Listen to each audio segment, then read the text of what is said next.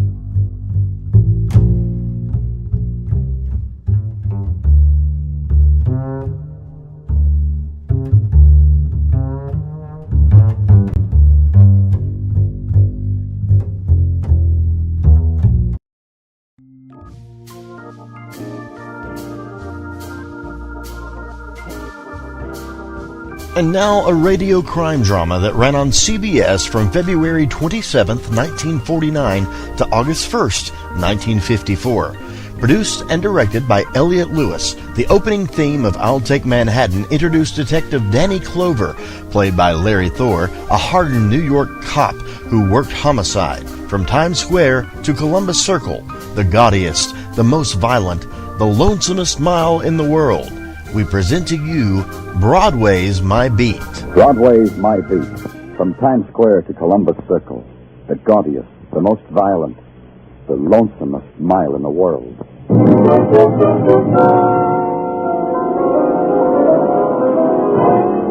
Broadway's My Beat, with Larry Thor as Detective Danny Clover.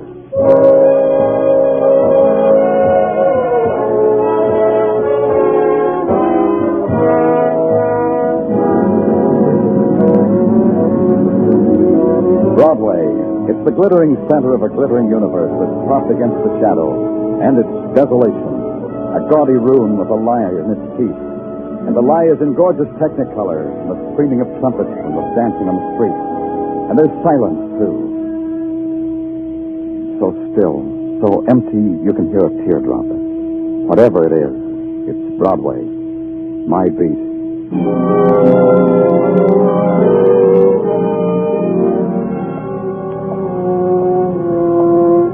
After midnight, Broadway is a place that pulls up stakes.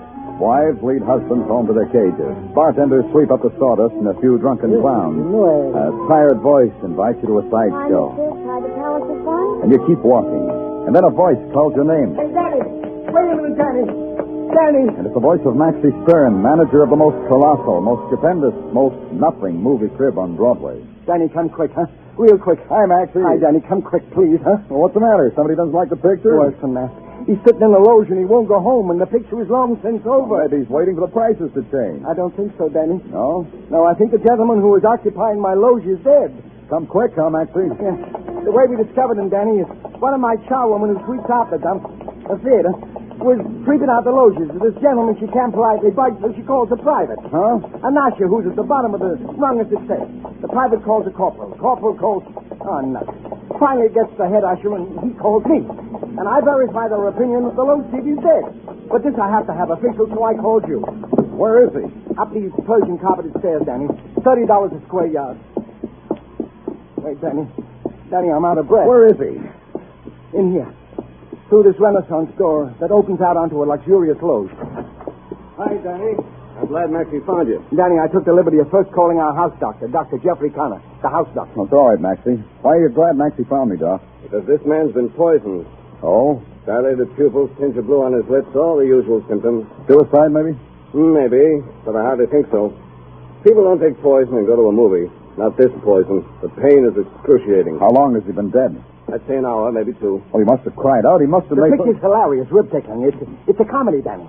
Maybe the other schmoes in the Lowe's thought he was laughing. Some people laugh in such a way, you know. Yeah. Let's see who he is. Wallet, name stamped in gold. Sherman Gates. Cigarettes. Hotel key. Carnegie Hotel. And his umbrella, Danny. Lying wet on the carpet. A man commits suicide in the Lowe's, Danny? Suicide or murder. I had to know which. So I had a call to make.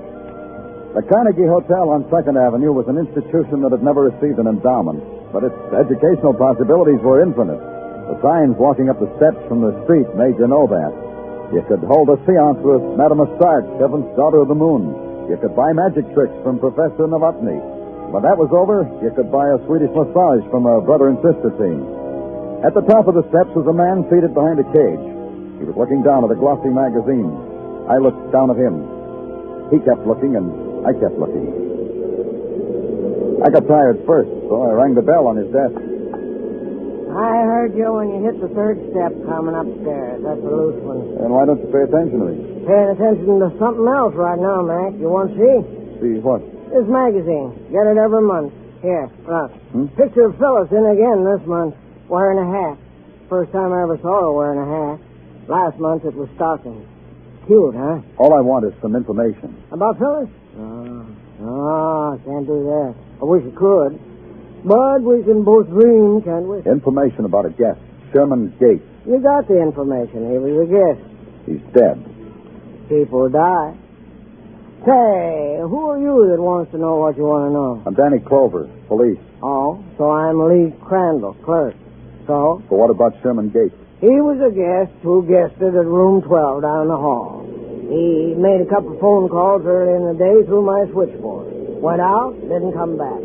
Putting two and two together, I'd say the latter was because he's dead. Am I helping? What about the 2 phone calls? I'm being a citizen like all get out. I got them right here. Right here someplace. Yeah, here they are. Thanks. Don't mind if I use your phone, citizen. I know you don't. Not for a dime, I don't. Danny Clover, I want you to check 2 phone numbers for me, Tataglia. Here are the numbers. Give me the names and addresses to go with them. Yes, Danny. Plaza 7, 9970. And Regent 4, 1098. You got that? Yeah, got it. Good, I'll call you back. Here's your dime. Thanks. Now I guess you want to look at Mr. Gates' room, huh? Yeah, I want to do that. When you're finished, I got something to show you. More art studies, distillers? Broken down dentist once left a stack of National Geographic here. Maybe a guy like you gets his kicks from stuff like that. It made him happy to say that, and he was being a good citizen, so I let him be happy. The room of Sherman Gates, guest, deceased, revealed a bed and table, feet up, broken down. Not much else. Mr. Gates' other suit and a change of underwear. I leafed through the National Geographics to give Tataglia time to check on the phone numbers. I learned little-known facts about the pygmy people of Mozambique, then called headquarters. 2 phone numbers. One listed to Irene Vincent in the East 60s. The other, a photographer's shop on 10th Avenue. It was midnight, and neither place answered to my call, so I waited till the next morning. Called in person.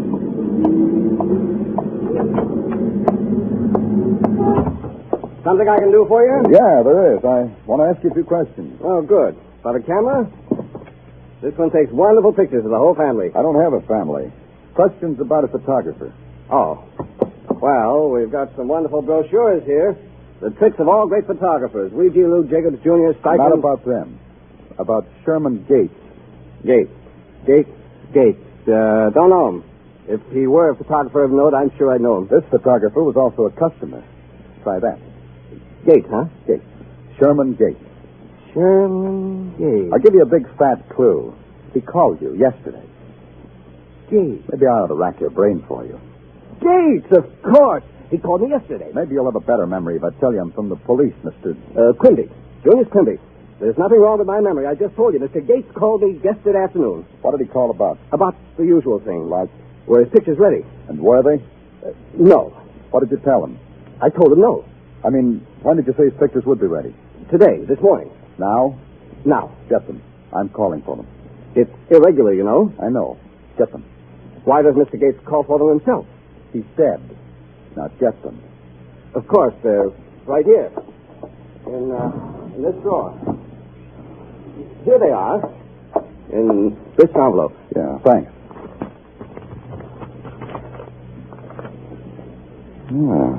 What do you know? Cats. Pictures of cats. Aren't they lifelike? So real. Here, pussy, pussy, pussy. I'd never heard a man say that to a picture of a cat before, so I tiptoed out, pointed myself to East 60th Street, and took off.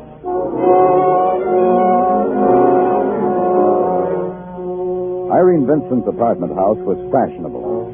It had a fashionable doorman accoutred in dawn pink, standing under a fashionable moss green canopy. And his fashionable eyes were the color of dead fish as he took my name, my occupation, my sex. Took them over to a lavender phone, spoke them in a shocked voice, arranged me in an elevator, pushed a button, and washed his hands with me on the 10th floor. I lit a cigarette and saw Irene Vincent waiting for me in the doorway. She didn't leave much breath for smoking. Come in, Danny Clover. Yeah, thanks.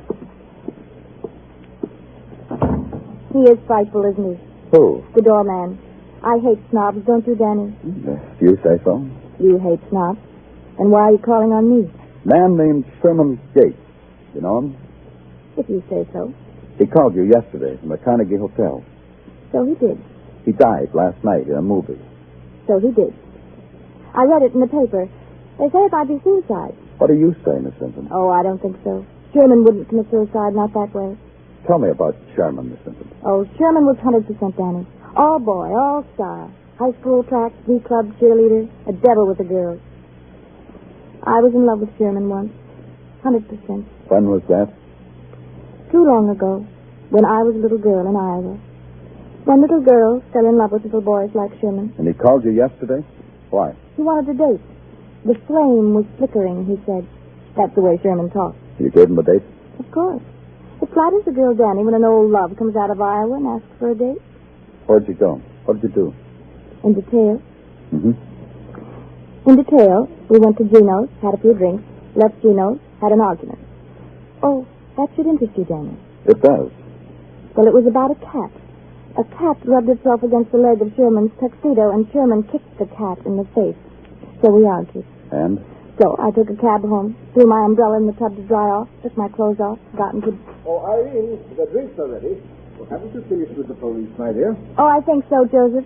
Danny, this is my fiancé, Joseph Dorcas. Danny Clover. How do you do? Mr. Dorcas... Please dropping, Mr. Clover.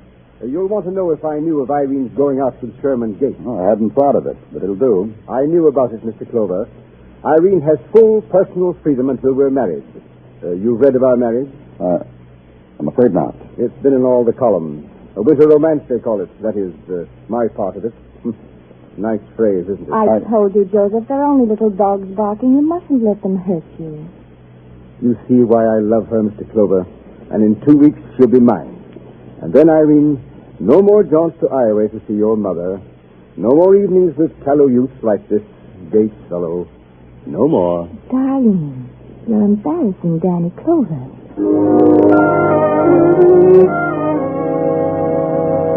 They clinched. And I got out of there. I checked in at headquarters, grabbed a cup of coffee, and then went back to a man named Quimby, who had pictures of cats for a dead man who hated cats. Oh, I see you're back. You remember me, huh? Of course. You said you were a policeman. You told me that this morning. Right. I'm a policeman, and I'm still working. I got some new questions to ask you, Mr. Quimby. Please ask him in a hurry. I got some pictures in the tank. This won't take long. Those pictures you gave me this morning. Mr. Gates' pictures? Those. Are you sure they were the pictures he left to be developed? Am I sure? What do you mean, am I sure? I mean, are you sure? Of course I am. Now, if you'll pardon Now, me. one more thing. Please, those pictures in the tank, they'll spoil. All right, but hurry up back. I'll only be a minute. Just look around. Browse.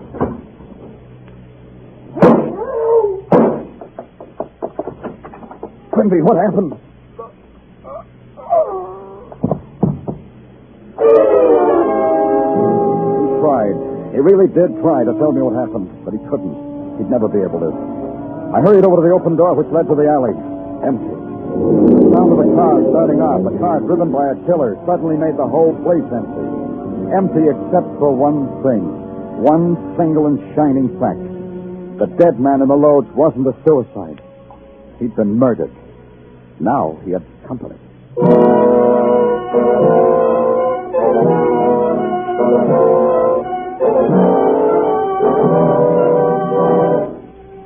are listening to Broadway's My Beat, starring Larry Thor as Detective Danny Clover. A whale of a Christmas present for a few moments brain scratching. Could be there's $54,000 in the Sing It Again jackpot now. $25,000 of it in cold hard cash and the rest in wonderful prizes. Sing It Again is heard for a full hour every Saturday night on most of the same CBS stations.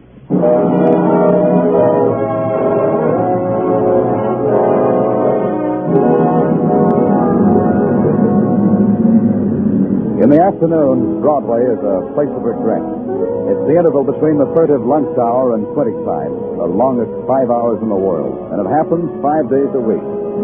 It's also the time to dust the coconut husks at the fire stand, to dodge the cloak and suitor for whom nothing exists except the clothing rack he's pushing, and it's the time for window shopping. For me, it was a time for homework, and headquarters is where I studied. There's a sergeant there who helps me. His name is Tartaglia, and he tries real hard. Or, as he puts it, I try real hard, Danny. I know you do, Tartaglia. So tell me what you found on Junius Quimby. Oh, that little photographer was a naughty boy, Danny, with a record. Not a long one, but naughty. Pictures, huh? Photographs. Pictures, Danny, photographs. That's all? Yeah. Oh, wait a minute. I almost forgot, Danny. There's a guy outside to see you. Joseph Dorcas says he's the fiancé of one Miss Irene Vincent. Well, show him in, Tartaglia. Yeah.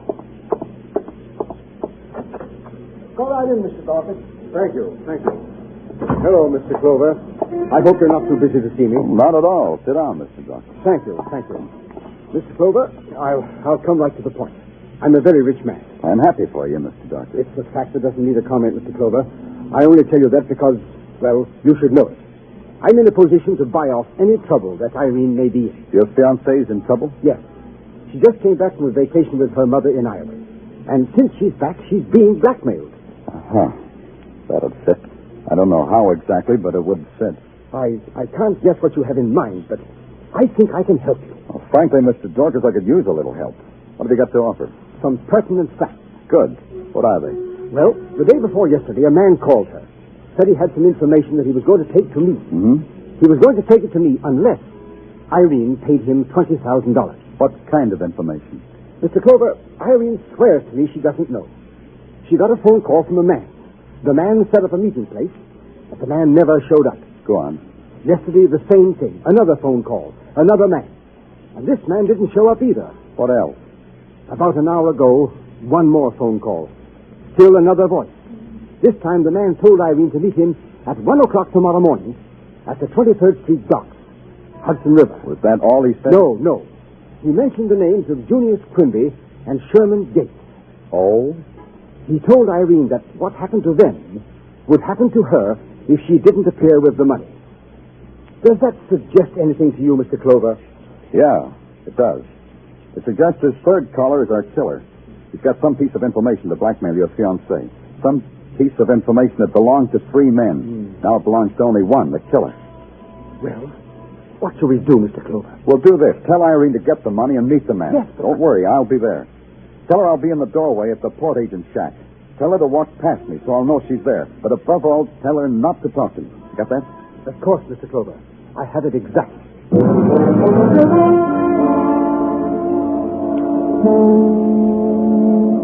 At midnight, the 23rd Street dock is an island torn out of limbo. The mist, the vapors rising out of the dark river, the sob of distant turbines, the almost silent hiss of the sea. It's all there. And you stand in dark space at the edge of the universe and wait and hope you're doing the right thing. Across oil-black water, you watch an electric sign in New Jersey arrange itself in numerals of time, and then a sound brings you back. It's a simple sound, the sound of a woman's heels on wood. So you're back, and you remember why you're there. Danny Clover, are you there? I told you, don't talk to me. Keep walking. But I'm frightened, Danny Clover, 100% frightened. He sees you talking to you anyway. I might kill you, like he killed the others. Yes, Danny. And remember, talk to him as if you were alone. No outcry, no hysterics, nothing. Understand? Now, keep walking. Yes, Danny Clover. Here goes a pretty girl.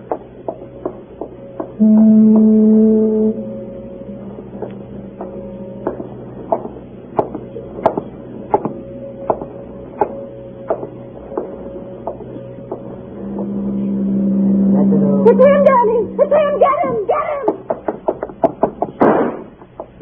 talk. I told you not to yell.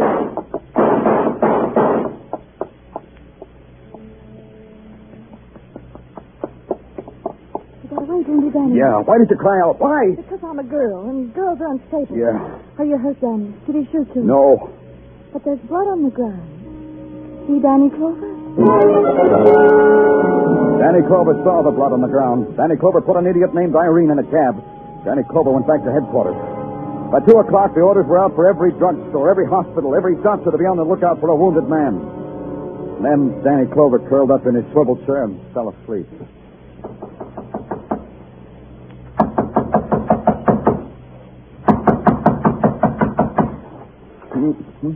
Are you decent, Barney? Oh, of course I'm decent. What are you talking about? There's a lady out here to see you, Danny, from the Salvation Army, with a drum and a cymbal and a tambourine. What? Yeah, she says she knows you, has something important to tell you. Oh, show her in, Sergeant. Sergeant, show her in. Yeah. Go right in, miss. Ma'am. Good morning, Danny. Oh, it's a glorious, glorious morning, isn't it? Glorious, Opal. How are you? Glorious. Why don't you put the drum down? I'll take me a help, Opal. Oh, sure. Allow me, Miss Opal. Thank you. The tiger said you had something important to tell me. Well, it may be. I don't know. It just may be important, and then again it may not. Strange the way things are one way or another, isn't it, Danny? Tell me anyway, Opal. Well, last night at the mission, it was my tour of duty. You know, helping the poor wandering souls. What happened at the mission, Opal? Well, about 3 o'clock in the morning, this man came in with a terrible wound in his shoulder. Oh, a terrible wound. I dressed Where is he now? Well, back at his hotel, I suppose. The Carnegie Hotel. You see, Mr. Crandall's one of our steadies. But, Danny, where are you going?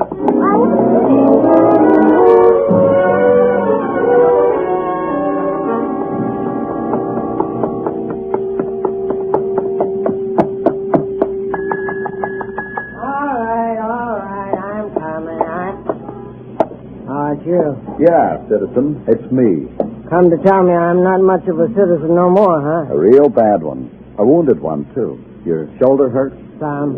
If I make an effort, it'll still operate. Don't try. I'm booking you. We'll take fine care of your shoulder. I missed everything, didn't I? Messed it all up. Amateurs oughtn't to play that game. It makes them gun happy. Uh-huh. Yeah. I turned all of Phyllis's pictures to the wall. She isn't proud of me. She looks sad. Even the one in stockings. Tough. You ready? Sure. Get a figure on how long the raft is? Figuring all the time there is left in the world, so you won't be disappointed. After all, you killed 2 men. Killed 2 men? What are you talking about? Sherman Gates, 1 man. Junius Quimby, 1 man. Wait a minute. 2 men. Wait a minute. You're talking too fast. The words are going by me. I think I hear, but I don't know what they mean. Let's go, Liz. I'm telling you, all I did was try a blackmail stunt. I lost it, that's all. You're talking for the record now, Liz. Sure I am, and this is a record. A letter comes for gift Sherman Gates after he's deceased. I open it, pictures in it, blackmail pictures to a guy with brains. More brains than me. So you called Irene Vincent? Sure, her picture's been all over the paper on account of her marrying that millionaire. Sure, I called her. Where are the pictures? Right in my back pocket. They never left there. I'll take them. Well, yeah. Thanks. You can't book me for murder. You can't. Here's a dime, citizen. I got to call headquarters. We're going for a ride. You, me, and the pictures.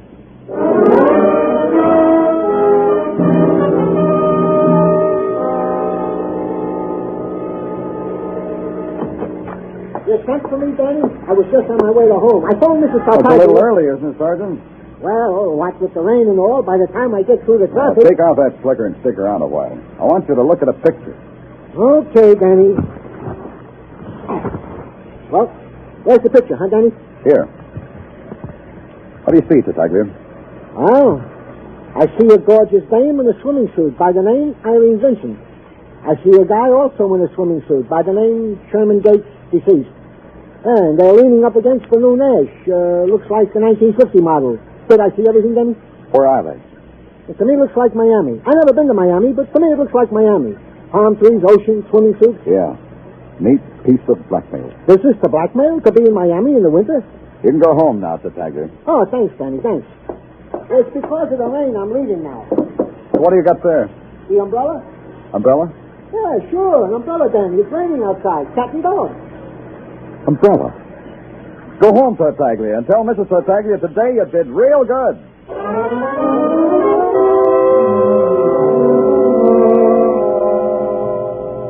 I want to apologize for Irene's not being here, Mr. Clover. Oh, that's okay. You're here. After all, Irene and I are engaged, and the fact that you found me in her apartment shouldn't cause you to lift an eyebrow. Not the merest wisp of an eyebrow. Maybe you'll react, Mr. Dorcas. I know why Irene was being blackmailed. Good for you. So you found the blackmailer. You understand, whatever Irene did before we're married doesn't concern me. Oh? That was a part of her life that I didn't belong in. It was hers under whatever circumstance she wanted. What if it happened 3 weeks ago? Oh, impossible. Look at this picture, Mr. Dorcas. Does it tweak you? Irene, come in here. Well, you mean you've been out clevering me. Irene's been listening all the time. My. I don't want to subject my fiancée to the police. Now, come here, Irene. Yes, what is it? A picture. I want you to look at it. Were you in Iowa 3 weeks ago, Irene? I told you I was, dear. That means I was. Irene, you're not looking at the picture. I'm looking. It was taken 3 years ago in Miami before I met Mr. Dorcas. You're lying, dear. You're doing just that, Irene. They didn't have 1950 cars 3 years ago. They had them just about 3 weeks ago. Irene. So I went to Miami. So what? So what if I did? Irene, tell us. Tell us what happened the night Sherman Gates died. I've already done that, 100%. The part after you left him. Do it again. All right, I will. I came home in a cab, undressed, went to bed. Happy? The part about the umbrella. What did you do with it? Throw it in the bathtub. Happy? Yeah, but you're not. A guy comes to call for you to take you out for an evening. He brings an umbrella, like a 100% gentleman. I know because it was found with his dead body. Poor him. So? So you carried an umbrella, too.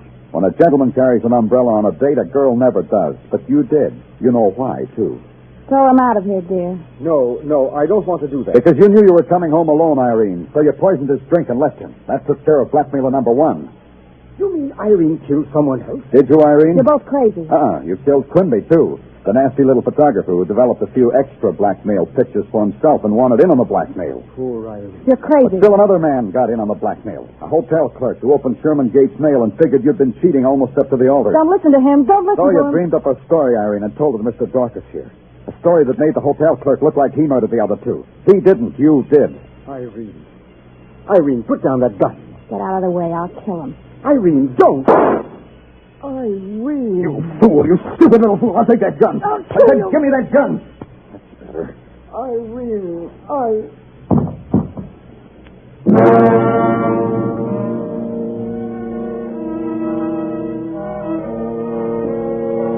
She looked at him, then fell suddenly to the floor, took Dorcas's head in her arms and swayed back and forth.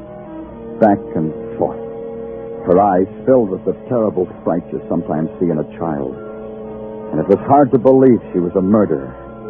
But you knew better, so you called headquarters. And they sent an ambulance and a couple of burly cops. She was 100% with them, so they gave her the best seat in the paddy wagon.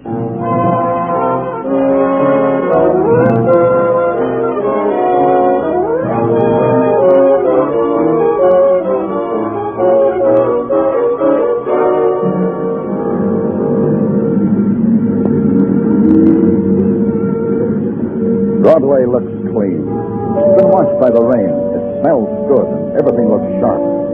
Sharp like a knife at your heart. And you walk against it, and it plunges deeper and deeper and deeper.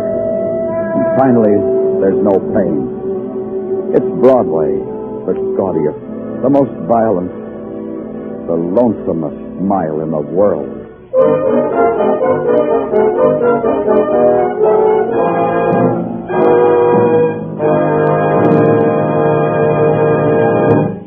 Broadway's My Beat stars Larry Thor as Detective Danny Clover and is written by Morton Fine and David Friedkin. The musical score was composed by Alexander Courage and conducted by Wilbur Hatch, and the program was produced and directed by Elliott Lewis. The cast tonight included Charles Calvert, Joe Forte, Paul Dubois, Junius Matthews, Mary Jane Croft, Herbert Rawlinson, and Joyce McCluskey.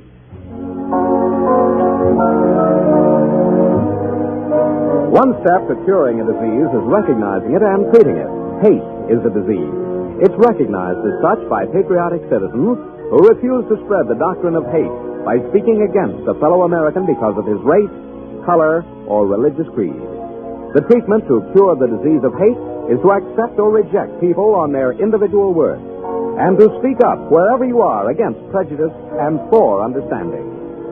Stay tuned now for Sing It Again, which follows immediately over most of these same CBS stations. This is CBS, where you find Broadway is My Beat every Saturday night, the Columbia Broadcasting System.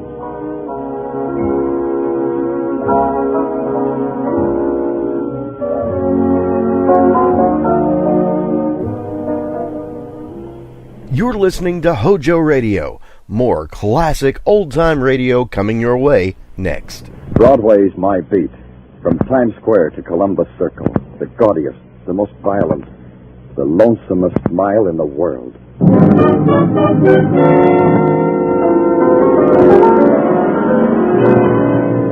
Broadway's My Beat, with Larry Thor as Detective Danny Clover.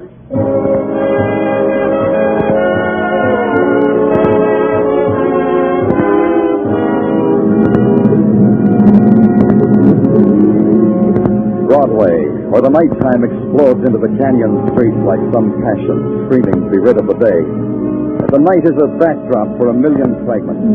Neon and roar and melting shapes and shocks and the clots of crowds.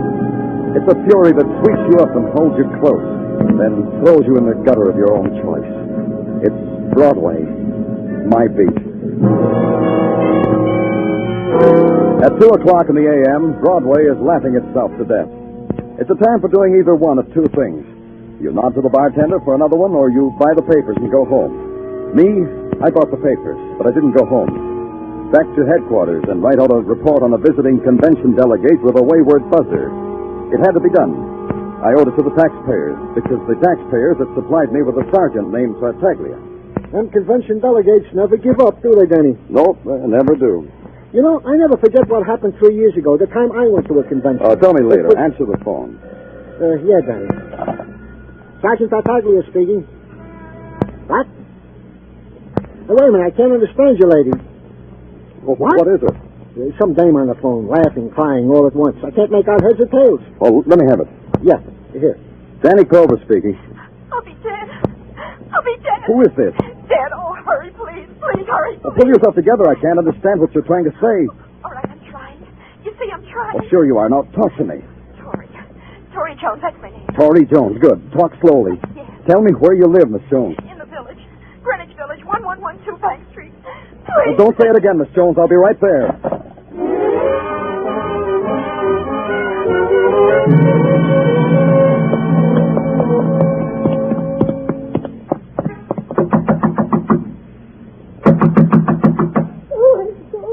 Let me in, Miss Jones. It's Danny Clover of the police. Police? Why would anyone call police? Did someone call police? You did, Miss Jones. What?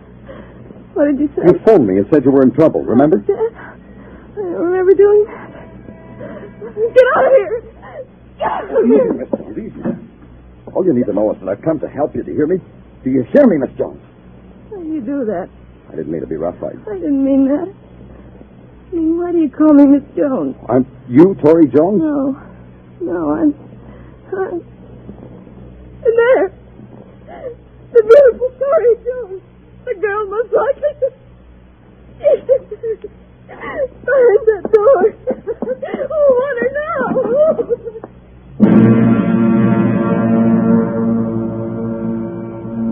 Her body hung from a tarnished light fixture with all its bulbs blazing down on her golden hair. And the thing that held her suspended and moved her like a puppet in a slow, waltz-like circle was a scarlet sash of silk wound once, twice, 3 times about her throat. A draft from an open window somewhere ruffled her dress. And it was a dance you watched, a slow, dignified, stately dance to the rhythm beat of horror. And on her face was the terrifying smirk of the violent dead. She's there. I didn't make it up. I didn't dream it. Tell me she's in there, policeman. When did you find her like that? A minute, a year, 100 years before you came. I just got home from a date, and he kissed me at the door. I went in and called to Tori. She didn't answer. And I went into the bedroom to see if she was asleep. She wasn't. She was like that. Like that, with that horrible smile. You live here, then? I'm her roommate. Tori's roommate.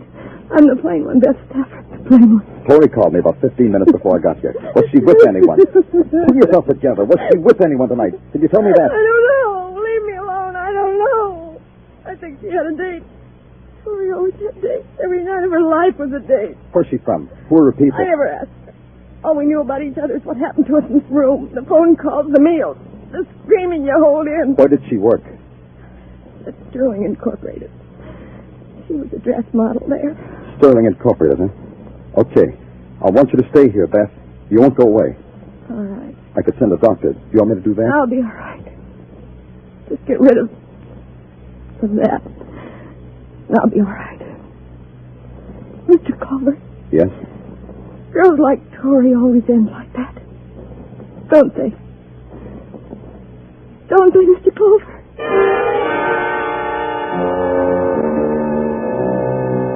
You can call it an advantage that a policeman has.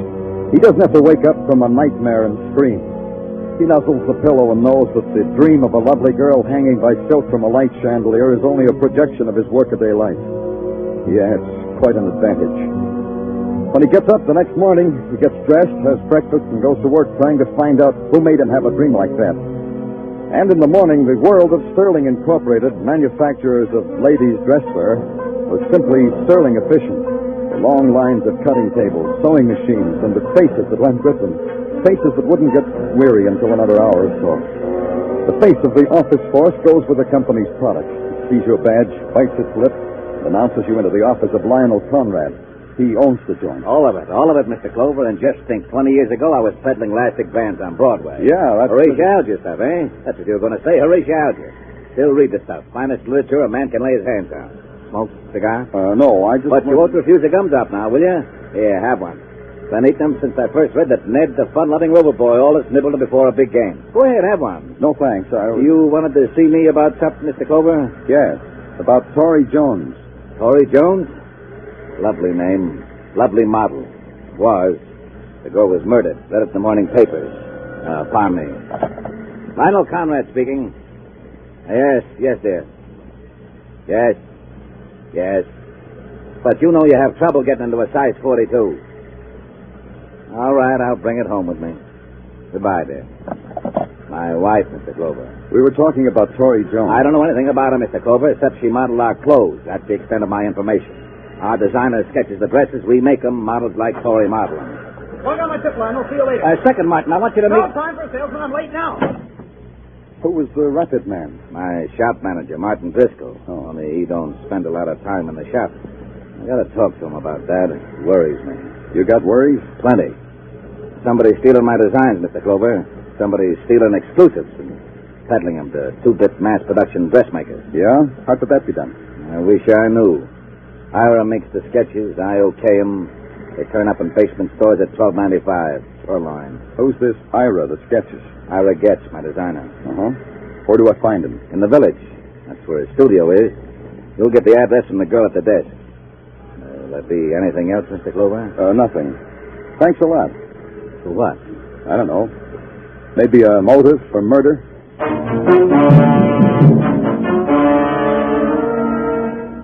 At the Greenwich Village studio of Ira Getz, a tired Venus in homespun linen, emerald toenail polish, and long chains of Indian silver that jingled, jangled, jingled, lifted a turquoise-studded hand, strangled a yawn, and in pure green burnt, told me Ira was having lunch at the Flamingo Cafeteria, only a pearl's throw away. She fell asleep while she was talking, so all I had left was the Flamingo Cafeteria. The Flamingo, 7th Avenue's haughty answer to the left bank. The delicate poets eating chopped herring like it was snails and wine. The girl athletes lobbing Freud and insults across their littered trays. And the fellow who's learning French off a phonograph record. You are looking for someone or something, mon ami? A man named Ira Getz. You know him? Do I know him, the gallant ass? Of course I know him. Who doesn't know Ira? He's working. Il travaille. Where is he? Over there, mon ami, at that table near the wall, surrounded by his usual coterie of sycophants. Oh, thanks. Il n'y a pas de quoi. Oh, I said it, Stephen, I said it. It's abysmal what Dolly is trying to do. Can you imagine acting like that about the costume? Oh, that's pardon me, are you Ira Getz? Don't interrupt while I'm talking. Dolly's stunning craftsman, but by what right... I'm Danny Clover of the police, Mr. Getz. Maybe you want to talk to me, huh? Police? Fair weather sycophants, Mr. Getz. They needn't have left on my account. Maybe it's because we have nothing in common with the police. Nothing to talk about. Tori Jones, we could make conversation about her, couldn't we, if we tried? All I know about Tori is that I sketched her in things I created. This creating, it pays well? Well enough. What are you getting at? Your boss tells me your designs are being stolen. Does that bother you? As long as I get paid a living wage, nothing bothers me.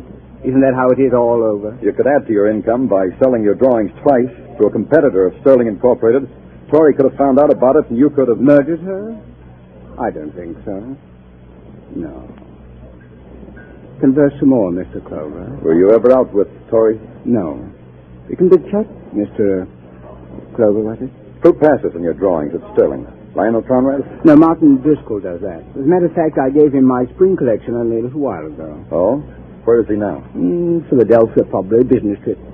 Don't look so sad, Mr. Clover. He'll be back in time to dress for the opera tonight. Anything else? No. Tell your coterie to come back, Ira. They'll love it. Now you're a martyr. It became a matter of routine. I grabbed a loose detective named Muggavan and gave him a detailed description of Martin Driscoll, planted him at Penn Station, and had him check all the incoming trains from Philadelphia. Muggavan was conscientious. He called in every 40 minutes with no word. He got sadder all the time. But at 5:40, there was a lilt to his voice.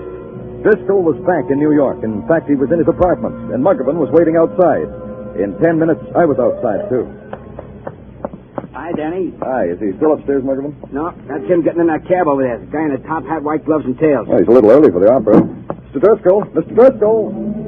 They didn't hear you, Danny. Maybe not. Thanks, Muggavan. Go home. I could have stopped him with my siren. I could have, but I didn't.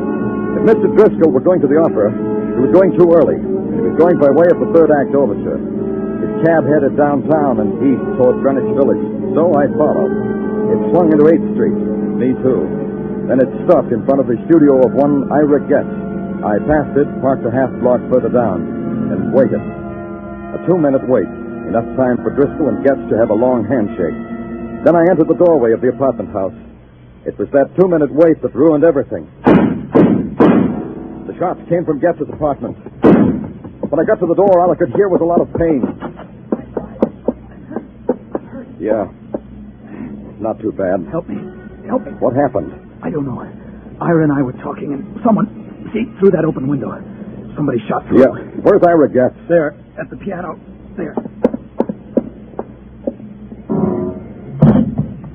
Aren't you going to call an ambulance for me? For Ira? We need help. Not Ira. Not anymore. He's dead.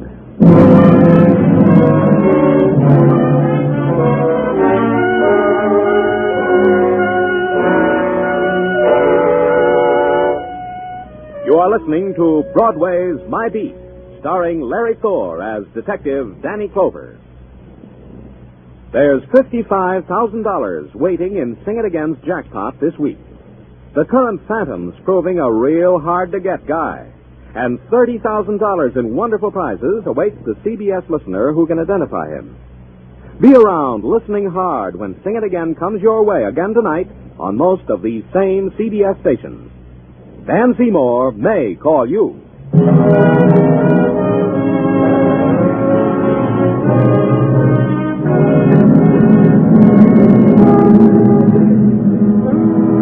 There's this about Broadway. It wants everything neat in its place.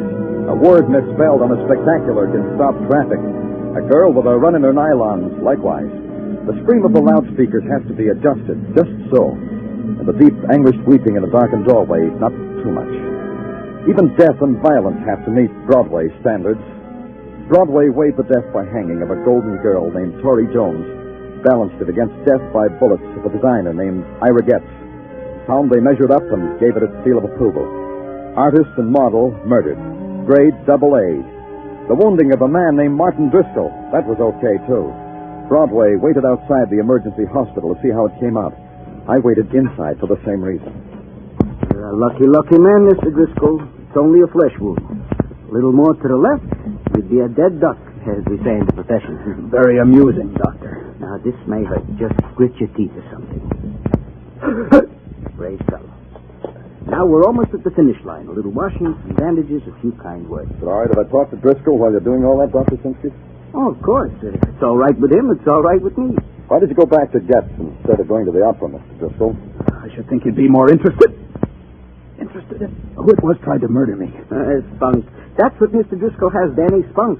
Oh, he'll recover all right. He will. We all know you've been wounded, Mr. Driscoll, but answer the question anyway, huh? Why did you go back to Getz? There was something about his drawings that needed correcting. You didn't have the drawings with you? No, but Getz would know what I was talking about.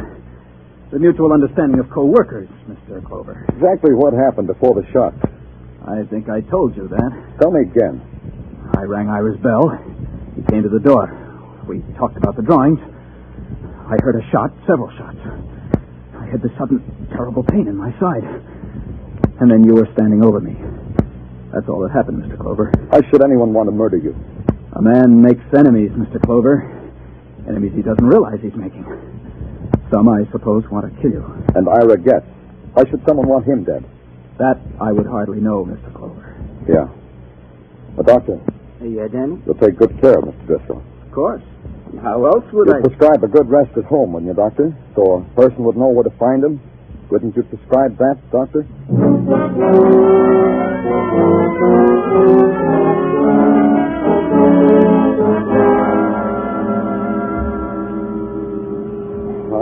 Confusing, huh? Tartaglia? It's a cookie. A what? What I'm holding under your nose, a cookie. Mrs. Tartaglia whipped them up on her mixmaster. A bagful. Have some, Danny. Everybody offers big goodies. Oh, yeah, thanks, Tartaglia. Real good.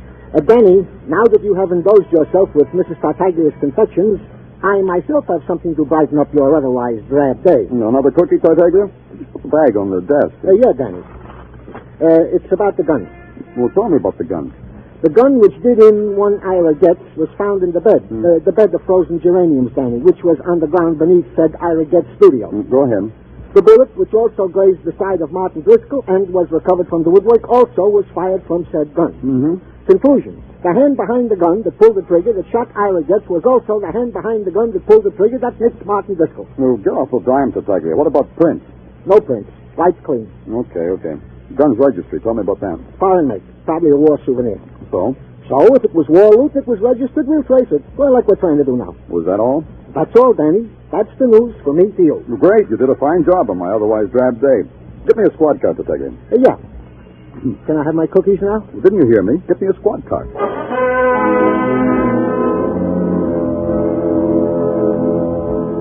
You drive slowly back to Greenwich Village. Slowly, because you want to think.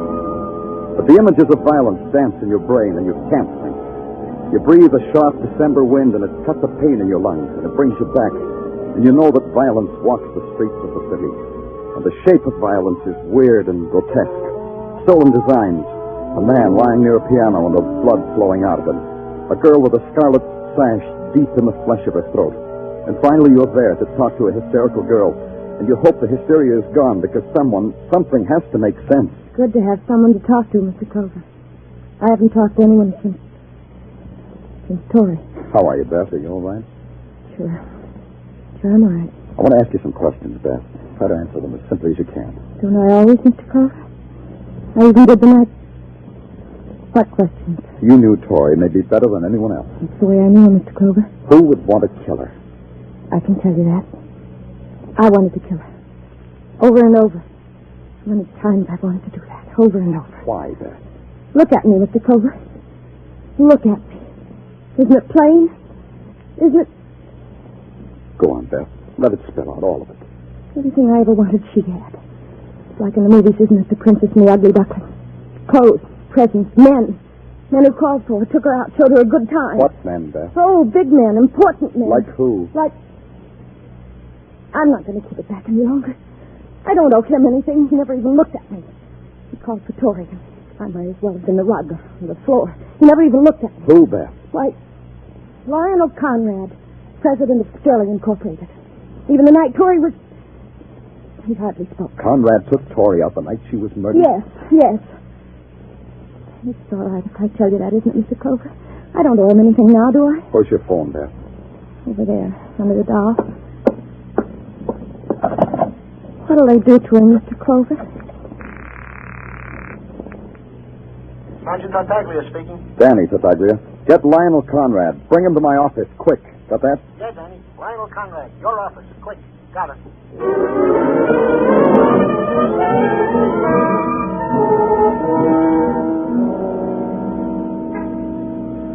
I want to thank you for bringing me down here, Mr. Clover. You police work just as effectively as we dressmakers. And I want to thank you, Mr. Conrad. You know, this is my opportunity to see you detectives detect it firsthand.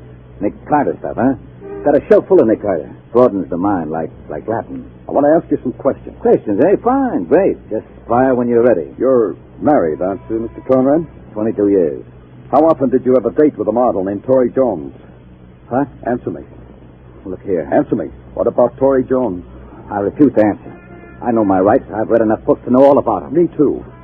I'm going to book you for suspicion of murder. Mr. Clover, Mr. Clover. Yeah? I gotta get out of here. I gotta get out of Come here. here. Sit down. Sit down and talk to me. I said talk. Lionel, the fun-loving Conrad boy. Your playing around doesn't concern me. It's who it was with.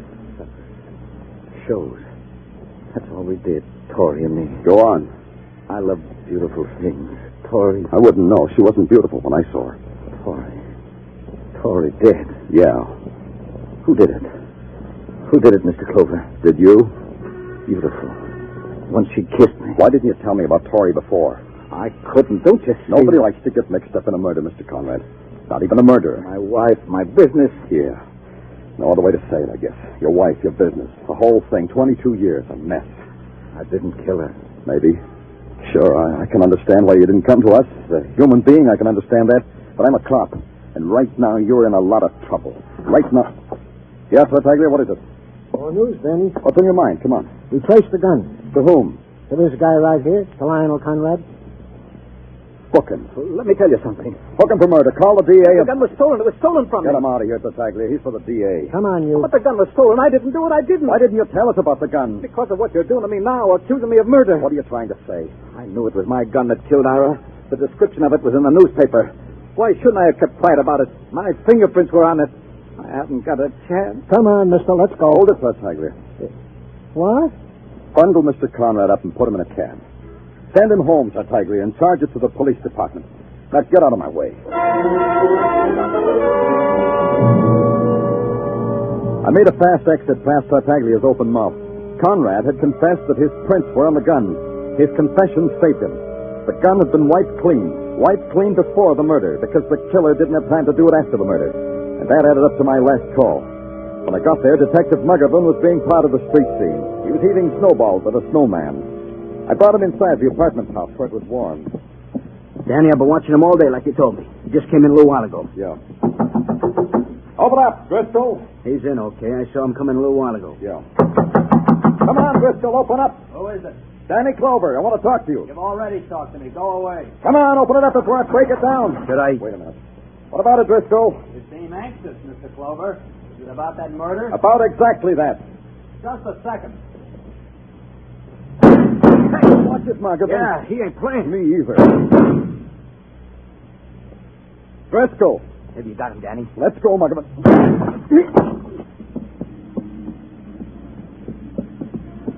Hey, the window's open over there. Yeah, the fire escape.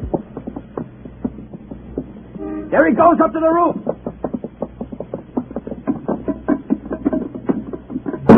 Come and get me, Clover! Oh, careful, Margaret. Watch the snow. It's slippery.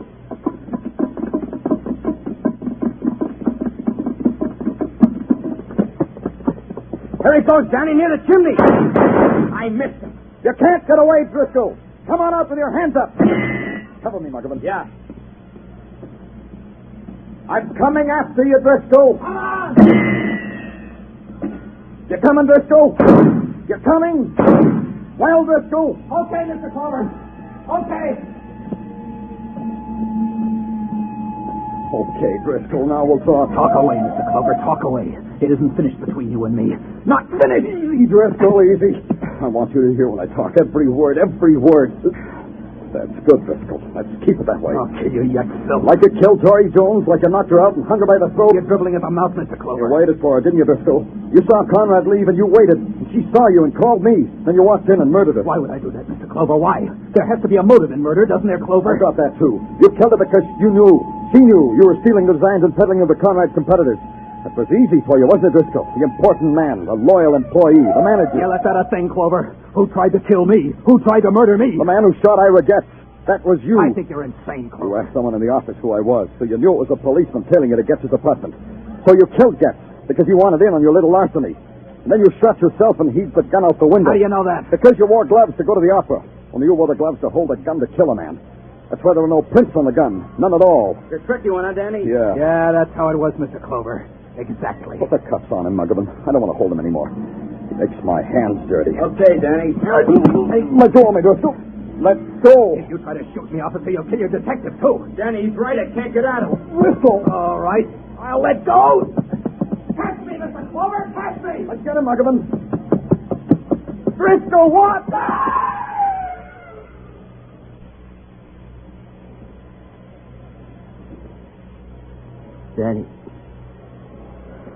Danny, he slipped right over the edge.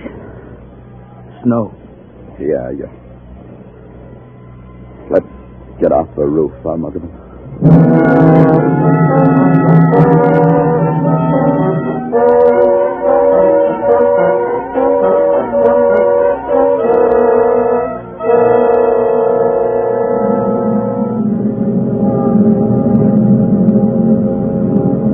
In the midnight cold, Broadway is a wasteland. A wasteland that echoes with sounds you hear where there's only darkness, where there's no sun. People pass you and you touch. And you look down and there are fingers of dust on your shoulder. It's Stanton, but it's real. It's Broadway. The gaudiest, the most violent, the lonesomest mile in the world.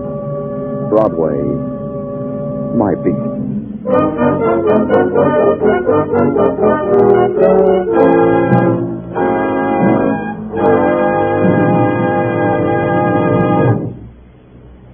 Broadway's My Beat stars Larry Thor as Detective Danny Clover and is written by Morton Fine and David Friedkin. The musical score was composed by Alexander Courage and conducted by Wilbur Hatch, and the program was produced and directed by Elliott Lewis. The cast tonight included Charles Calvert, Michael Ann Barrett, Virginia Gregg, Ed Begley, Elliott Reed, Jay Novello, and Jack Crucian.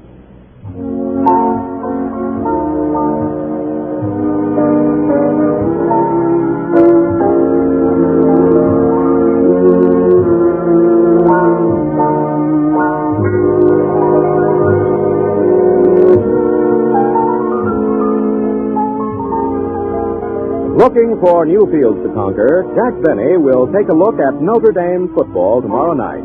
For Notre Dame's brilliant coach, Frank Leahy, will be Jack's guest. And who knows, Jack may end up as Nickelback next season. Mary, Dennis, Don, Phil, and Rochester will also be in the lineup. So don't miss Jack Benny's show with Frank Leahy as guest on all of these same CBS stations tomorrow night. Stay tuned now for Sing It Again, which follows immediately on most of these same CBS stations. The Sing It Again gang will be here with famous tuneful griddle songs that total up to $55,000 in prizes.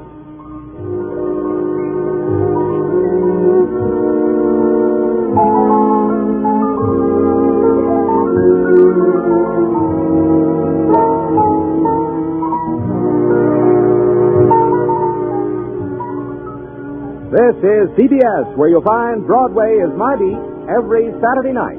The Columbia Broadcasting System.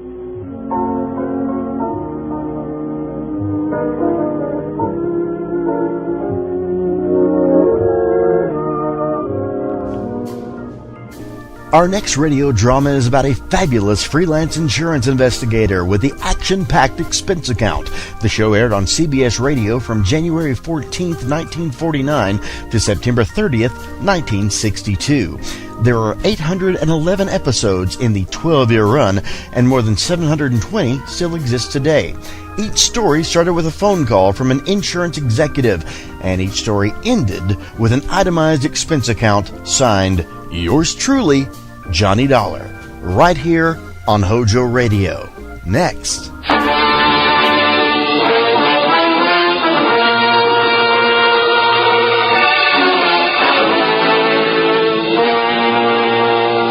The Columbia Broadcasting System presents a thrilling new adventure series starring Dick Powell.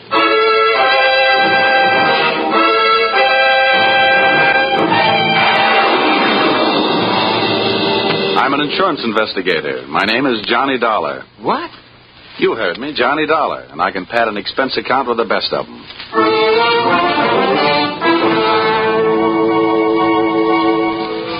Yep, I'm a freelance insurance investigator, and I live in Hartford, Connecticut. At least that's where I pay rent. My work sees to it that I really live anywhere, except at home. If you're interested in buying me Christmas presents, I take a size 42 suit. Shirt's 15 and a half collar, sleeve length 33. My hat size is 7 1/8, except when I wind up a successful case. Then it runs about 7 3/8. At insurance investigation, I'm just an expert. At making out my expense account, I'm an absolute genius.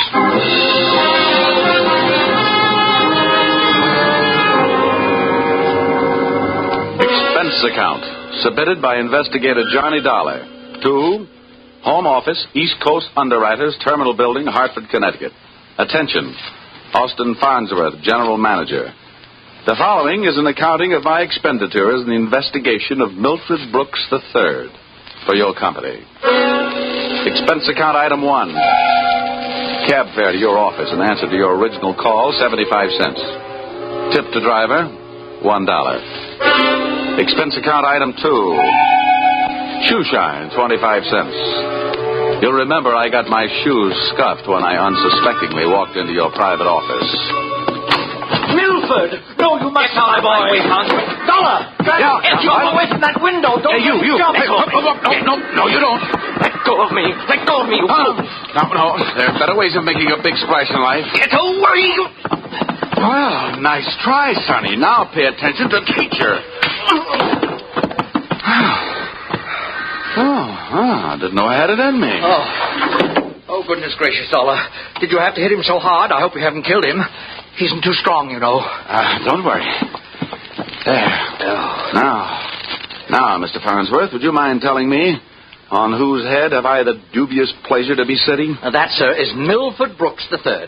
His policy with this company is in the amount of $2 million. Wow. Yes.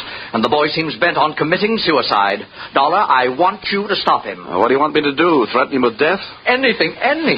The conditions of his policy are such that we would be forced to meet with a claim in the event of his suicide. Oh, I say, Dollar, sitting on his head that way, aren't you in danger of smothering the boy? Smothering him doesn't worry me, but these crew haircuts don't make very comfortable cushions. I'll move down a little. Now, there. Okay. So far, I know this kid is insured for $2 million and that his policy pays off on suicide. What else? 1/2 hour ago, Milford Brooks walked into this office and changed the beneficiary in his policy. Then, sir, he proceeded to demand, not request, mind you, but demand a loan of $500,000. Quite a touch. When I explained to him that there were no provisions for a loan in his policy, he threatened suicide. Which would cost you $2 million. So all we have to do is keep him alive, huh? And he's managed to make that no small problem. His choice of a new beneficiary is downright frightening. One of the most notorious gamblers in the East. His name is Hatcher, Harold Hatcher. Ouch. Oh, do you know him? Sure. That kid's been a post office pinup boy for a lot of years. Well, that's the situation. I'm engaging you to protect Milford Brooks' future. Dollar, I want you to protect the boy. Give him something to live for. You know, an interest in life. An interest in life? Well, let's see. I know here. This should help. What's that you got there? Well, it's what's commonly referred to in the more successful of bachelor circles as my little black book. Oh. Well, now, let's see. Ruby? No. Her favorite expression is drop dead. Bernadine? No. She'd be the new beneficiary by midnight. Oh, dear. Here's the one, Butter. Say, Farnsworth, would you mind passing me that phone? The one with the long cord? Oh, no. Lie still, Buster. My little friend here is showing signs of life. Here you are. Maybe you should let him breathe a bit more. Don't worry. He'll be all right. Hello. Oh, hello. I want to call New York. Yeah. Hudson 24292. Dollar, you're not thinking of taking this boy to New York, are you? Well, I'm going there myself. You want me to keep an eye on him, don't you? Now, don't fret, Farnsworth. All is not lost. You do worry me, sitting on his chest that way. Hello? Oh, Butter? This is Johnny.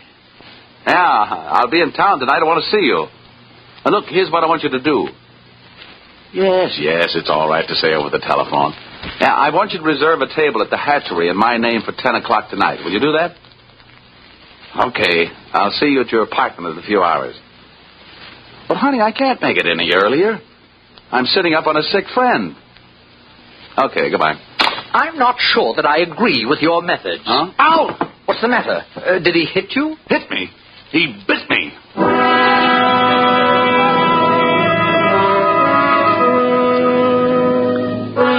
Expense account, item 3. Liquor, $18. Keeping Milford Brooks III peaceful seemed to be the immediate problem. And a bottle of rare old brandy seemed to be the immediate answer.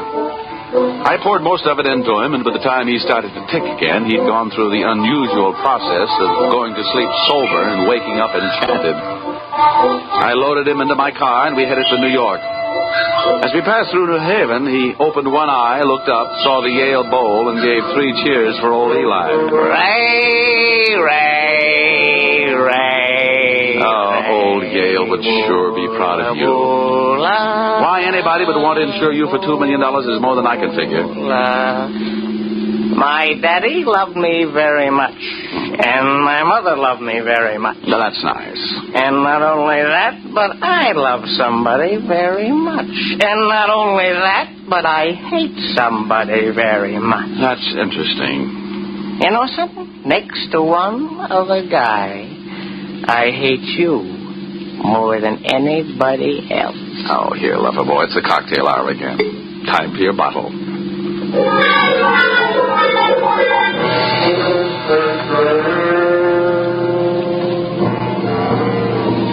Rolling along the Merritt Parkway, I felt very much alone with my thoughts. And believe me, they weren't very pleasant company. The way it stacked up for me, Brooks had built up a fat gambling debt with Harold Hatcher and had been forced into making him his beneficiary. The suicide threat that he was holding over the insurance company was a little tougher to figure, unless he was trying to finance a trip for himself to get away from the man with a murder motive, Hatcher. My hungry little mind nibbled away on those unsavory morsels of food for thought all the way to Butter's apartment.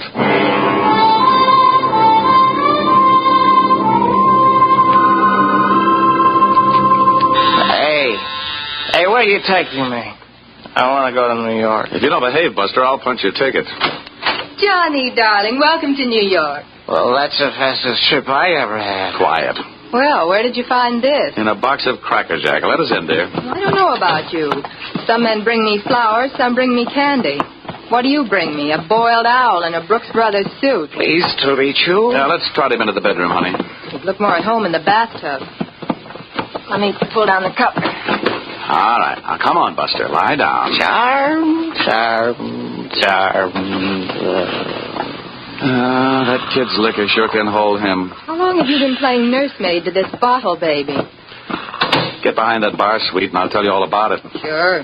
Horrible examples don't seem to bother you, do they? If you knew how that guy has been bothering me. What did he do to you? Well, let's just say he put the bite on me. Oh, gosh, the river sure does look pretty tonight. Bourbon and soda? Now, please, anything but brandy. I've been sniffing that second hand all the way from Hartford. Butter, see that big boat out there? Mm-hmm. Oh, I sure would like to be on it. With you, sailing off to faraway romantic places. Get with it, darling. That's the 125th Street Ferry. Oh. Here's your drink. Come on now. Tell Butter all about it. So, friend Bourbon and I proceeded to tell her all about it. It wasn't easy. Everything about her kept flagging down my train of thought. The longer she looked at me, the less I wanted of Milford Brooks III. And the more I wanted of beautiful butter, the first and only. She was a sympathetic listener to my story until I gave her the answer to her first and only question. And where do I fit into all this? Well, baby, I thought you understood. My job is to give this poor misguided boy something to live for. That's you. Well... Now, honey, hold everything. Don't go getting your corn all popped. You misunderstand. I really mean it. I thought if he just got a look at you and realized that things like you exist, why, you'd make any man glad to be alive. Oh, come on now, Butter. Melt a little. I wouldn't let anything happen to you. You know that. Did I hurt you? Oh, no, I'm getting used to it. People have been taking pokes at me all day. I'm sorry. Ah, that's better. You want some more bourbon? I want some more you. Well, help yourself.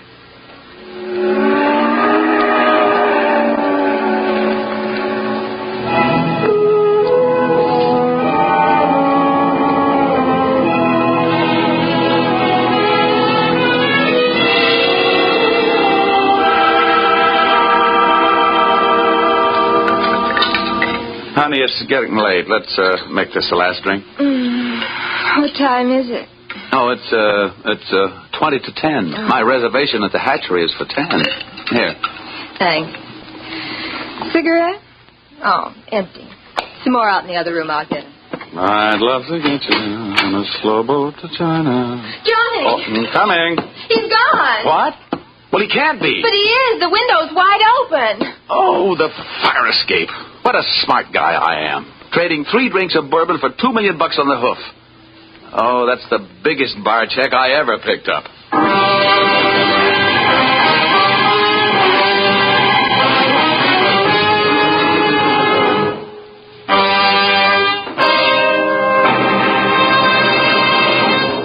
That's a big bar check for anyone to pick up. As a matter of fact, it's a bigger bar check than you've ever heard of anyone picking up before. And that should give you an idea of what to expect in the second act as you follow this new CBS series starring Dick Powell in the title role, yours truly, Johnny Dollar.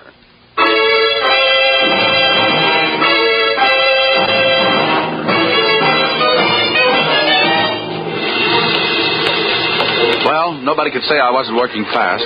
I'd only been in town for an hour, and I'd already succeeded in losing Milford Brooks III. I spent another hour of his all-too-short life expectancy unsuccessfully shaking down the neighborhood for him. And then, feeling very much like a bloodhound that had flunked his sniffing exam, I went back to Butter's apartment.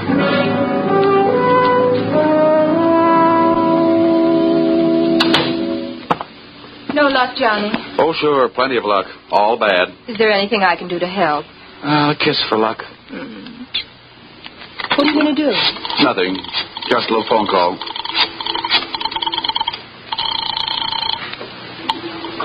Police headquarters. This is Johnny Dollar. Give me missing persons.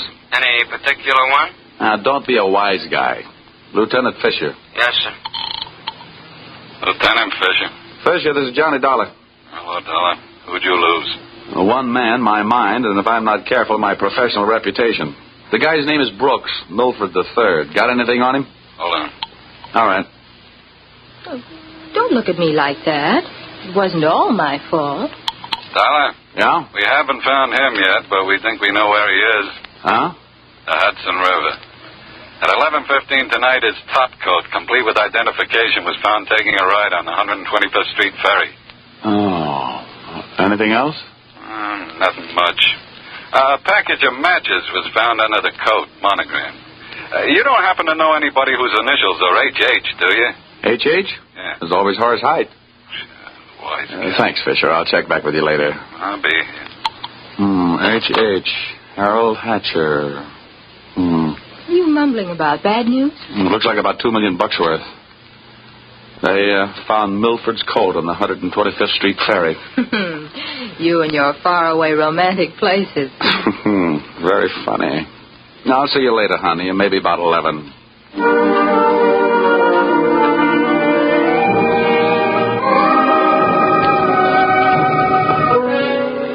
Expense account, item 4. nightclubs. $28. Harold Hatcher's hatchery was in a cellar under a hotel, but the prices were high enough to rate a penthouse. The club was draped in too much satin, its lady customers in too little. The decor was French provincial, the music was Brazilian, and the food was from Dixie. The drinks looked weak and the waiters looked strong. All in all, the joint was a sight for sore eyes, for making them sore. The only pretty thing in the place was a blonde. She came strolling up to my table, her hips unconsciously sending subtle little messages back to the rumba band.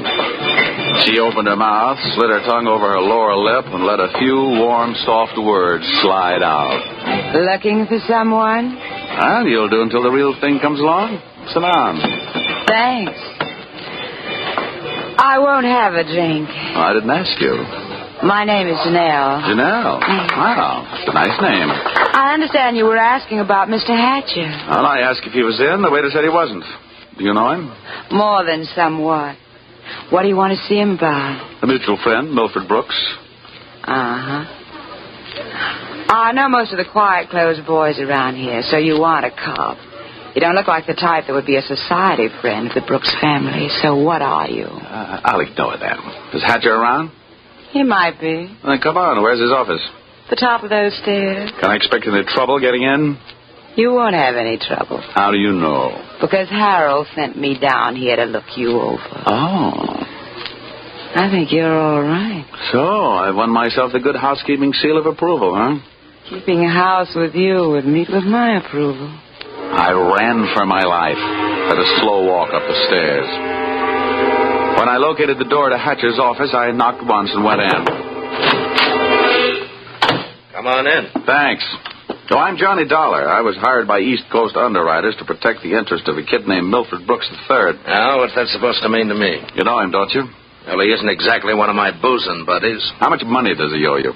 Yeah, we've got him on the books for a few bob. Why? They picked up his top coat tonight on the 125th Street ferry. He wasn't in it. It might have been suicide, or it might have been a knockover made to look like a suicide. What's your choice? What do you get off asking me about my choice? Where were you between 11 and 11:30 tonight? What's it to you? I thought you might like to rehearse some answers. The law will be asking some questions real soon now. I don't know why I should tell you, but I was driving around in my car getting some air. Oh, now, you'll have to do better than that. They found one of your match folders under Brooks' coat. You're out of your mind. Let me ask you. The kid owed me a couple of $100,000. You think I'm going around knocking off my own assets? Hatcher, I don't know whether you're stupid or bright. Don't worry about it. I know. What about that insurance policy? What insurance policy? Now, look, Hatcher, we're big boys. We both know that changing a beneficiary in an insurance policy is a legal transaction. That means witnesses. That means it isn't secret. What are you talking about? That you and East Coast underwriters and I know all know that Brooks made you the beneficiary in his policy and that you stand to come into $2 million when they fish out his body. I don't know anything about it.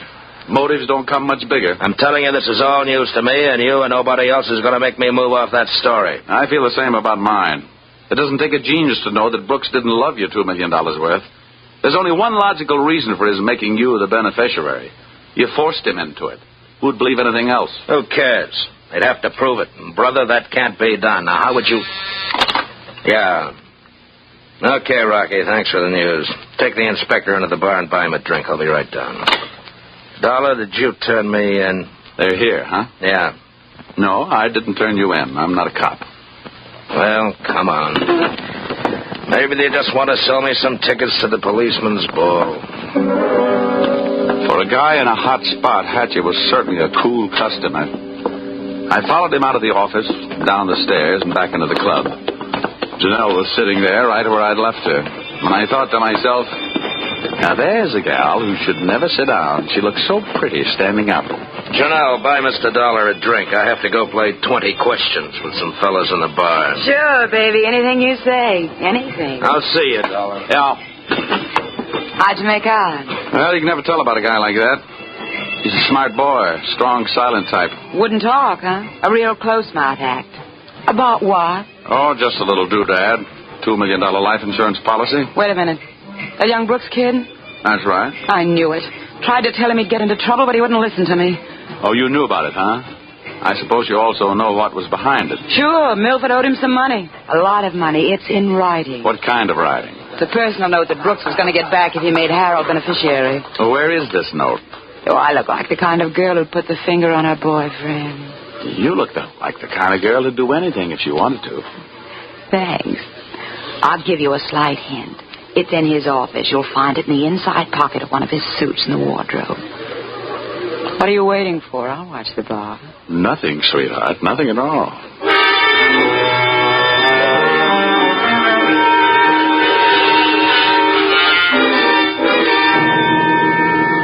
Whatever her reasons, Mr. Harold Hatcher's little female playmate was trying awful hard to send him up on a murder rap. And I was going to try awful hard not to let her down. Back in Hatcher's office, I found myself alone in a room with a telephone. And being a guy who can never resist a free call, I unleashed the magic wonders of the AT&T. This better be you, Johnny Dollar. Shh, quiet, Butter. I've only got a few seconds. Seems that's all you ever have for me. Now, if you... Now, look, Angel, just another hour. I'll get you a nice present. I don't care if you're another century. And as for presents, the last one you brought me was a drunk, and you even let him get away from me. Good night. Life presents a gloomy picture ever downward toward the tomb. Having wasted those few precious moments of an already misspent youth, I decided I'd get on my pony before Mr. Hatcher showed up. I found Milford Brooks' personal note in one of Hatcher's suits, all right. As a matter of fact, I found something in all his suits. A great big glimmer of light. Expense account, item 5. Taxi fare, $10. I left the office in a hurry, Janelle at her table and Hatcher at his bar. I got out of the club and into a taxi parked a half block down the street. There I waited until my favorite suspect left the hatchery and piled into another cab, and off we went. On a chase that would have made Ben-Hur look like a plowing bee.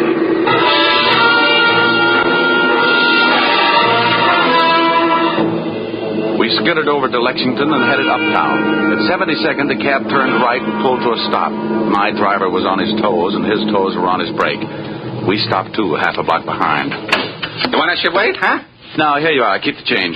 Hey, thanks.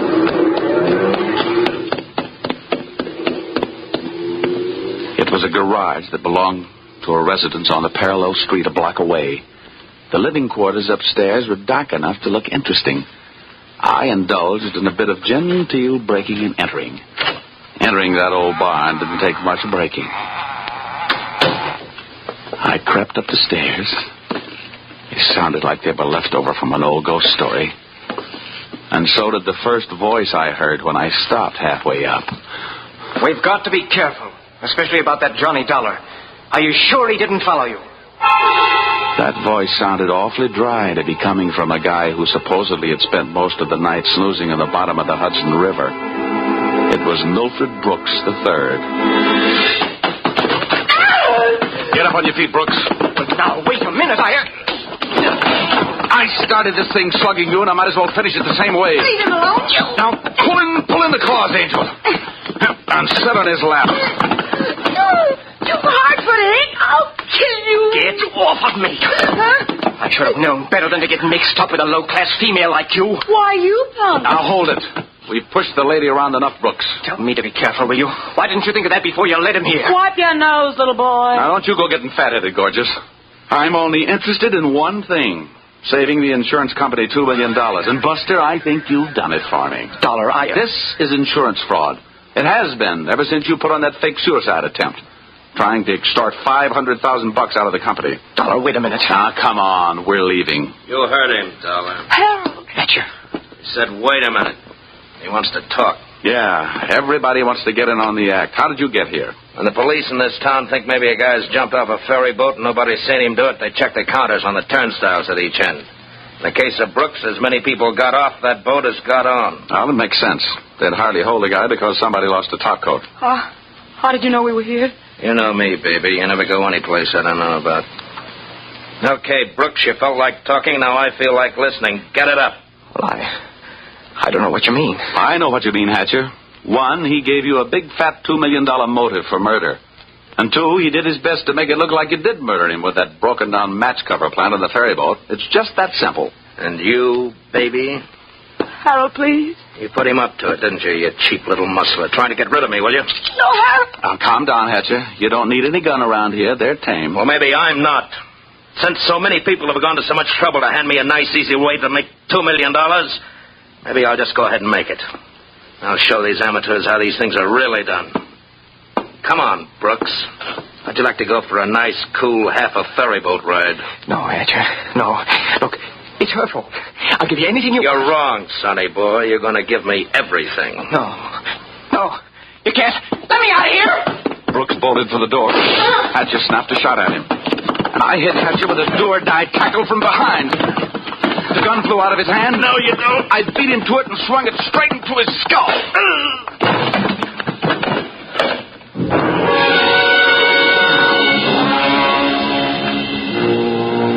Half the people were lying in the room bleeding. Brooks from gunshot, Hatcher from gun butt. And Janelle and I both stood there panting. But believe me, not for each other. We stood that way until the police arrived.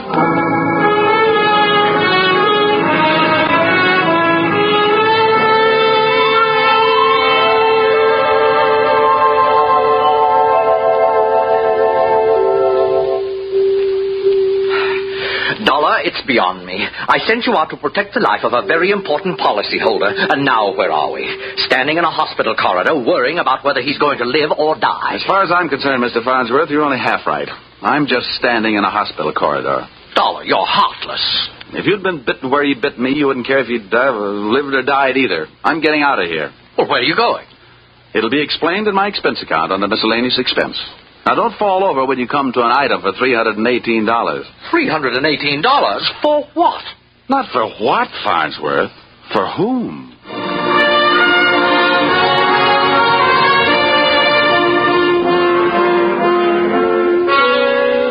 Expense account total. And it all adds up to a little matter of $1,182.23. Which you may say, Mr. Farnsworth, is a lot of money for one man to spend in 2 days.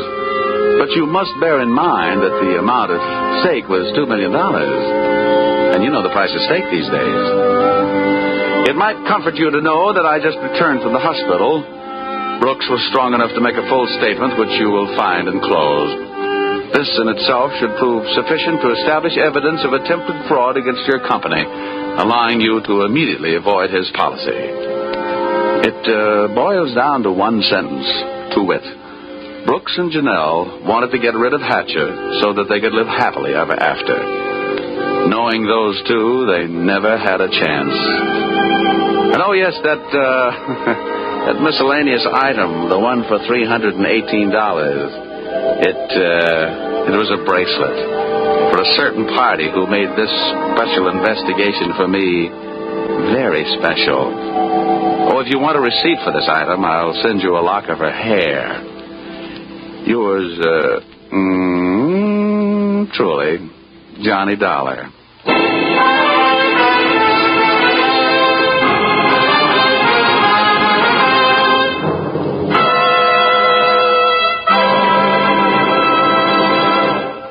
So, with the final signature on his expense account, Dick Powell as Johnny Dollar has just closed the books on his first adventure in this new CBS series.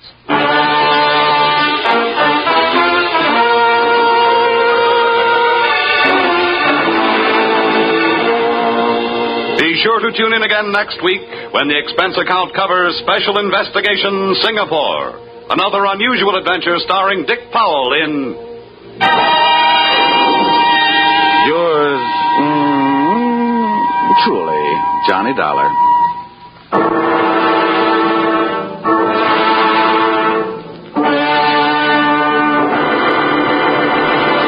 You're listening to HOJO Radio. Stay tuned.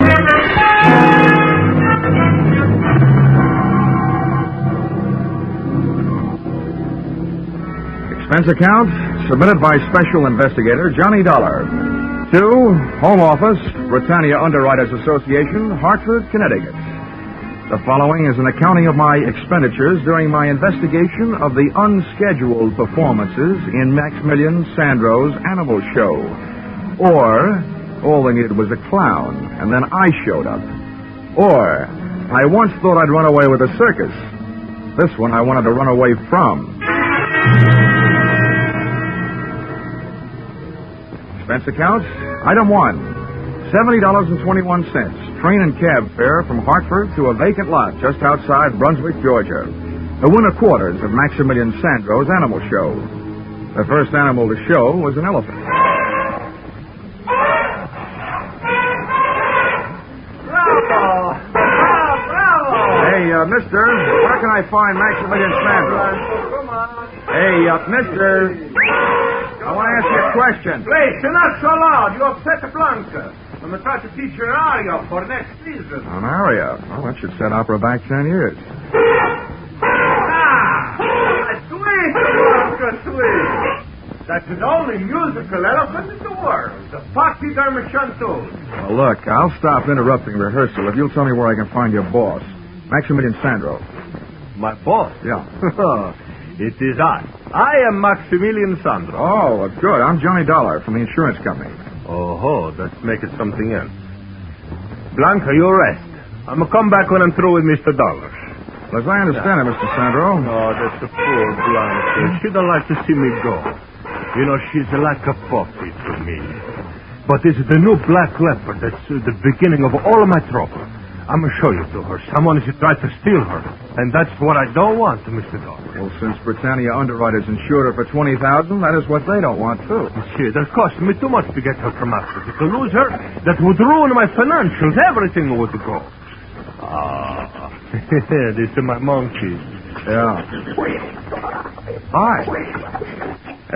Look, Mr. Sandro, how does anybody go about stealing a neat little package like a black leopard? And why? Why? Because she's a very special leopard. She's a very big, very shiny. I'm going to name her Ashanti. She's going to be my prize attraction. There's a lot of animal shows would like to have her. Oh, you suspect your competition? Oh, gee. Well, when was the attempt made? One night last week they make with a truck. They tried to pull her cage away, and we saved her just in the time. Oh, see, my finches, the parakeet, and the toucan, and this is my crow. Yeah. Very nice. Colorful. Did you try and trace the truck? Man, no, you know what to trace. They went away, whoosh, no lights. And it's something else that's not right at all. So, yeah, what's that? I'm going to make a big plan. I'm going to get all the money I can put a hands on to buy her from this man at Tex Randall. And then now he said the money that was enough before is not enough now. He thinks he cheated me, this Randall. Well, I'd like to help you with that, too, Mr. Sandro, but I'm afraid that's your problem. My job is to see that your leopard isn't stolen. I see, I know. You get to pay for your job, but you do it. And then... Oh, no. There is the shot. There is my leopard.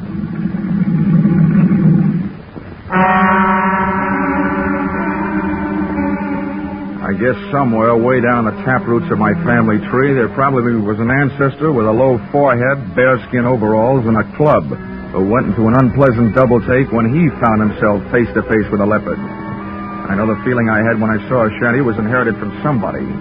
My feet wanted to run, but my eyes wouldn't leave her as she paced back and forth in about a 12-by-12 cage. Baleful yellow eyes set in a sable-black face, ears laid back and tail lashing in anger, and lips that drew up showing the nastiest set of choppers I've ever seen. She was beautiful, all right, but my vote would have gone to the iron bars that separated us. They were downright gorgeous. Don't waste the time on the walk back. You know, boy, you be a good girl. Pretty soon you and me will be good friends. You see, Mr. Dollar, right now, Ashanti, she's a very angry. She's a boil inside. But I'm going to know my animals. And not long, she's going to eat out of my hand. Yeah, well, she looks like she can make a meal out of it right up to the elbow. Oh, hey, my God. Because it what? Oh, you. Who's this hombre? This is Mr. Dollar. He's come from the insurance company. Well, howdy, Mr. Dollar. I'm Tex Randall. This is the man I tell you about. How are you? You mean you captured this thing? Yeah, I brung her in from the Togo territory in West Africa. I thought my racket was tough sometimes. What'd you use, catnip? Nope. I dug me a pit, covered her with a mat and some dirt, put me a fresh killed goat in the middle, and when the cat fell in, I got some ropes on her and trussed her up. Well, you make it sound simple. Oh, see, to make it sound simple. Then why does he cheat me? Why don't stay with the first prize? Hey, now you take a listen to me, Sandro. I told you I'd give you your money back and sell this cat somewhere else. The trip cost more than I thought it would. And I ain't about to lose dough on it just to make you happy. Sometimes I'm thinking you don't talk straight. I'm going to go back to my elephant for now, Mr. Dollar. Okay, Mr. Sandro. I'll check with the letter.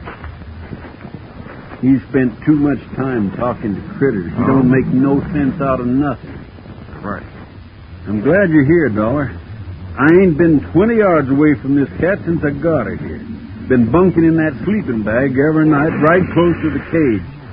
Now maybe I can get a break. Well, then you must have been here the night somebody tried to put the snatch on her. Did you spot anybody? Nobody I could be sure of, except maybe the little blonde guy. He left me something to remember him by. Wait till I pull my shirt up. Look at there. Look at there on my back. Just took the stitches out today. Oh, ouch. Ouch is right. The little runt caught me half in and half out of my sleeping bag. Doc says if that knife blade had gone in another hair's breadth, I'd have been spilled.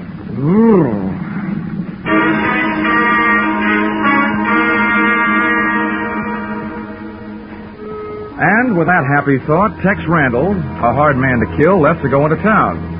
I watched the shanty turn into enough raw meat to keep a kennel of Great Danes happy for a week, after which she settled down for what you might call the original catnap.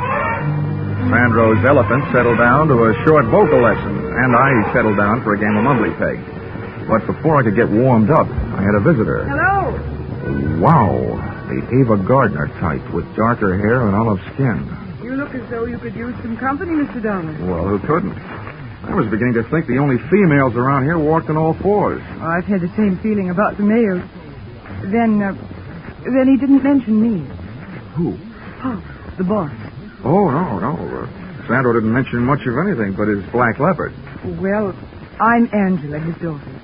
Oh, I see. He probably forgot to mention you on purpose, hoping to keep my mind where it belongs, on my work. Well, that's what I came to talk to you about. What can you do? You can't stay with the shanty for the rest of her life, can you? Well, before I found out about you, I would have said no. Please be serious. All right. There's only one thing to do. If the leopard isn't safe here, and from what I've seen and heard, I don't think she is, I'll just have to take her someplace else until this is all cleared up. Take her someplace else? Mm-hmm. Well, that would break Dad's heart. It would break the heart of the company that hired me if a shanty turned up missing.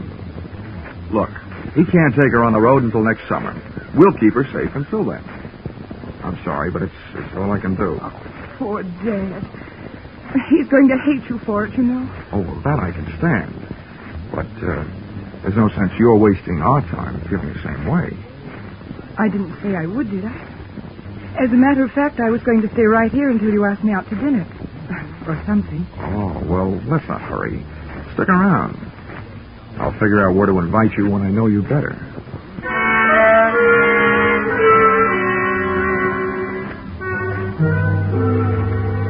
And there, during the waning hours of the Georgia day, I learned that, up to a point, Angela was an easy girl to know.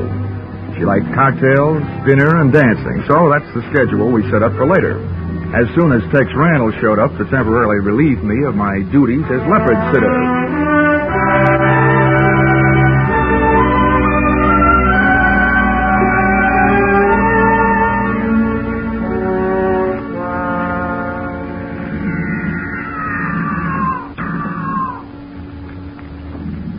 But at martini time, I was still sitting. And may I say that the cocktail hour spent in the middle of a menagerie is not the restful period it's supposed to be. As soon as the sun dropped, the noise rose. Wild brains and caged bodies reacting to the night, instinctively telling the countryside that whether they were free or not, this was their hunting time. I not only felt like Tarzan of the Apes, I felt uneasy. The shanty complained to me.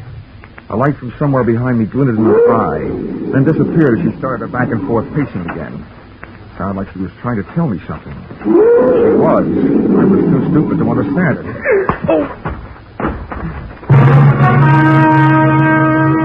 Whatever hit me from behind didn't land hard enough. I stayed on my feet, but a pair of strong hands twisted my arms behind my back and one hand pushed my wrist into a double hammerlock.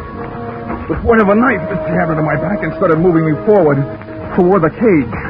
The leopard stopped her pacing as she saw me coming.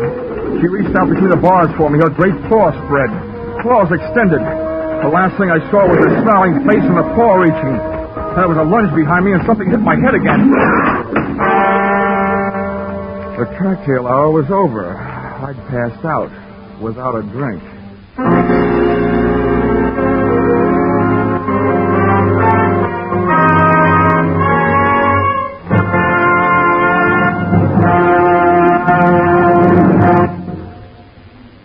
In just a moment, we will return to the second act of Johnny Dollar. But first, last week, Vaughn Monroe's Caravan saluted the Rose Bowl team. Tonight, Vaughn will play the favorite songs of Louisiana State and Oklahoma, the Sugar Bowl team. Vaughn's Caravan will also bring you the 5 top tunes of the week as chosen by Variety, and later, Gene Autry will be here with his Western music and cowboy humor. The Vaughn Monroe Caravan and the Gene Autry Show are regular Saturday evening features of most of the same CBS stations. Now, with our star, Charles Russell, we return to the second act of yours truly, Johnny Dollar.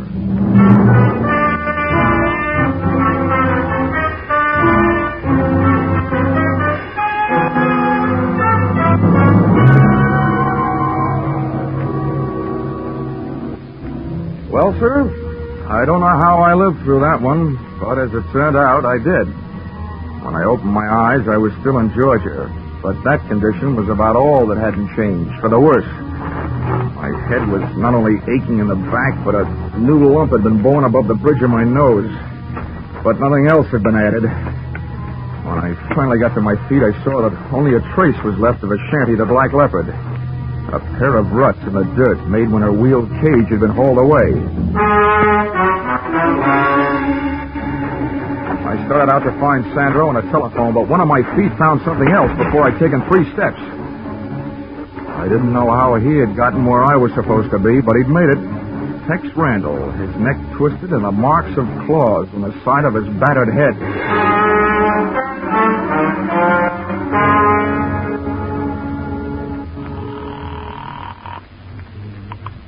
Police Department, Central Precinct, Sergeant Miller. Hello, my name is Dollar. I'm an insurance investigator. I'm calling from the winter quarters of the Maximilian Sandro's Animal Show, from the owner's trailer.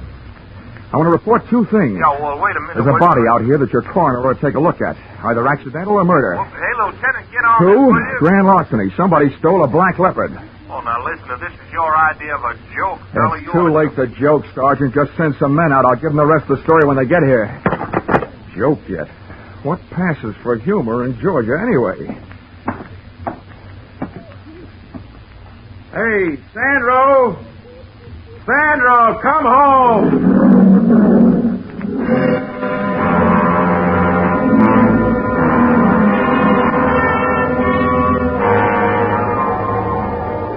Nobody answered me but an old Libyan lion. So I shut up. I browsed around Sandro's trailer while I was waiting for the police. I wasn't looking for anything, but I found it. On a table, there was a small Christmas tree that had been transformed into what is commonly known as a friendship tree, meaning that about a half a dozen Christmas cards were hung on with cellophane tape. There was nothing else to read, so I scanned through those. And the third one I opened my eyes. It was inscribed, "Sorry, I can't be with you. Greetings from San Francisco. Your loving daughter, Angela." Before I could fully digest that tidbit, I heard a shoe scrape on the steps outside, and the trailer door opened. Well, here he is then. I told you we'd find him here. Yes.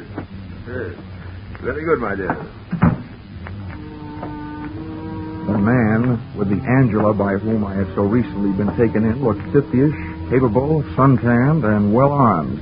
Well, Mr. Dollar. You don't appear to be surprised. After what's happened already tonight, I wouldn't be surprised if General Sherman dropped in on his way back from the sea. Yes, splendid. I admire a show of courage, a sense of humor at the point of a gun. Oh, think nothing of it. Sometimes my jokes are so funny they kill people. I think we'd better get him out of here, Ben. I don't think it's safe. Yes, you took the words right off the tip of my tongue, my dear. Shall we go, Mr. Dollar? Should I ask where and why? I've taken a small place in town. There, at our leisure, we shall discuss a fascinating subject. Hmm? Namely, the whereabouts of a splendid Black Leopard.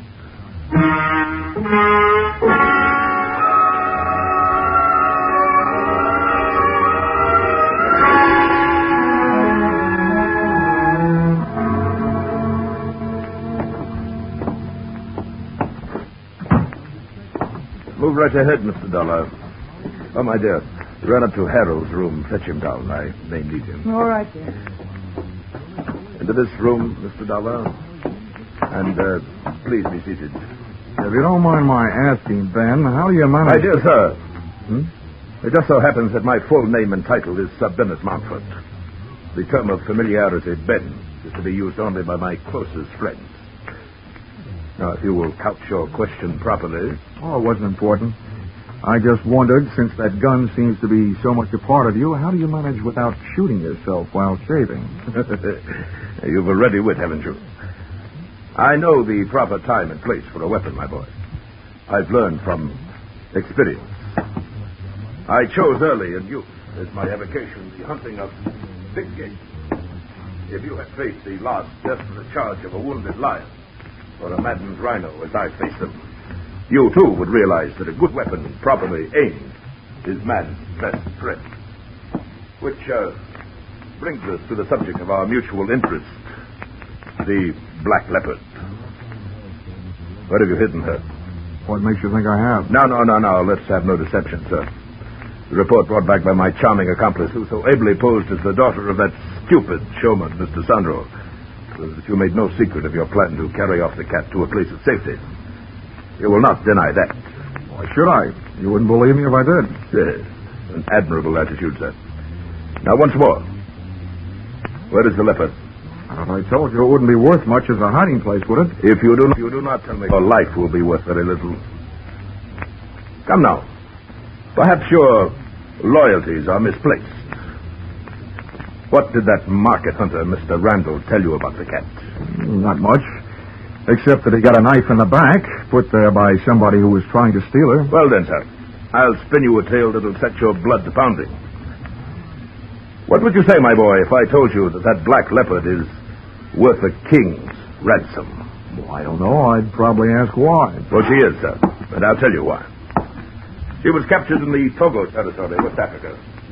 I am quite familiar with that section. I've hunted there. A district par excellence for elephant, buffalo, and situtanga. As a matter of fact, I was there before and shortly after Randall's infamous trapping of that fine beast. Did he tell you that? Well, if he did, it didn't make any impression. I hear there are a lot of people in Africa. Well, to continue. The Togo territory is inhabited by the Awe tribe, a group of long-headed patrilineal people whose most interesting characteristic at this moment is the fact that they are animal worshippers. Now, does the point sink home? Vaguely. That leopard Randall snagged is important to them. Is that it? Yes, precisely. You struck it. And they'll pay a veritable fortune for her return.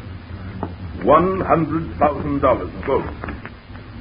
And now that I've let the cat out of the bag, so to speak, and do you have a price in mind? In return for which you will share with me the hiding place of the animal? Yeah, you go on back to Togo, and I'll cable you the address. It's obvious, sir, that you are not in full command of your senses. Harold! Harold! Yes, hold your horses. I'm coming. Look, if Harold is your violence department, Ben, you can save your breath and his muscles. I'm not having any. Stay where you are, sir. I give you fair warning. I'm nuts to your fair warning. You want to find that black leopard, and I'm the only one that knows where she is. You're not going to do it by puncturing me. Come back here, you fool. Come back here. Take it easy, Ben. I'll get him from the stairs. That's far enough, Mr. Dollar. You better call off your infantry, Ben. All right, wise guy. In it comes. Harold, wait. Let him go. What's the matter? You crazy? He's going to stale me. Let him go. Let Randall have the upper hand. Oh, brother.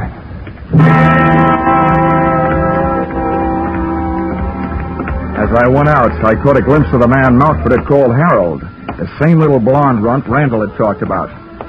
That wrapped up the question of who had played tic-tac-toe with a knife on the Texan.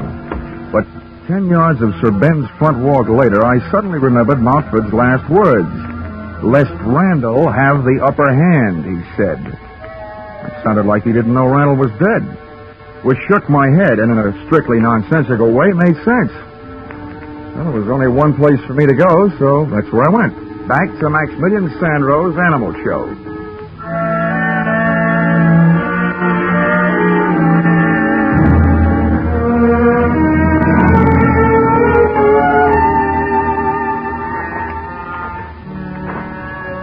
got there, I was awake, but all the smart animals were asleep. Maximilian Sandro hailed me from the lee side of a tent. Come in, into the shadows. The police is by my trailer. Where have you been, Sandro? I was hiding, but I worry so much about you. When I come back where you are, you're not there. What do you mean by your black leopard's cage? I'd left. That place had unpleasant memories for me. Oh, see, me too. I'm sad with... When I see that man, Randall, he'd push you to the cage with a knife, I'm going to go crazy. I'm nothing. I'm going to run up and push. So then you fall, you hit your head in the bottom of the cage. And then Ashanti, she hit the Randall instead, and I'm so sorry. Don't bother with an apology to me. No, you don't understand. Look, I'm going to commit the murder. With these two hands, I'm going to push him on the leopard. Oh, well, there's such a thing as justifiable homicide. You were saving my life. So let's not worry about it until it gets to court. If it does. Where did you take your cat? Oh, you know that. Nobody else has her, so you must. You were at the right place at the right time to haul her away. All right. I tell you true. See, I take her away where she's safe.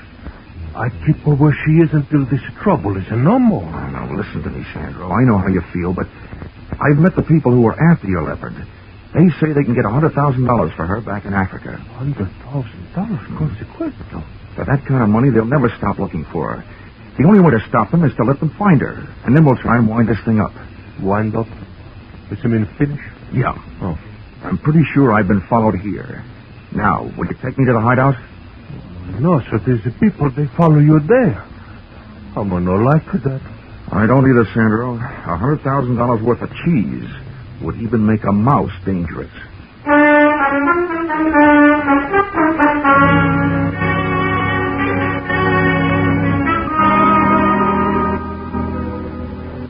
Sandro was a hard man to convince. I wasted more words than a Republican campaigner, and then I used blackmail. Then I told him I'd turn him in for Randall's killing and testify against him instead of for him. He saw things my way.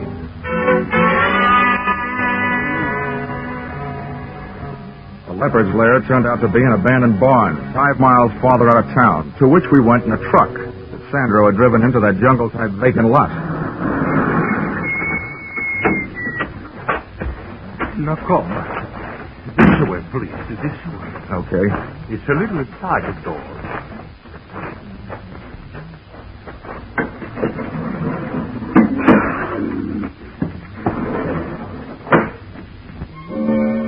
Ashanti was performing that old dance of hers again, pacing the length of her cage back and forth, her head swinging rhythmically each time she turned. We'd made ourselves easy enough to follow on the way out, but my neck was getting stiff from helping my eyes follow the leopard's movements before I heard a sound outside the door. It sounded like a bolt jamming a shell into the chamber of a rifle. And that's what it was, because a rifle was what Sir Bennett Mountford was carrying when the trio came in. Close the door, Harold. Oh, I just did. You, my dear, stay here out of harm's way. Yes, Dean. I'll be all right. Well, Mr. Dollar, I would say that the long stalk is successfully completed. The search ended. Quite a hunter, Mountford. Somebody should crown you with a coonskin cap, with a raccoon still living in it. Yes. I'm glad to see you enjoying yourself, sir. Since the time for levity is on the wing, so to speak. Harold. Yeah, name it. Keep these two in your sights with a ready finger on the trigger. I'll set about putting this vicious cat out of existence. No, he's not shoot my Ashanti. Hey, Mountford, are you crazy? Put that rifle down. Shut up, Dollar. You aren't running things. Mountford, if that cat's worth $100,000 alive, why kill her? Because we shall realize a much greater profit with her dead. Namely, 500,000 of uncut diamonds that are hidden in the floor of her cage. Diamonds? Well, they couldn't have been safer, could they? Precisely Randall's idea when he put them there in Africa. Now stand aside, sir. I don't wish to fire through your head, but I will if I must. No, he's not shoot my Ashanti. Hey, watch that maniac. He's going to let that cat out. Stop him. Stop fast. Don't move. I'll be her charge. No, Ashanti, run for your life.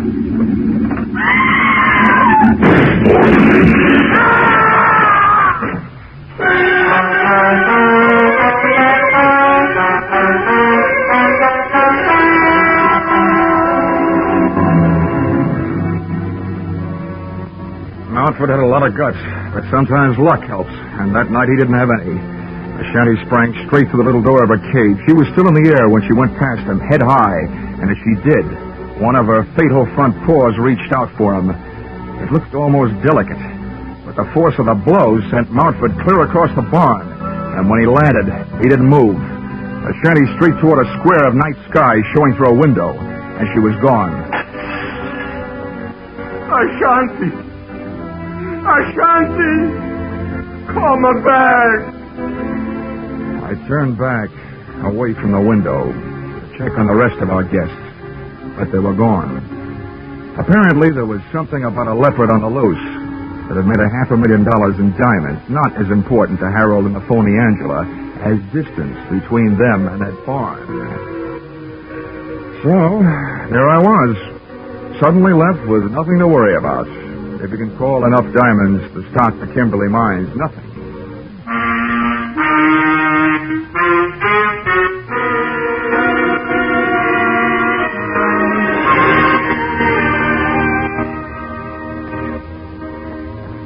Expense account, item 2. Item 2? A case like this and I haven't laid up a cent. Oh, well, Christmas is coming. Item 2, $3. Cab fare from Brunswick Police Headquarters to hotel after giving them my statement, which they didn't believe until they saw those diamonds. Then they sent out a 3-state alarm to pick up the phony Angela and Montford shiv-manned Harold. And expense account, item 3, $70.21. Train and cab fare, Brunswick to Hartford. Oh, and this advice I'll toss in for free. At last report, a shanty was seen headed west toward Okefenokee Swamp, and Sandra was organizing a group to go after her. My advice is this. Don't insure the lives of those men. If you want to throw your money away, throw it to me. Let's see, expense account total, $152.70. Signed, yours truly, Johnny, Frank Buck, Dollar.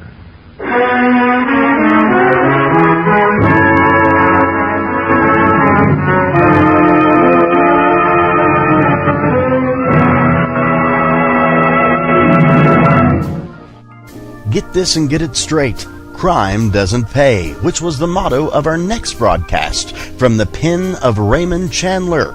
The first show aired on NBC in June 1947. And then in 1948, the series moved to CBS, where it was renamed.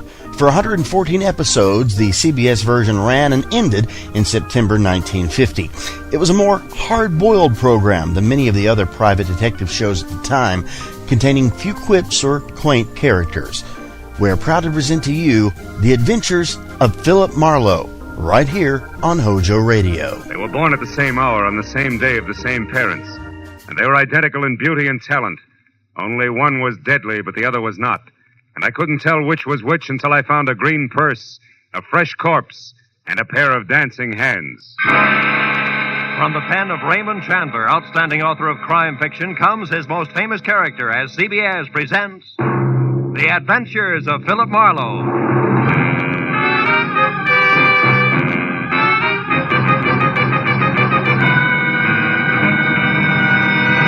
Now, with Gerald Moore, starred as Philip Marlowe, we bring you tonight's exciting story, The Dancing Hands.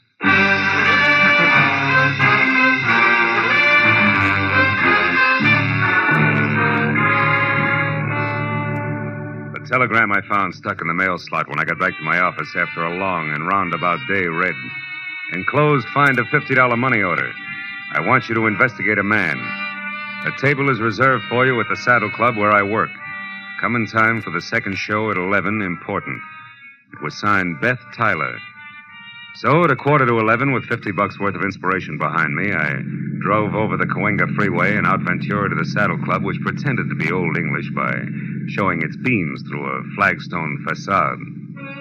I went in the carefully rough-hewn oak door, and even before my eyes became adjusted to the cozy lack of candle power inside, Neil Redmond, owner and operator of the place, glided toward me, sporting his genial host smile. which tonight was even more forced than usual. How are you, Marlowe? It's been a long time. Business a pleasure, Phil. It's always a pleasure to come to the Saddle Club, Neil. I've even got a reservation. You know my food better than that, Marlowe. Just don't let it get rough, will you? Come on, I'll find your table down front. I want you to see this show. A pair of twins in a twin piano act that's sensational. Yeah? Edie and Beth Tyler. Oh, here, how's this? Fine. Incidentally, Edie will be the one on the left. Well, if they're twins, what's the difference? Funny. Edie may be Mrs. Redmond one of these days. Oh. Redmond, but you are wanted on the phone, sir. Get the number, George, and I'll call back. This gentleman said you would talk to him, sir. It is Mr. Paul Cedar. Paul Cedar?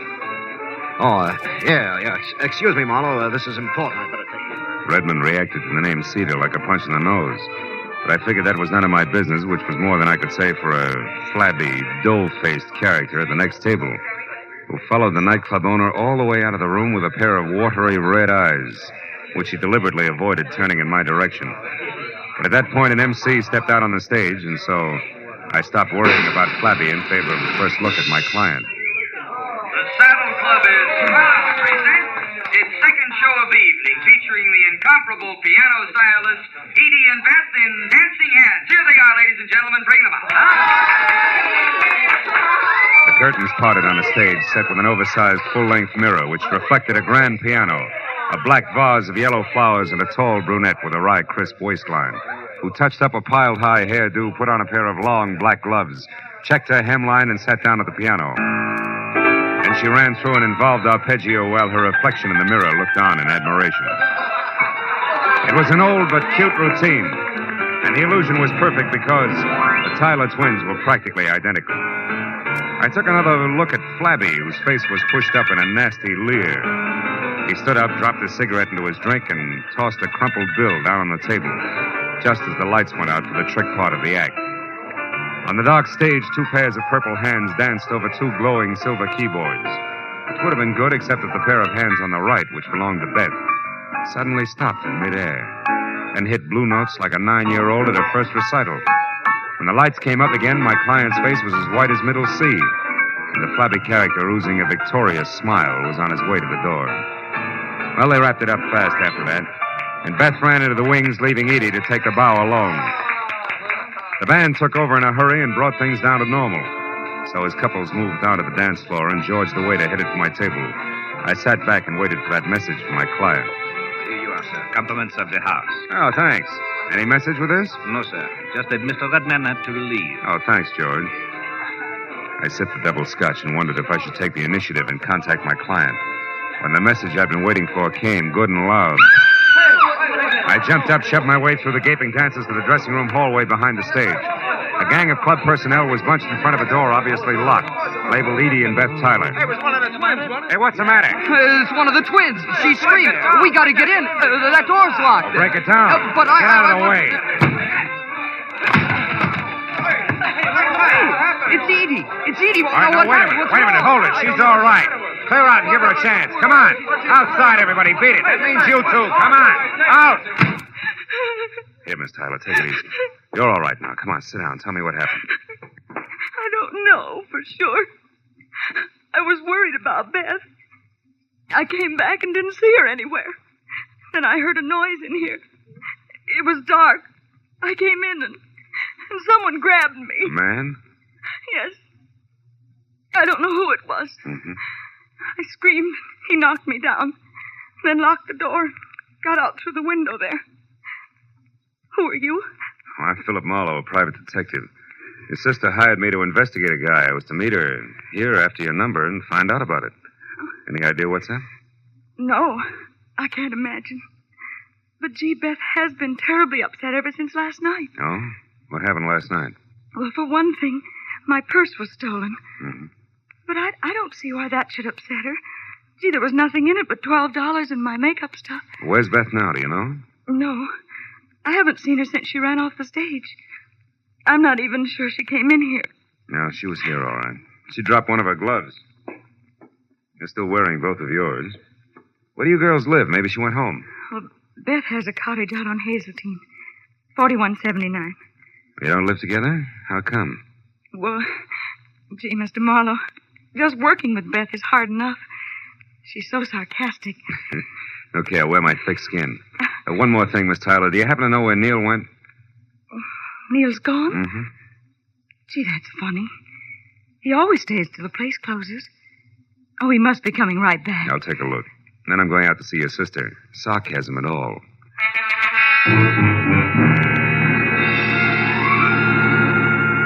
I spent 10 minutes questioning the help on the whereabouts of the boss and got nothing but double talk for answers. So since I was still carrying Beth's glove around with me, I dropped it in my pocket and went outside to my car. I'd opened the door and slid far enough under the wheel so I couldn't back out before I realized that the dough-faced Flab was already there on the seat. His right hand wrapped around something blunt and menacing in his sloppy jacket pocket. You better come on in. What are you doing in my car, blubber boy? Don't get sassy now, mister. And the name is Sippy. That's no improvement, and that's no answer. All right. I saw you inside making with the big talk, so I says to myself, he's an interested party. I should look him up. Maybe we can do business together. All right, stay over there. What kind of business? I'm particular about the gutters I crawl in. It has to do with the twins inside there. You can get in touch with me later for further details. I got an angle, mister. You'll see when I leave. Yeah? When you tried to work that angle, you got to the wrong twin in the dressing room. Do you know that? I don't know what you're talking about. Mm-hmm. Okay, Sippy, where can I reach you? You'll find out if you really know what's up. Don't try to follow me, though. I'll be seeing you. When Sippy slid out of the car and beat it, I made one move after him and then stopped cold. Because lying on the seat where he'd been sitting was a green leather handbag with the name Edie etched on it. I snapped it open.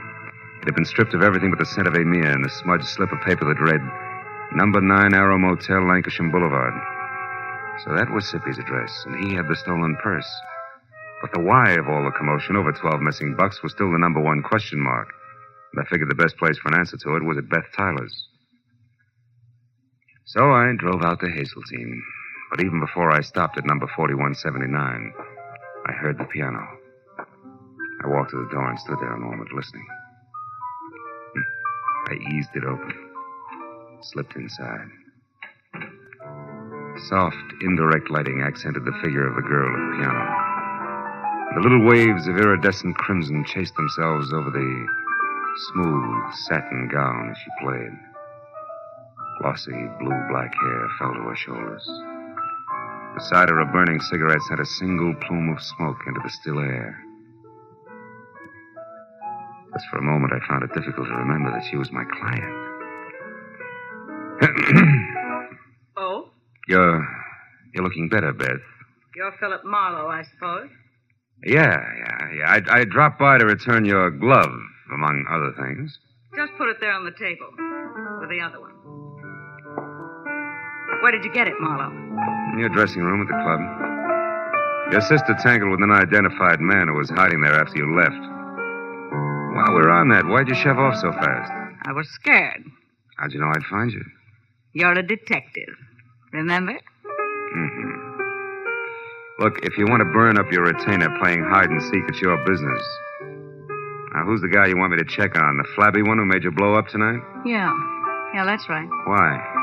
Because I think my sweet twin sister is mixed up in something a little more serious than her usual scatterbrain escapades. And the flabby guy is in on it because he has a green purse, right? How did you know that? He left it with me. Name is Sippy. He lives at the Arrow Motel, number 9. Knows something worthwhile about this business, and he's anxious to sell it. All of which puts him a hop, skip, and a jump ahead of your detective. Now tell me, why is everybody, including Neil Redmond, all wound up over one stolen purse? What's it all about, baby? I don't know, baby. Suppose you find out and tell me. Wouldn't have anything to do with the fact that Neil loves your sister and you love Neil, would it? Marlowe, I hired you to investigate a man, not to pry into my personal affairs. You'll get more for your money if you stop holding out on me. It's my money. Besides, I'm not holding out. Believe me. I'll try. Real hard. Well, as soon as I've got something, I'll call you. Where are you going now?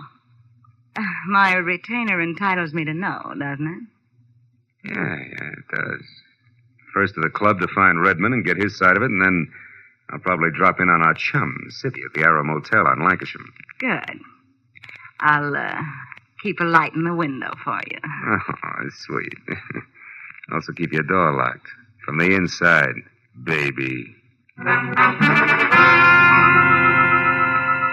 As I drove down the dark, winding street toward Ventura Boulevard, I caught a flash in the rearview mirror of a station wagon behind me. It looked like a tail, so I opened up. But it stayed with me. When it swung out into the left lane to pass, it suddenly cut in front of me. I jammed on the brakes as the spotlight slashed at my eyes, and when my front wheel banged against the curb, I was already half out of the car. Stop right where you are, fella. Don't come 1 inch closer, I'll drop you. He switched off the spotlight, and I saw a face the texture of a doormat over an embroidered purple shirt and orange tie. He had hand-tooled, high-heeled boots on and was topped off by a 10-quart cream-colored Stetson. But the doormat face was grim, and the silver-barreled Colt pistol in his hand looked right at home. I followed you up here from the Saddle Club. I don't know what your game is or why you're messing around and what don't concern you, but I aim to find out mighty quick, so start talking. Okay, first I resent being crowded off the road. Second, I resent a spotlight in my face. And third, I don't like pistols pointed at my stomach. So cool off, Jesse James. You're wasting your time and mine. You got it wrong there, friend. Paul Cedar don't waste his time, and you're going to find that out. Paul Cedar, huh? Yeah. Don't tell me you're all excited over a stolen purse with $12 in it. $12? Yeah. Listen, clown, there's 30 grand missing somewhere between Redmond and me, and I'm going to get it. 30,000? Yeah. Redmond's a high roller, and that's okay with me. But he lost it fair and square in my joint over in Nevada, and I've been holding his markers much too long. So if I have to chalk that dough off to experience, it's going to be a pretty unpleasant experience for a certain party. Get me? Yeah, I get you. But you're shoving the wrong way, Longhorn. Somebody's trying to make a fool out of me, bright boy, and I don't stand for that. I'm liable to shove a lot of ways, and hard. So don't get underfoot. You're sure to get stepped on. So long, dude.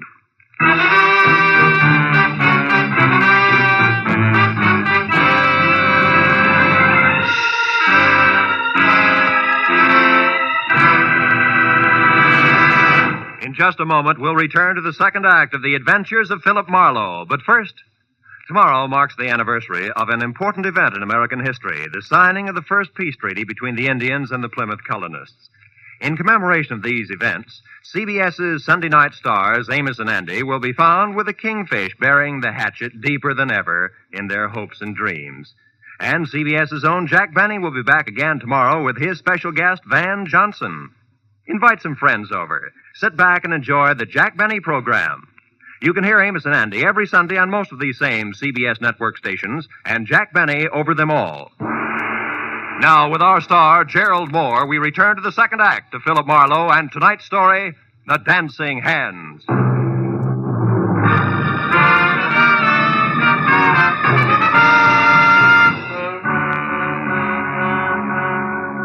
When the Texan from Nevada galloped off in his trusty station wagon, I forgot all about Neil Redmond and headed instead for Sippy and his further details at the Arrow Motel on Lancashire, where Bungalow 9 turned out to be an all-alone green and white collection of clapboard that showed light, a half-open door, and nobody home to my knock. When I tried knuckles on wood again and still got only a faint echo for reply, I stepped inside. There in the center of an ivory-white throw rug and clamoring for attention like an only child at a family reunion was a wide and wet circle of red. From there, the ugly splotches that narrowed as they got farther away trailed off until, finally, in the next room, the path ended where I expected it to. The quiet form of Skippy, sprawled over an upset chair and holding his hands tight against the red on his left side. When I got to him, he was going fast. 30 grand. A lot of dough. Didn't know I was shooting that high. And the twins. One what, Sippy? One of them. Did one of them do this? One. He's dead, isn't he, Marlowe? Yeah. Yeah, Redmond, he's very dead. Oh, no, Marlowe. I only found him a few seconds before you did. Yeah, and the rest of that run, you heard someone coming, you didn't want to be seen, so you ducked back out of sight, huh? I don't buy it, Redmond, because for one thing, it's too pat. For another, how do you explain being here in the first place? Come on, fast. Okay, I'm here because I'm in a nasty jam. Like what? Like $30,000 I've got to pay in the next hour to a guy named Paul Cedar who's running out of patience in a hurry, believe me. About that I do. I've already met the gentleman. But right now, Redmond, we're talking about Sippy. Okay. Last night I had things to do, so I gave Edie Tyler the money for the payoff to Cedar. A couple of minutes after she stepped out of the club, somebody roughed her up and got away with her purse and the 30 grand. You're a liar, Redmond. Edie herself told me that purse only had $12 in it. How come? Simple like, Marlowe. In my business, you never yell copper too soon or too loud. It doesn't pay. Mm-hmm. Now, look, for the third time, Redmond, you and Sippy, how do you figure? I don't know. He was at the club tonight, acting funny. When he left, I got a glimpse of Edie's green purse sticking out of his topcoat pocket. Later on, I saw him run away from the car near the club, so I followed. I ended up here a couple of minutes behind him, and that, Marlowe, is the truth, I swear. Which you do at the drop of a... Hey, wait a minute. Look, if you're telling the truth, I begin to get a different picture. And by that, I specifically mean a very talented but very sly dame named Beth Tyler. Oh, no, Marlowe. Why not? Because you love Beth's sister? Face it, Redmond, it doesn't add up any other way. Sippy here couldn't have stolen that purse from Edie. If he did, he'd have taken his dough and blow and not spent his time putting out feelers. But on the other hand, if Sippy happened to see Beth take it from Edie, empty it and toss it away, we've got another story, right? Ah. Because he wouldn't make a move until he knew how much she had gotten away with. Exactly. But there he ran into trouble because he was trying to get close to Beth, and in doing that, he got mixed up and went for Edie instead, like tonight at the club. Sure. And a dying man's words just now about one twin. To which you can add the unpleasant fact that I personally ran off at the mouth when I was up at Beth's an hour ago. So she knew where to come for Sippy. Look, Redmond, it's got to run that way. I'm sure of it. Well, maybe you're right, Phil, but right or wrong, I'm still in a jam. So if you don't have any objections, I'm going back to my club now for a last try at raising that money again before Cedar shows. You mean you're going to face him, Neil, with or without her? I've got him, Marlowe. You see, I own a fast club, all right, and I gamble a lot, too. But I don't welch on my markers, no more than I knock over flabby little guys. You know what I mean, Phil? I think so. But don't fold now, Neil, because I might still be lucky enough to catch up to Beth Tyler and your money both before your time runs out. And right now that means fast to a phone and a call to Edie, who might know which way a runaway twin would head. I'll see you, Neil.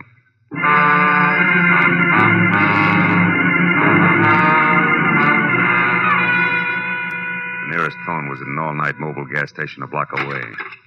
As I dialed Edie's number, a thought hit me. Maybe Beth wouldn't head anywhere. Maybe she'd just stick around. Hello? Edie, this is Marlowe. Seen anything of Beth? No, I haven't. But why? What is it, Marlowe? Well, from where I stand, two things. First, your sister has the $30,000 and $12 that was in your purse last night. Oh? And second, she's just about it for a sloppy around the edges murder. Oh. Now, look, have you any idea where Beth would head if she had to get out of town in a hurry? No, I don't, Marlowe. Oh, well, maybe somebody up around her place does. I'll call you later. Marlowe, wait. Are you sold on this? I mean, about the things you said Beth did? Just about, Edie. But for your sake, let's hope I'm wrong. All the way, honey. Goodbye.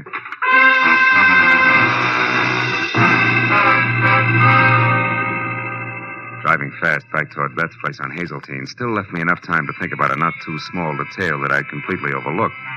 Thanks to me, the entire Los Angeles Police Department knew nothing about what was going on in and around the Saddle Club.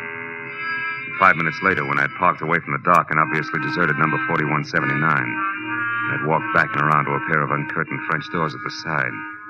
I knew that oversight is what is generally called a blunder. But the next second, I knew it was nothing compared to the one I was making currently. If you so much as turn your head again, Marlowe, I'll kill you.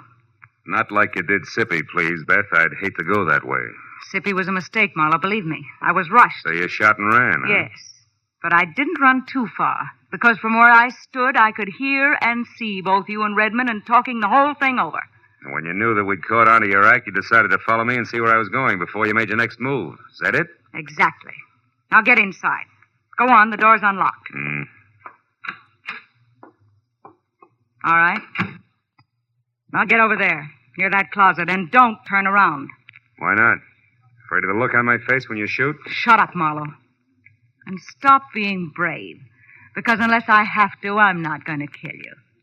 After all, you've already served your purpose. Which I presume was getting mixed up in this mess just long enough to find out about Sippy for you. You presume correctly. Also, you talk too much. Now open that closet and get inside. All right. Go on. As you say. But first, baby, one question. Did you do all this for the $30,000 alone? Or does it tie in with Neil Redmond and the way he feels about your sister Edie? It's a little bit of each, Marlowe. But as I said, you talk too much. So get in there and shut up.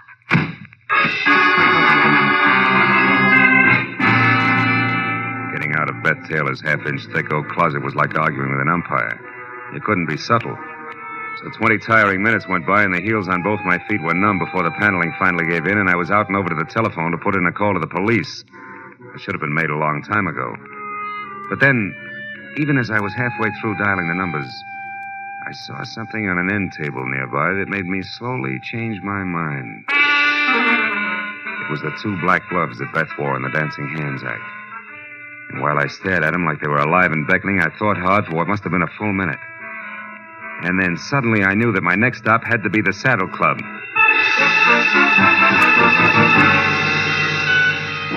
As I parked at the Saddle Club, I saw light drifting out of Neil's office, which was something I had expected. Inside, I moved along a dark hall toward what I knew would be the trio of Neil Redmond, the Nevada Texan, and Eddie Tyler. All right, Redmond. The raucous voice of Paul Cedar was anything but happy. How stupid you think I am? Cedar, I'm telling the truth. Edie had the 30 grand, but somebody got it from her when she was on her way to you. That's a stinking lie. You know it, Redmond. You never had the money. This whole thing's been a frame to stall me. And one way or another, I'm going to get you to admit that. No, you're not, Cedar. And if you don't drop that gun now, you're never going to do anything ever. Come on, let it go. All right. Now sit down and shut up and listen hard, because Redmond's telling you the truth. What? Marlowe, you know where the money is? That's right. And I also know who took it. Less than an hour ago, a little after I called you, Edie, Beth caught up to me and confessed the whole shebang, exactly as we figured it, Neil. You mean she admitted getting the money from Edie and using you to locate Sippy? That's right. But there's only one drawback to everything she admitted. None of it's true. What do you mean, Marlowe? I mean, Cedar, that Beth Tyler didn't steal your money from Edie here any more than she killed Sippy. I also mean that as far as I can tell, Beth Tyler was nothing more than a girl who played the piano and got upset when a stranger named Sippy started to bother her. And I never saw the real Beth Tyler after she ran away from a piano in the club tonight. That she's dead and that you, Edie, have been posing as Beth all night because, 1, you yourself stole Neil's money, and 2, you murdered your sister as well. No! Yes, Edie, come on, admit it. It's true. No, it isn't. I guess it is at that, Marlowe. And Beth's body? In our dressing room.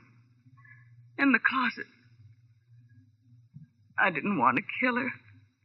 But she found out that I had only pretended to be robbed when there was no one around. And that Sippy had seen me scream and get rid of the purse myself. Sippy, who was only trying to muscle in on a deal, went to her by mistake, huh? Yes. That's how she knew what I'd done. When she confronted me in the dressing room just before you came in and said that she wouldn't stand by and let me do a thing like that to Neil, I lost my temper and... You killed her, Edie. Yes, I did, Neil. And when Marlowe showed up after her scream, I said that someone had attacked me. And then I pretended to be both Beth and myself from there on to get out of the whole thing. And I almost did. But now I'm so sorry. Oh, no.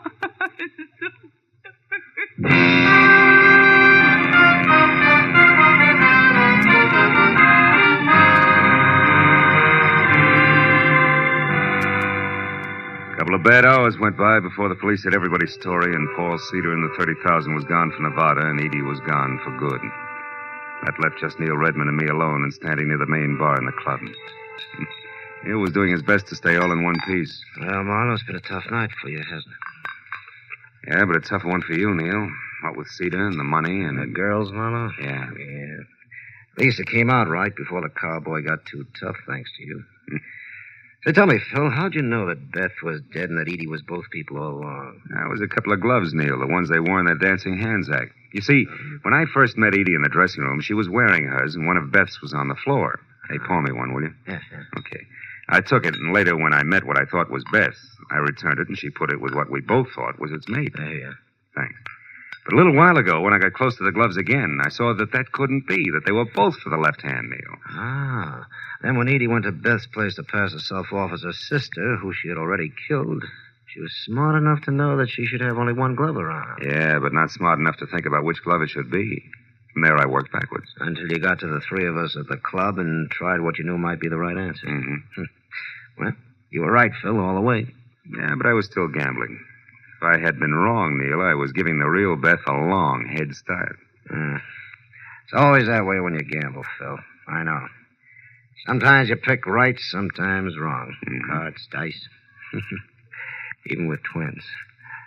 Good night, fella.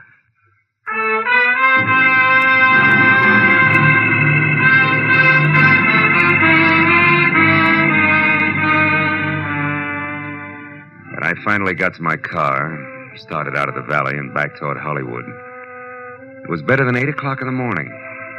And here and there as I drove, I saw people who I'd never heard of and who'd never heard of me, stumbling outside after their morning papers.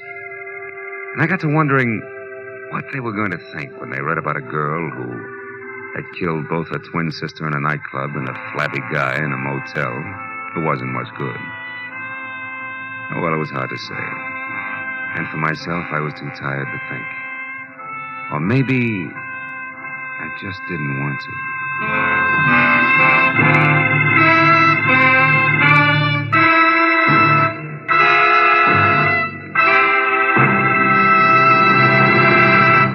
The Adventures of Philip Marlowe, created by Raymond Chandler, star Gerald Moore, and are produced and directed by Norman MacDonald. Script is by Mel Donnelly, Robert Mitchell, and Gene Levitt. Featured in the cast were Vivi Janis, Lou Krugman, Ed Begley, Paul Frees, and Bert Holland. The special music is by Richard O'Runt. Be sure and be with us again next week when Philip Marlowe says... When it started, it was simple. Just a lawsuit for damages. But before it was over, it was far from simple, and the damages were murder. All because of a red-headed woman, a ghostwriter with ambition and a match that burned with a bright green flame.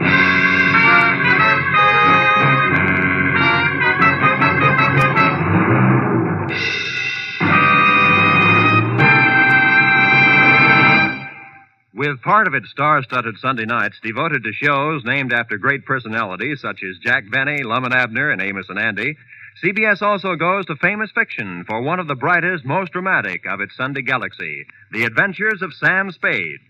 Created by the master hand of Dashiell Hammett, Sam Spade cuts a new and deadly caper with mystery, murder, and adventure on most of these same CBS network stations every Sunday. Join him tomorrow night. This is Roy Rowan speaking. Now, stay tuned for Gangbusters, which follows immediately over most of these same CBS stations. This is CBS, the Columbia Broadcasting System.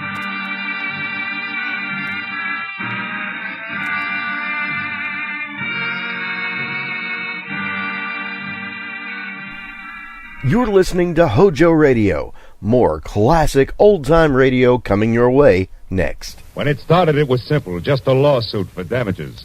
But before it was over, it was far from simple, and the damages were murder. All because of a red-headed woman, a ghostwriter with ambition, and a match that burned with a bright green flame. From the pen of Raymond Chandler, outstanding author of crime fiction, comes his most famous character as CBS presents The Adventures of Philip Marlowe.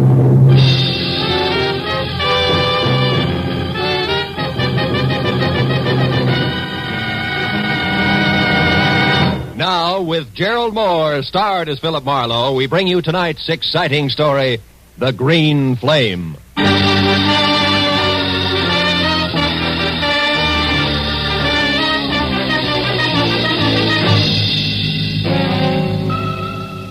It had been the kind of early start, late finish crowded in between day that had made breakfast coffee, lunch a ham sandwich on the run, and dinner nothing. So by the time it finally ended, it was pushing 9 o'clock, and I was both a little tired and a lot hungry. All of which made the feast I could imagine spread out in front of me over an emerald green tablecloth something better than good enough to eat. Blue Point oysters on a half shell, a Caesar salad, veal scallopini topped with mushrooms the size of silver dollars. Oh, I was ready for it. Yes, well, the oysters once again became a blue ashtray. The scallopini a notebook. A green cloth underneath all. My desk blotter. Hello, Marlowe speaking. Dodie Whitmore, Marlowe. Ever hear of me? I have. I've also heard you own half a dozen screen magazines, a local radio station, and a daily published for the motion picture industry called the Hollywood Trades. Does that cover it? Not quite. quite. Today I acquired something else. A libel suit for $100,000 that was just slapped against the trades by a has-been actor named Bradford Colby, which, Marlowe, is the reason I'm calling you. Oh? So drop whatever you're doing, boy, and get over here to the Whitmer building. Whitmer building? We're on El Centro near Gower, and closed. Tomorrow's Sunday, no addition. Figures. When the night watchman lets you in, turn left, keep walking till you get to an office numbered 116. You got that? Yeah, 116. But if you don't mind, Miss Whitmer, I'd like to do something. I'd like to eat first. Make it coffee and a ham sandwich at the outside and get over here fast. Coffee. Look, Miss Whitmer, I'm starving. Marlowe, how much do you get a day? 25 in expenses. Why? I'm willing to pay 125, and you keep track of the expenses. Now what do you say, boy? Boy says coffee and a ham sandwich will leave him stuffed. Goodbye, Miss Whitmer.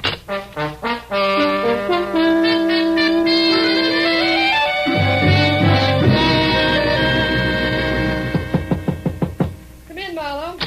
Sit down over here, and if you smoke cigars, don't. I can't stand them. Drink? No, thanks. Marlowe, our A1 gossip columnist, Stanley McGrath, had this to say in today's edition of The Trade. Mm-hmm. The sometimes actor Bradford Colby won't call it quits. When refused a part by an independent producer who's short on funds, Colby offered to hawk all and come up with $20,000 if the producer would change his mind. The producer wouldn't. End of quote. And beginning of noise from Colby, huh? Yes, the clamor that we can only silence by proving that McGrath, what he said, is true. Which shouldn't be impossible because Max was a thorough man and never heard of the word rumor. Wait a minute. What do you mean was a thorough man? He died of a stroke, Marlowe, at 5 this morning en route to the hospital, age 61. His column, as usual, arrived here yesterday afternoon in the mail. He always wrote from his home, which is a junk-filled cracker box up on North Bronson.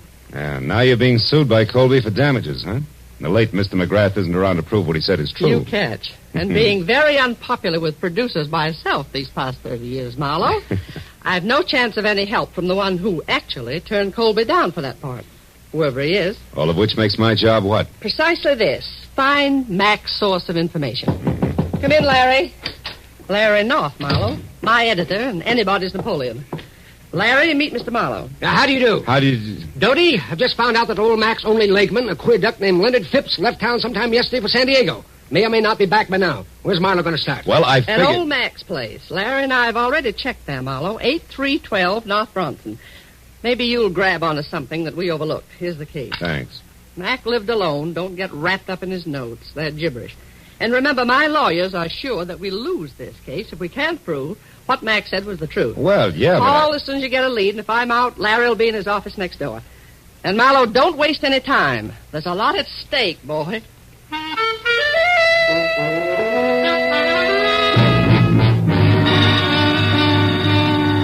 What Doty Whitmer had labeled a cracker box turned out to be a 5-room, slightly beat down, almost square house set back some 50 carelessly landscaped feet from a high stucco wall that said the late Mr. McGrath had lived alone and liked it. And when I entered and went to his study where I turned on a desk lamp, I saw what my client had meant by junk. There were the odds and ends that a man collects in a lifetime. On his desk, a tarnished loving cup for excellence in reporting, dated 1927. Beyond that, on the mantel, an autographed picture of Teddy Roosevelt, and next to it, a paperweight from Niagara Falls. And then an item I hadn't expected. In a shadowed corner of the room, there was somebody else. A tall, gaunt somebody else, wearing horn-rimmed glasses and papers sticking out of every pocket. He was slowly, an inch at a time, backing off from the edge of the circle of light in which I stood. I took one casual step toward the desk, and then nailed him! Get your hands off me. Why? Take a start running, Mr. Leonard Phipps? How do you know my name? I'm psychic. I also know you just got back from San Diego. What I don't know is what you're doing here. Now, come on. Talk, fast. Please let go. Leave me alone. I'll talk. I've got nothing to hide from the right party. Who are you? Philip Marlowe, private detective, was working for Doty Whitmer, a lady impatient to know which producer McGrath was talking about. In that article on Colby this morning. Now, do I qualify? Yes, of course. We're both after the same piece of information, Mr. Marlowe. No? I want to find that answer, too, and then whisper it into Doty's ear. Just to save her $100,000? No. Just to get a chance to fill McGrath's shoes. And don't laugh, because I've been ghosting that column for the past month now. Didn't McGrath write this morning's column himself? No, he didn't. I did. But the piece on Colby was not mine. McGrath must have added that himself, the fool. Well, you don't sound like you're happy in your work, Phipps. I wasn't. Mac was a tyrant. I put up with him because he promised sooner or later to let Doty Whitmer know that I was doing his work. Don't be too bitter, Phipps. Mac couldn't have known exactly when he was going to die. Well, what if he But could to get die? back to the subject. Have you any idea where we can get a hold of something real to go on? Yes. Yes, I do. Out there in the living room. Yeah. Follow me, Marlowe. If you can, in the dark. Come back here. Ow! Ooh.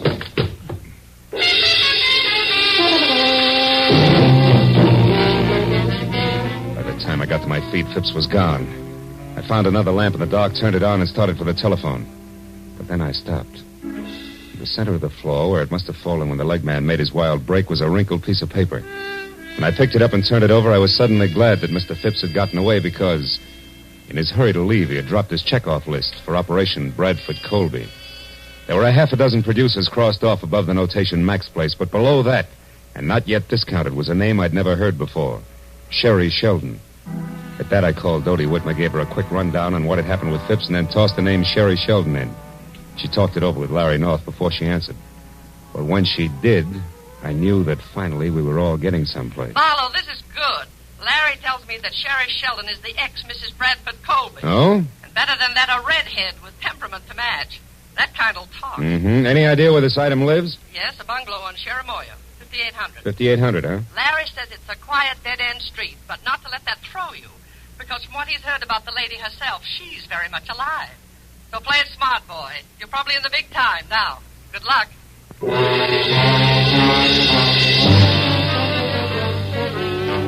only a furlong plus the bungalow on Sheramoya, so when I pulled up and parked away from number 5800, I was still wondering exactly what play it smart, boy meant when the lady in question was known far and wide as a shock of red hair capping so much dynamite.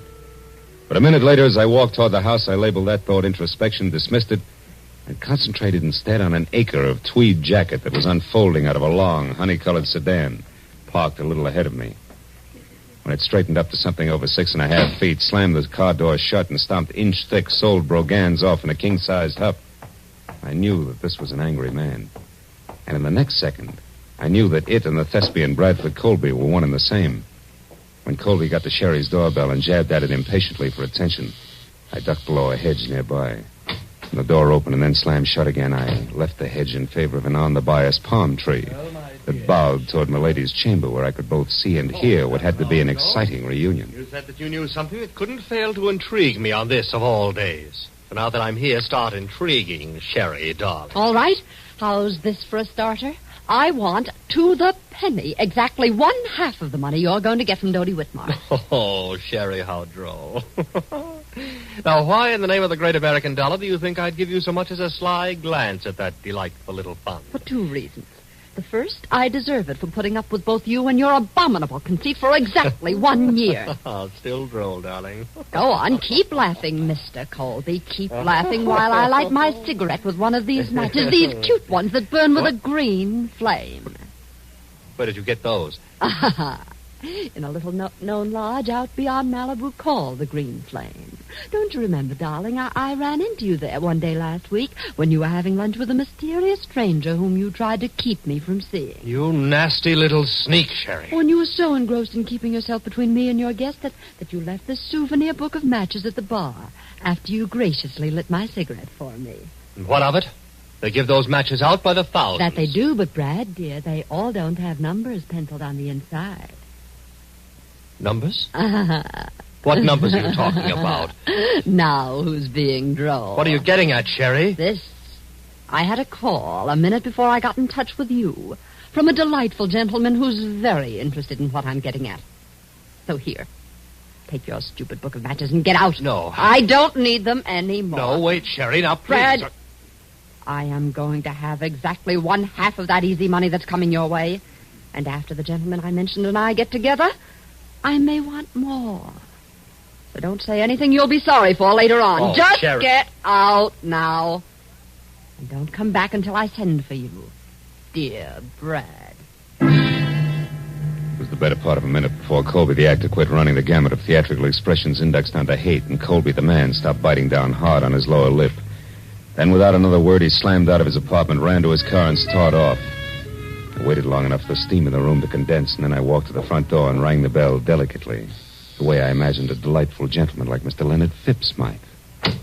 Yes? Can I help you? I think so, Miss Sheldon. It's only a matter of a simple question. Did you give that Brad Colby story to McGrath yesterday? Wait a minute. Who are you? Why, Leonard Phipps, of course. I talked to you on the phone, remember? Oh. Oh, yes. It was only half an hour ago, Mr. Phipps, and yet in those 30 minutes, it's surprising how your voice has gone from tenor right down to bass. Good night, Dad. Not so fast, baby. It's out on my shoe shine. All right. Come in. I'll tell you what you want to know. I did give that story to McGrath. I did it for revenge. I hate Colby. Uh-huh. And when your revenge boomeranged and the X came out 100,000 ahead of you, you decided to cut back in. Is that it? Yeah, Wait a minute. You've been listening. How else would you know all this about Brad and me? Same way I know you're a liar about giving McGrath that story. Your in, honey, is strictly something different, like a book of matches that burn with a green flame, an accidental meeting at the lodge of the same name. Let's take it from there. Huh? Yes, why don't you? Right outside, where both you and it belong. Good night, mister. Marlowe, Philip Marlowe, Sherry. But tell me, why the hurry? Anxious to powder your nose before Mr. Phipps arrives? Frankly, Philip, I'm anxious to do just about anything that doesn't involve talking to... What is this? Somebody's hit. Come on. He's over there near the curb. The car didn't stop, Marlowe. No, and that scream sounded pretty bad. Oh, he's dead, isn't he, Marlowe? Yeah. That can mean only one thing to you, baby. To me? Why, who is it? Your late date, Sherry. One Mr. Leonard Phipps.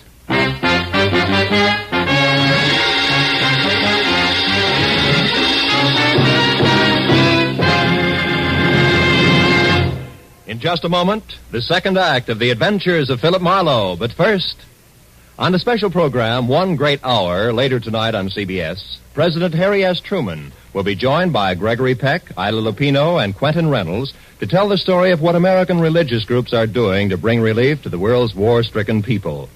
Be sure to hear One Great Hour tonight at 10 o'clock Eastern Standard Time over most of these same CBS network stations. Now, with our star, Gerald Moore, we return to the second act of Philip Marlowe and tonight's story, The Green Flame.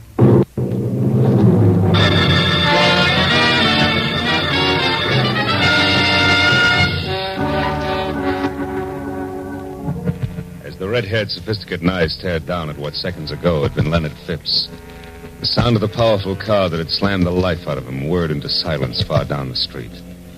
All that was left of Stanley McGrath's overambitious leg man was a twisted, broken scarecrow, sprawled over the curb and half up on the sidewalk.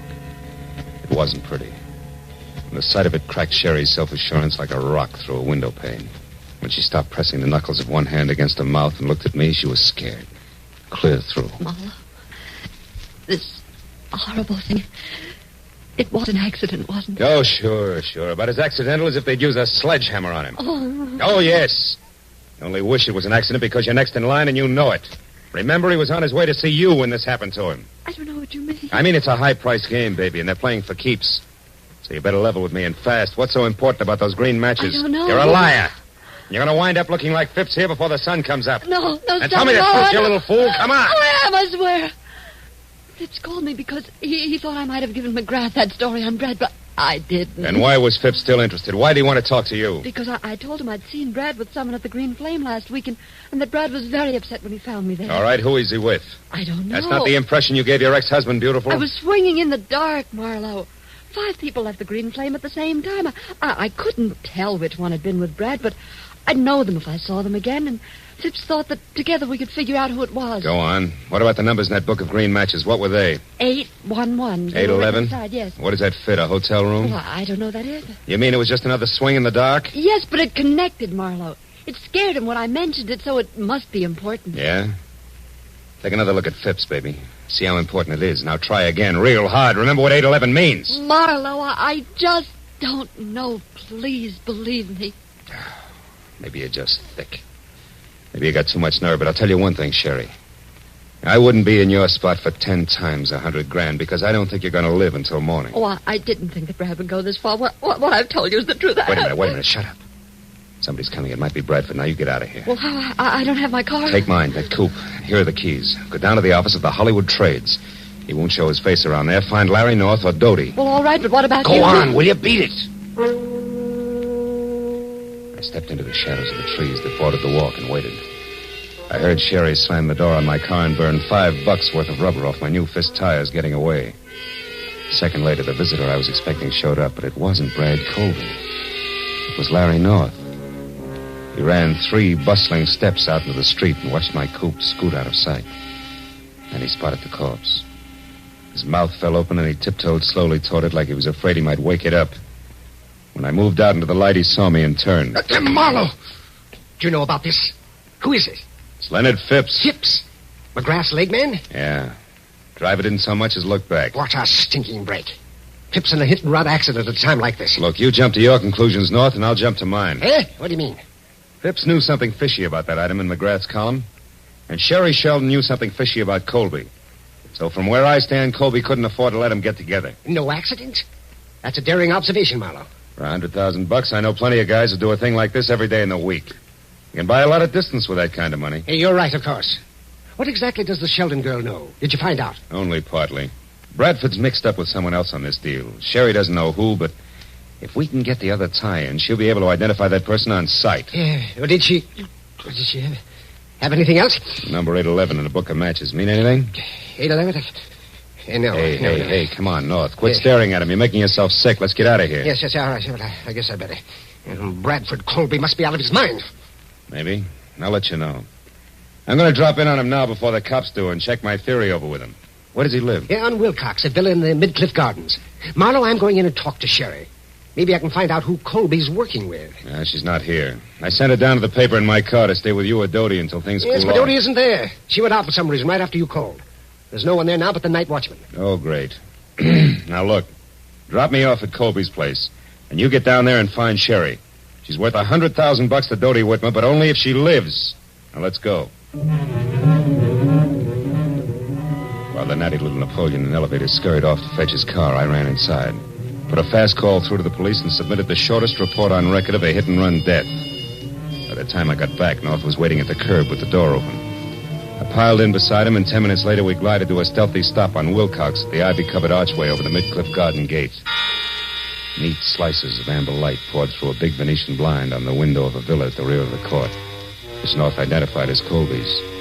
And in the same breath reminded me that the actor was a strapping 6'6" and a desperate man. He urged me to be careful, and I urged him to hurry, and as he left, I walked toward the big window and saw Bradford inside, slumped deep in the lap of a suede easy chair, doing a solo with a bottle of Paul Masson champagne, and looking about as desperate as a sleepy St. Bernard. I walked around to the front door, decided to try the shock treatment to blast him out of his blasé attitude. Yes, what do you want? Get inside. Go on, move. Take your hands off me. You might have gotten away with that trumped-up suit for damages, Colby, but you're not going to get away with murder. You killed Leonard Phipps, didn't you? What are you raving about? Who's Leonard Phipps and who are you? Name's Marlowe, and I'll tell you something, Colby. The only reason I'm not busy knocking your head off at this minute is because I want to hear the whole story right from the top. Now, first, who wrote that item in McGrath's column for you? Are you mad? McGrath wrote it himself, the venomous little creature. He and Dodie Whitmer used that to damage my reputation, and now they're going to pay for it. Oh, stop it. You knocked your reputation into a cocked hat every time you step in front of a camera. Well, your damage suits are phony, and you know it. Now, where's that book of matches with the famous 811 inside? 811? Mm-hmm. Oh, yes. Those that burn with a green flame. You've been talking with my imaginative ex-wife, I see. She's burning with quite a green flame herself, isn't she? How that woman hates to see me get ahead. Never mind. Where is it? If you'll allow me, Marlowe, I'll just answer this. Bradford Colby speaking. I see. Yes, I heard. That's right. Well, I'll do my best, darling. At least 10. Goodbye, Helen. Just an old friend, Marlowe. You can let your eyebrow down again. Helen, huh?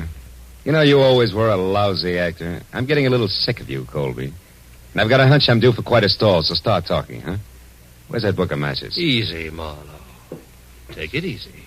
Here it is. Come on, let's see it. Of course. Here, take a good look. Oh! What a character. Up to your chin in trouble and you make waves. Lousy snoop. Oh! That does it. Tough guy. You're not leaving, Marlowe. You're staying right here. And just to make sure... No, you don't, Colby. Oh! You sucker. Should have loosened your corset. I waded through the chunks of glazed ceramics that Colby had smashed on my head and worked hard to hold back A wave of darkness that kept rising up under me until I made it to the kitchen, where I splashed a few quarts of cold water on my face. Then I went back. Colby was still holding down the hooked rug he landed on, and the book of matches that had started the argument was on the floor beside him. I picked it up and opened it. The number was there, inside, written in blue wax pencil. But I thought I'd made a mistake. Until I realized that maybe Sherry Sheldon had made the mistake. When that idea hit me, it brought another one along, and I remembered that Colby had received orders by phone to delay me. Oh, my. Then I knew I'd better hang onto my head and move, but fast. I rolled him over and found the keys to his car. And was halfway out the door when he came to. Stop. Come back. You can't leave here. It's my exit, not yours, ham-bone. Good night.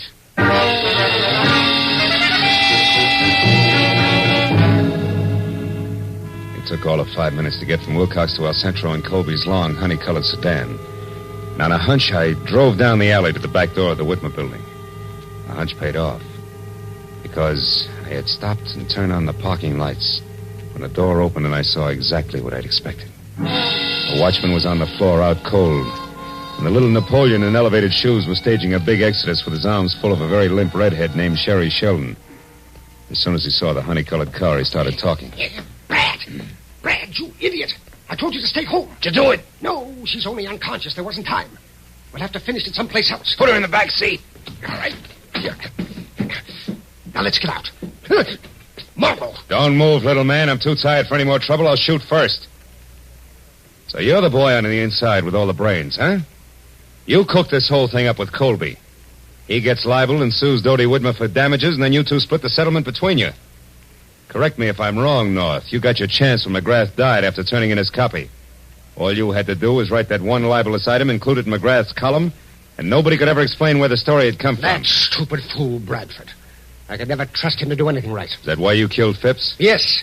And if Brad Colby had held on to you for another 5 minutes, I would have had time to get out of here. Yes, and so would I. Sherry, are you all right? No, not yet. Hey! No. Oh. Where he and Brad are going, Marlowe, I'd never get another chance to even the score. Oh, baby. You handle a spiked heel like Babe Ruth handled a bat. He's out. Yeah, but Phil, you should see what he hit me with. Oh, brother. Come on, beautiful. It's time to turn out the lights, get in touch with Dodie, and call the law. Let's go.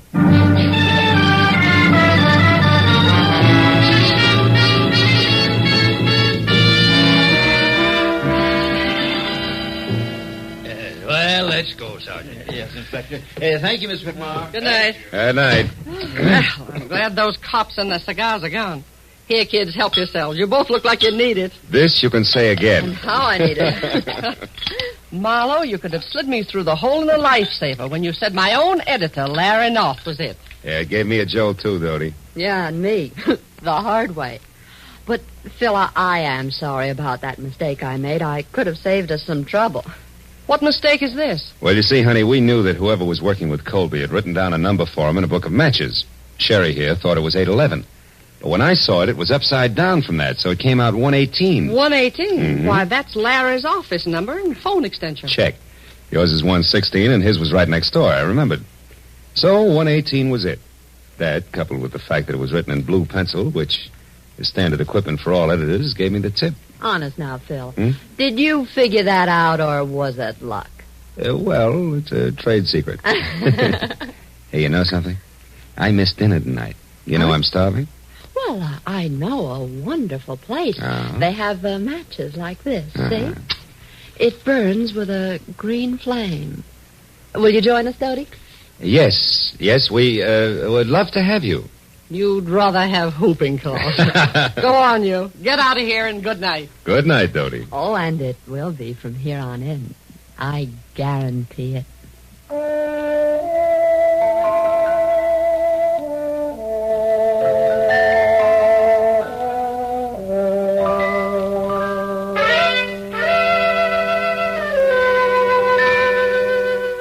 wonderful supper was waiting for us at the Green Flame restaurant. It was all arranged by a call from Dodie. And it waited until it got cold because we didn't show up to eat it. There was something about the moonlight glinting on the ocean and a certain stillness in the morning air that made food seem somehow unimportant. So, when I finally dropped Sherry off at her place on Cherimoya, went home to my apartment on Franklin, it was either very late or very early, depending on the viewpoint. There was just one lonely sardine and a cold baked potato in the refrigerator. So I ate it. Then I sat down on my bed to light my last cigarette. But I wasn't disappointed when the match flared into an ordinary yellow flame.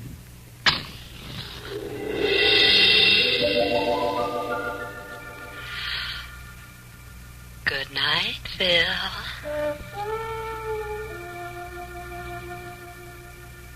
Happy Marlowe.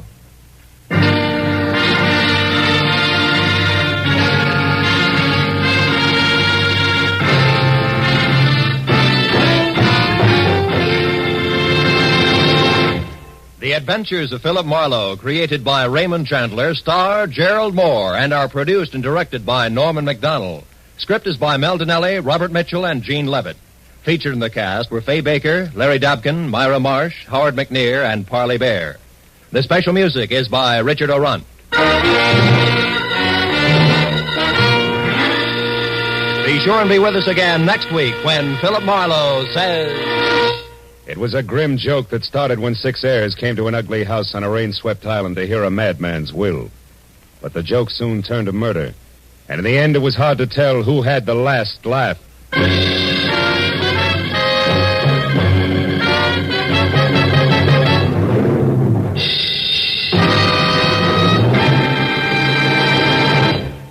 Tomorrow night, Helen Hayes stars in the famous comedy The Farmer Takes a Wife on CBS's Electric Theater.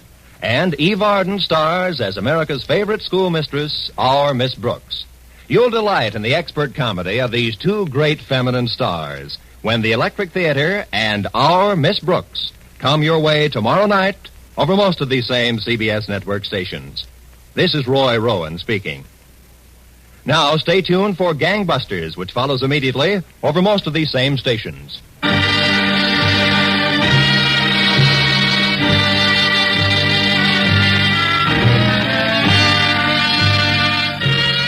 This is CBS, the Columbia Broadcasting System.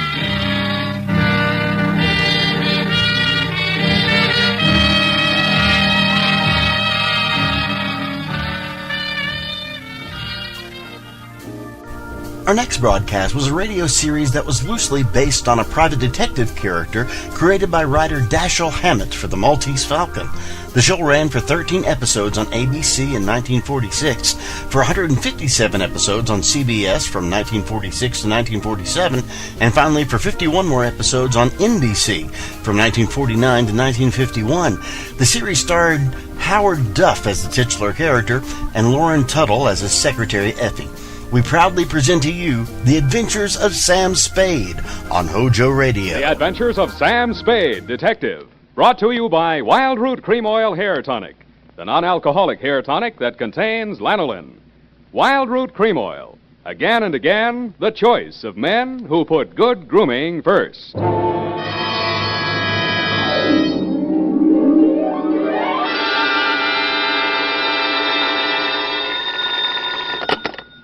Detective Agency. That is the correct answer. You have just won $104 million, 6 deep freeze units, a stable of polo ponies with matching saddle soap, a terry cloth robe with chocolate bars pre-melted into the pockets, and a full-size, real, honest-to-goodness dreadnought, such as is used by Uncle Sam's Navy. Oh, I'm sorry you'll have to call back.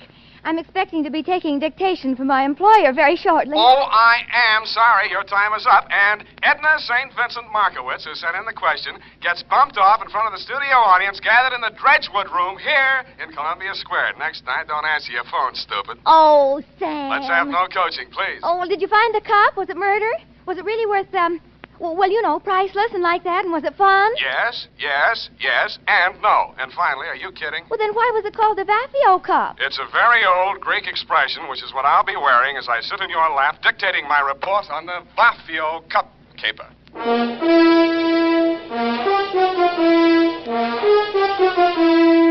Dashiell Hammett, America's leading detective fiction writer and creator of Sam Spade, the hard-boiled private eye, and William Spear, radio's outstanding producer-director of mystery and crime drama, Join their talents to make your hair stand on end with the adventures of Sam Spade. Presented by the makers of Wild Root Cream Oil for the hair. Remember the Romeo of yesteryear? Hair parted in the middle, all plastered down? Man, what a difference today. Today, all a guy has to do to impress a gal is use Wild Root Cream Oil Hair Tonic. Wild Root Cream Oil grooms the hair neatly and naturally, relieves dryness, and removes loose dandruff. If you're still using old-fashioned hair tonics or none at all, then for her sake, spruce up today with Wild Root Cream Oil Hair Tonic. In bottles or the handy new tube, it's again and again the choice of men who put good grooming first. And now, with Howard Duff starring as Spade, Wild Root brings to the air the greatest private detective of them all in the adventures of Sam Spade.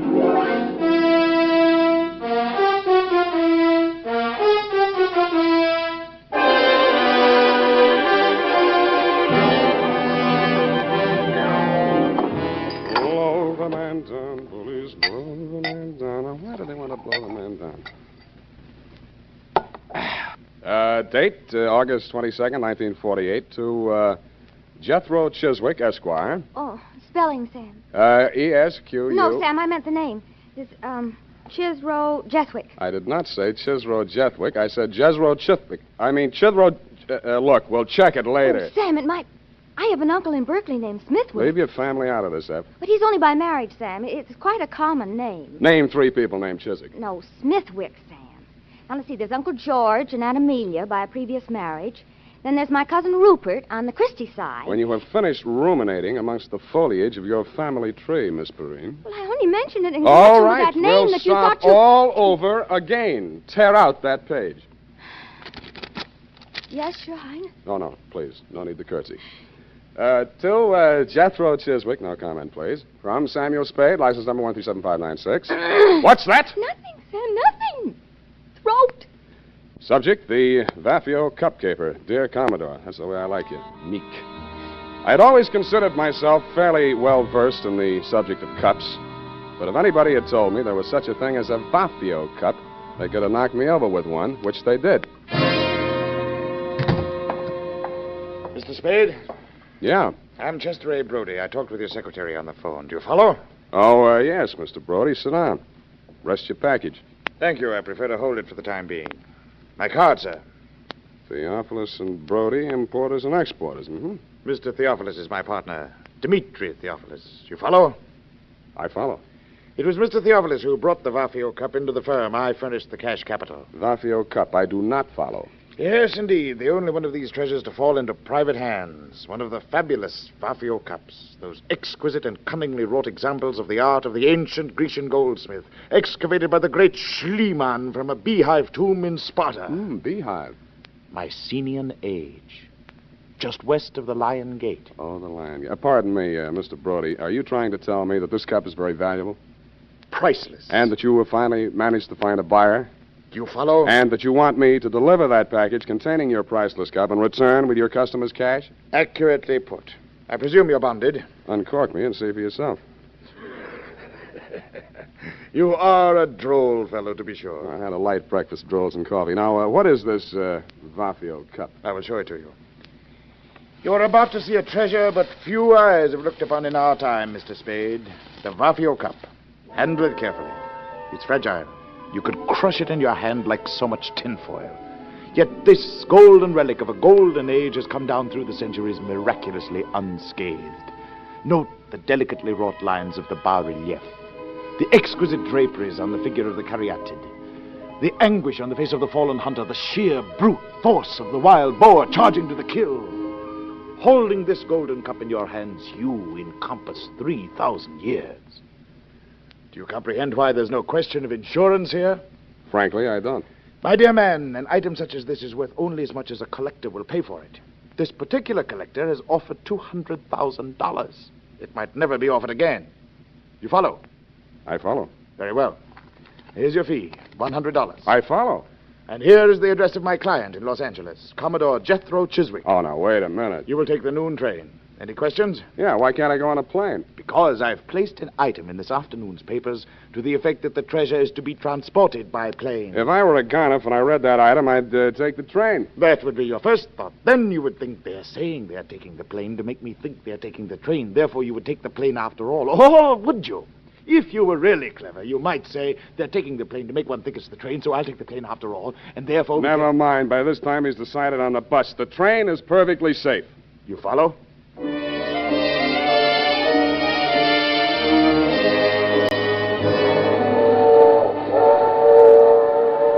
The package was light in the drawing room, and the train was comfortable.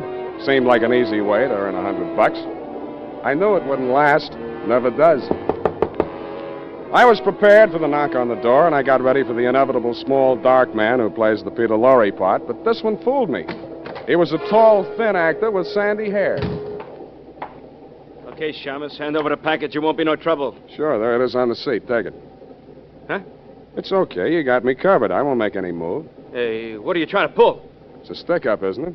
Hey, maybe I got the wrong compartment. No, that's it. The cup's in there. Unwrap it and see for yourself. Oh, no, you don't. I ain't picking up no booby traps. Oh, you're yellow, huh? I know that one, too. Don't cut no ice for me. Suit yourself. Game of gin? Hey, you're nuts. I'm getting out of here. Hey, wait a minute, pal. I'll buy you a drink. I don't drink. Lunch? In a goop. Yes, indeed, Mr. Spade. I agree. Clarence is a very comical fellow. So are you. I took the liberty of stepping into your forecastle whilst you had your bit of raillery in the after companionway with my mate, dear Clarence.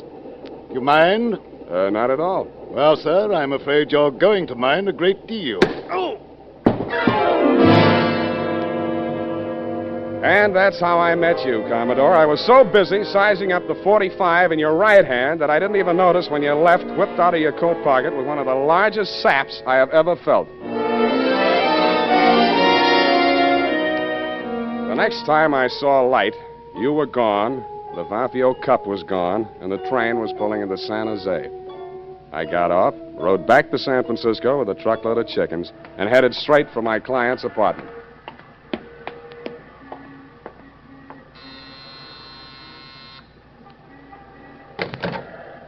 You got here quick. Yeah, Come in. thanks.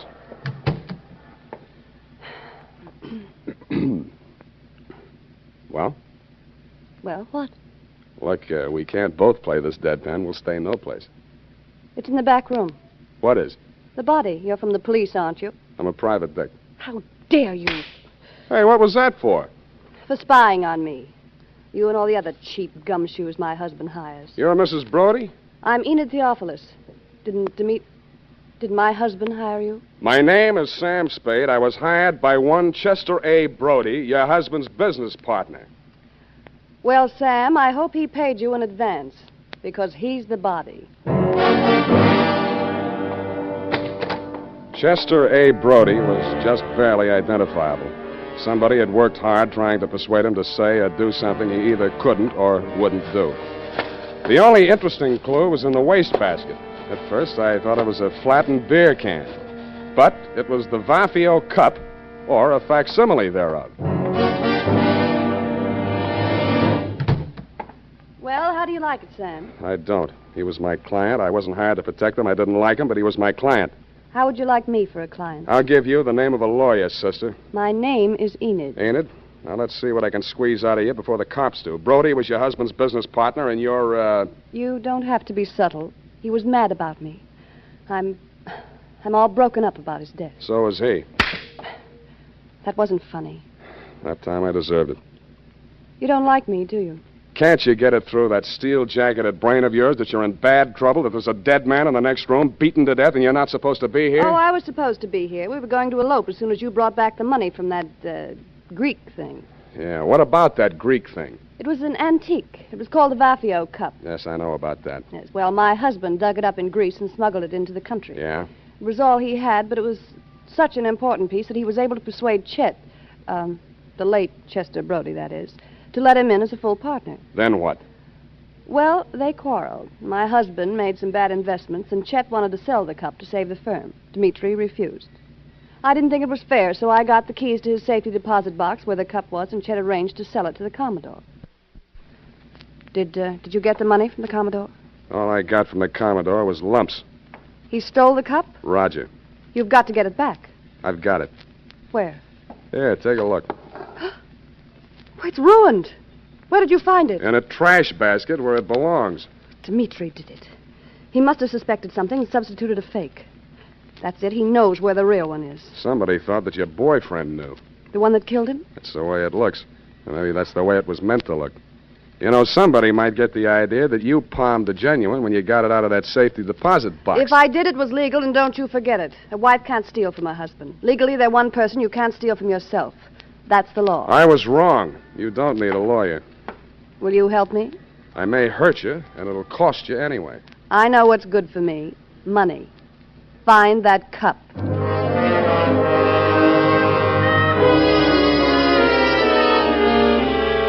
I know what's good for me, too, so I took her $100, advised her to go home, and made for my own humble lodging.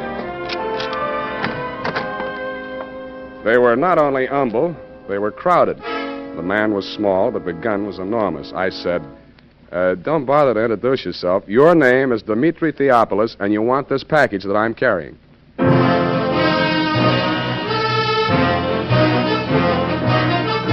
The makers of Wild Root Cream Oil are presenting the weekly Sunday adventure of Dashiell Hammett's famous private detective, Sam Spade.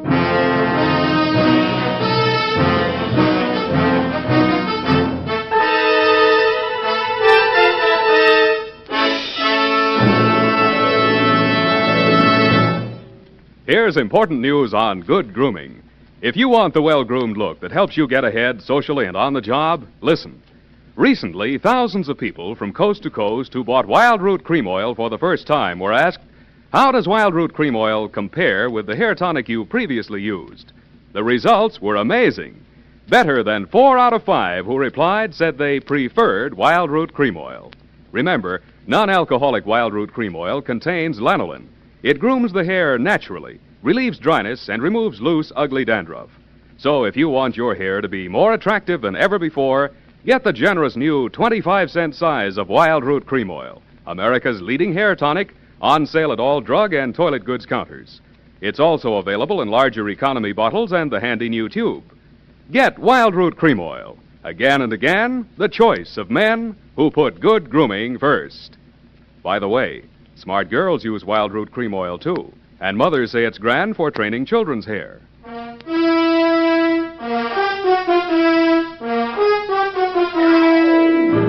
And now, back to the Vafio Cup Caper. Tonight's adventure with Sam Spade.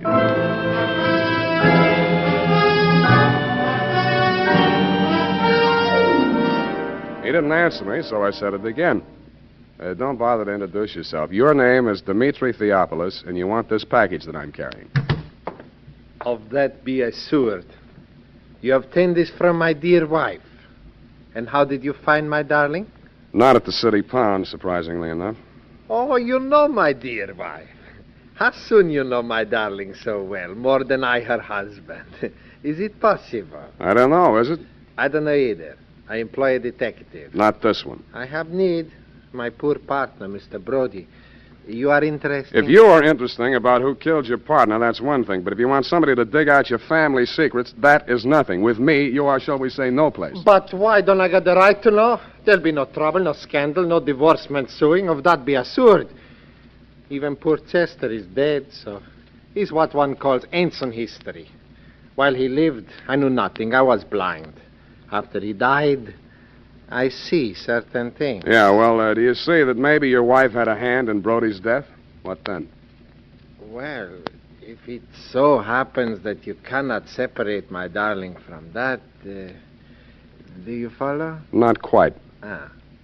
I'm not an old man, Well, I wouldn't but say my that. dear wife is but 22 and a truly lovely person. Yeah, she's all right. Would it not be the part of husbandly wisdom to have, shall I say, a hold over her?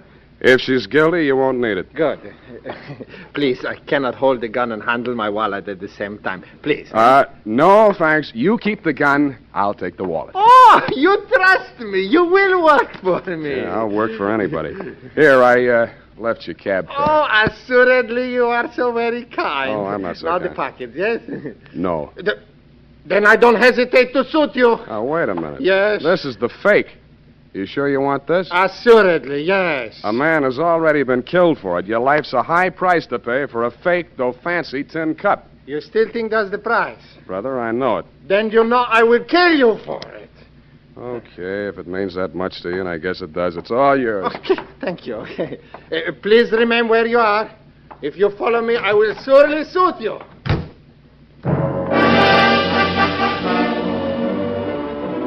From my front window, I watched them come out downstairs and start across the street. Then it happened.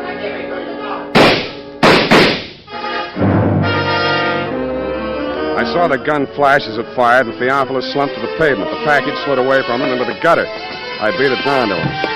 He'd taken all 3 pellets in the midsection from close range. His pulse fluttered once or twice and then stopped. When I went to look for the package, it wasn't there. I called homicide and waited until they took him away. When I told Lieutenant Dundee what I had in mind, he congratulated me on my brilliant scheme and told me to go ahead with it. That was his mistake. I even talked him out of assigning any of his harness men to watch my building for the next couple of hours. That was my mistake. I went upstairs, opened the bottle, and waited for your knock on my door, Commodore. Well, sir, a man would almost think you expected us. Keep a weather eye on him, Clarence. Don't let him get lured. Aye, sir. Welcome aboard. No time for scuttlebutt, Mr. Spade. We are bound for Bullylong Bali on the lookout for Maru, sailing at dawn. I want that cup. The true, the genuine, the Vafio cup. No more deceptions, no more trickery.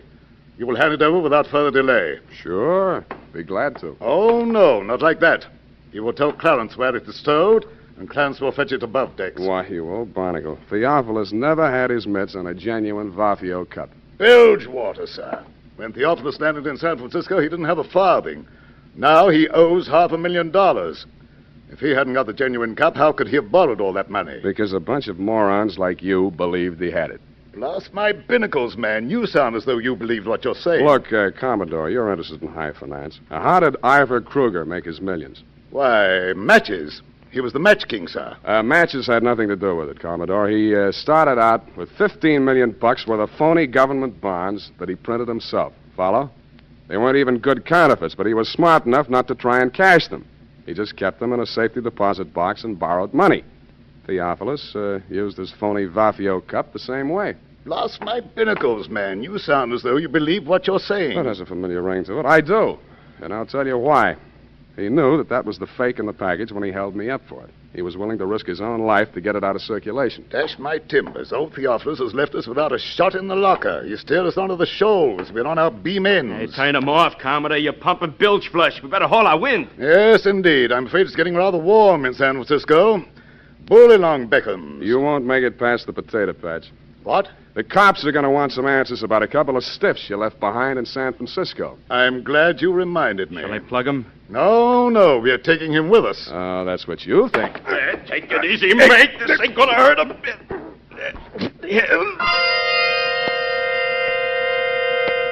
A reek of chloroform filled the room, and a fist pounded into my belly. It knocked my wind out, and at the same time, my nose collided with something wet and cold. I swung out, but didn't connect. Before I could swing again, the room blurred, and a ceiling light floated down to meet me. Then the lights went out altogether.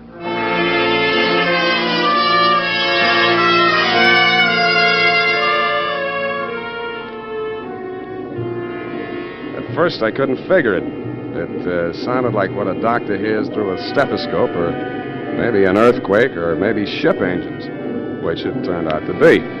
When the lights came on again, I was lying on a bunk in a stateroom. I staggered across to the wash basin and splashed water in my face. Hello, you. Enid, as I hardly live and breathe. It could get worse. Yeah, where are we? Oh, not very far out. Not past the Farallon. Good. I'm a stowaway, and I'll put me off with the pilot. Oh, no, you're not. Your passage is paid. Mine? It is, huh? It is. Do you know who you are? Who am I? Chester Brody. Then I'm dead. They'll bury me at sea. Roger. Who are you? I'm your widow.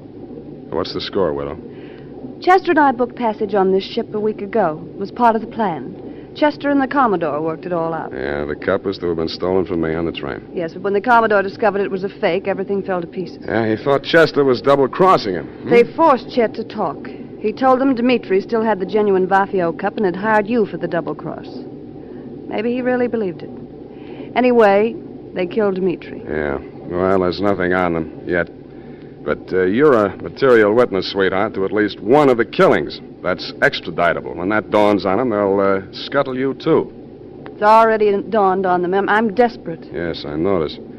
For you, you're practically hysterical. We have to face facts. Yeah, well, give me a couple to face right now. Where are the Commodore and Clarence? Up on the bridge. Good. All you have to do is walk straight up to the captain. He'll put him under arrest. Well, that might be a good idea, darling. Only what? Only the Commodore is the captain. That torrid. Your salty talk had fooled me, Commodore. I never dreamed that you were really an old sea dog, and I do mean dog. But two can play at that game. From my own intimate knowledge of sea story magazines, I realized that all hands would be turned to on the cargo gear, and the crew quarters would be, therefore, empty. In more time than it takes to tell, Enid and I had fitted ourselves out in dungarees, jumpers, and watch caps, and turned to with them. Anybody coming with gear out on the hill? You to hell, no! You there, stop walking up the bus behind there! You two, look alive. Stow that preventer. Oh, me? You may recall, Commodore, you may recall me as the man who ran for a fire extinguisher when the bosun yelled, stow the preventer. But experience is the best teacher, and by the time we hove to put the pilot over the side, things were in such a state of confusion that you had retreated to your cabin with a quadruple ration of grog. Seizing that moment, I threw Enid over the side, yelled, man overboard! And jumped in after her.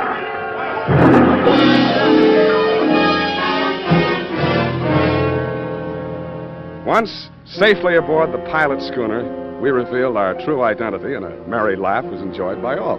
It dropped us at the foot of Market, and we waved warm farewells to our erstwhile rescuers, then to the snug haven of my office in a friendly cup, if you'll pardon the expression, in the grateful warmth of a gas radiator. Unhealthy. Who, me? Gas fumes. Why don't you move into a building with steam heat? I like this building. Yeah, I've been here for a long time. You don't make much money, do you? You don't have to rub it in. It's a living. You happy? Sure I am, I guess. Well, I guess it's all right then. You know, sweetheart, there's something missing in you. Oh? What? Oh, I don't know. Well, then how do you know? Forget it. Well, I guess I'll go. Do you mind if I don't see you to the door? Why should I? What? Hey, you are human. Yeah, they're wet. Go ahead, sweetheart. Cry all you want to. It's been tough. You shouldn't have kept it bottled up this long. No, it's not what you think. Well, what is it? It's you.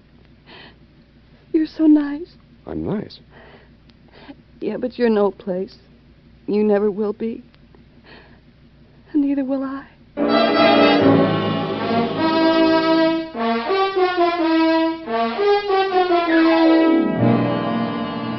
And that, Commodore, is the cargo. It was nice seeing you again down at the hall. They tell me you and Clarence are both trying to turn state's evidence. But according to the late bulletins, Clarence was leading by a neck in the stretch. Get it? The DA was afraid the jury might not understand your salty talk. Period. End of sea chanty. Oh, Sam. Yes, what? Oh, Sam. Well, I just can't. Well, why can't you? Are you feeling okay, F? Oh, Sam. You betrayed your trust. Effie, speak to me. What is it? I betrayed my trust. What? Those criminals were on that boat. Yes? And you jumped overboard. You feel that I was recalcitrant? Is that it? That my actions were not true blue, clear cut? Is that it? Oh, I'll just go type this up, and I'm sure you can explain. I hope you can. I hope. Sour racket.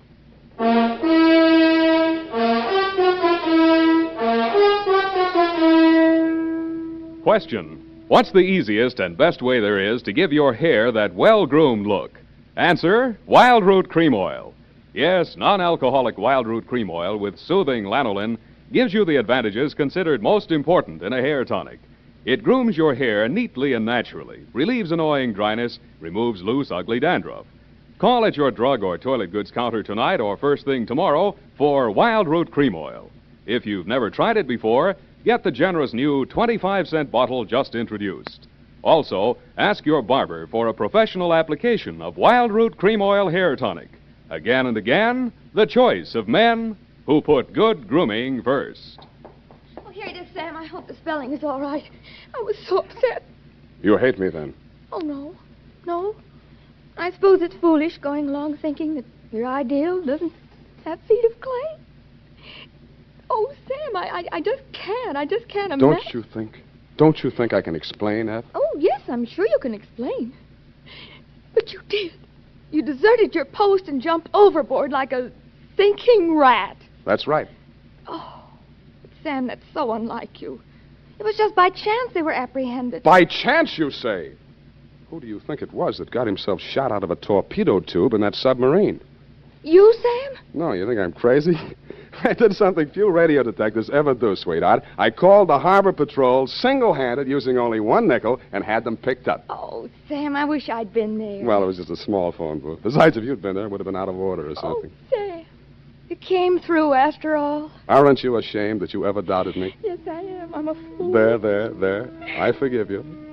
Good night, Sam. Good night, sweetheart.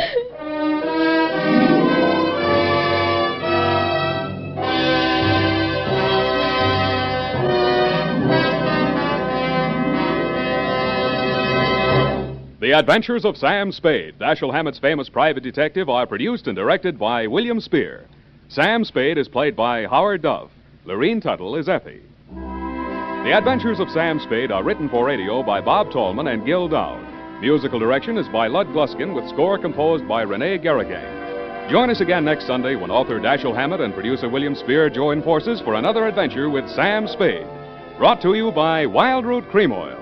Again and again, the choice of men who put good grooming first. This is Dick Joy reminding you to Get Wild Root Cream Oil, Charlie. It keeps your hair in trim. You say it's non-alcoholic, Charlie. It's made with soothing lanolin. You better get Wild Root Cream Oil, Charlie. Start using it today. You'll find that you will have a tough time, Charlie. Keeping all the gals away. Hiya, Baldy. Get Wild Root right away. Thanks for listening to HOJO Radio. We have more classic radio coming your way next. The Adventures of Sam Spade, Detective. Brought to you by Wild Root Cream Oil Hair Tonic, the non-alcoholic hair tonic that contains lanolin. Wild Root Cream Oil. Again and again, the choice of men who put good grooming first.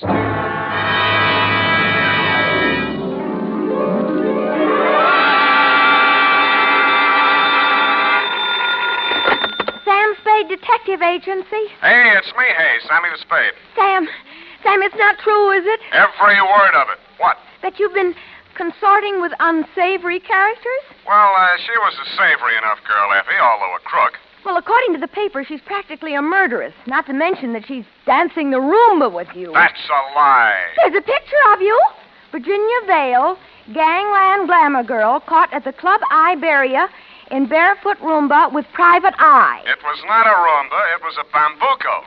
Oh, Sam, not over the phone. Boom, I can't stop it. Boom, boom, boom, boom. Stay where you are. Boom, boom, boom, boom. I'll be right down to dictate my report on the lawless capers. Boom, boom,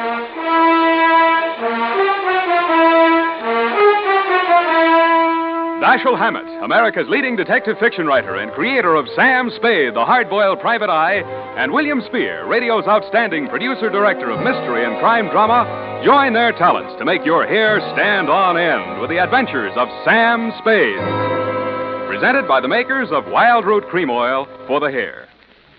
Say, have you gotten acquainted with Wild Root Cream Oil yet? Tell you what, mister, if you haven't, even if you don't use any hair tonic at all, Why not ask at your drug or toilet goods counter tonight or tomorrow for the brand new 25-cent Get Acquainted bottle of Wild Root Cream Oil. You like the way Wild Root Cream Oil grooms your hair neatly and naturally, relieves dryness, and removes loose dandruff. You never dreamed one hair tonic could do so much. So give it a try. Get the generous new 25-cent bottle of Wild Root Cream Oil. Again and again, the choice of men who put good grooming first. And now, with Howard Duff starring as Spade, Wild Root brings to the air the greatest private detective of them all in the adventures of Sam Spade.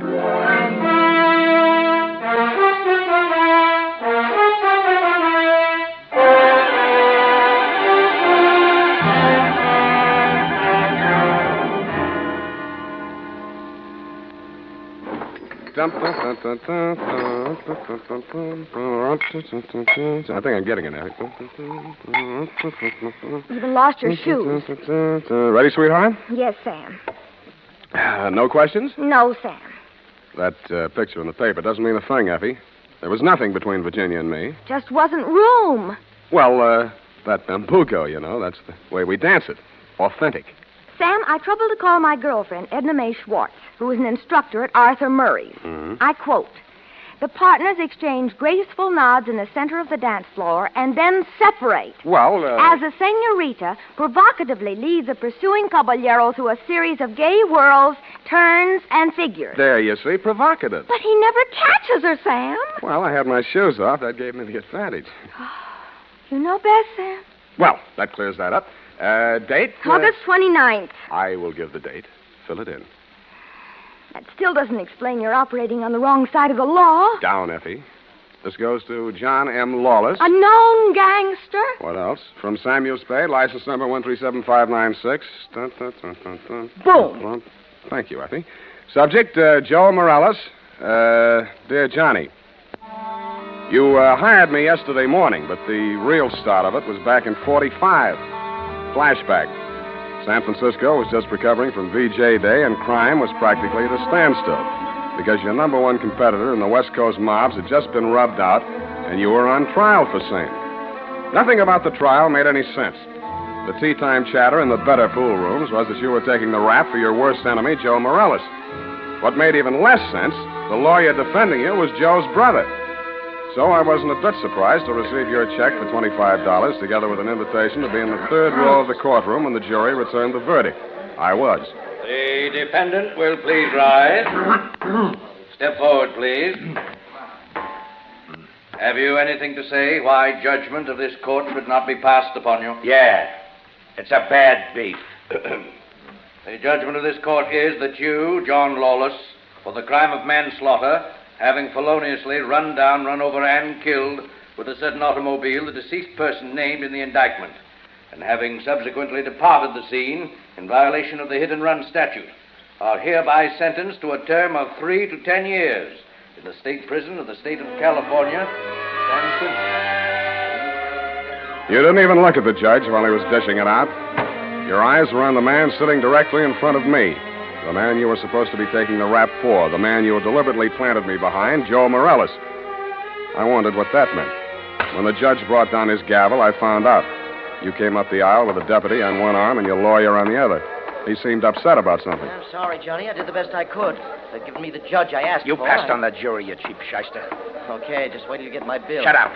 Wait a minute, Sheriff. I want to speak to a friend. Okay, Johnny, hurry up. We got a train to catch. Hey, you, Joe. Yeah, Johnny? I got just this to say to you. I'm going up, but I'm not staying, see? If I'm not paroled out in 3, I'll break out. Either way, I'll get you, even if it means a murder rap. Oh, now listen, Johnny. You heard me, Spade?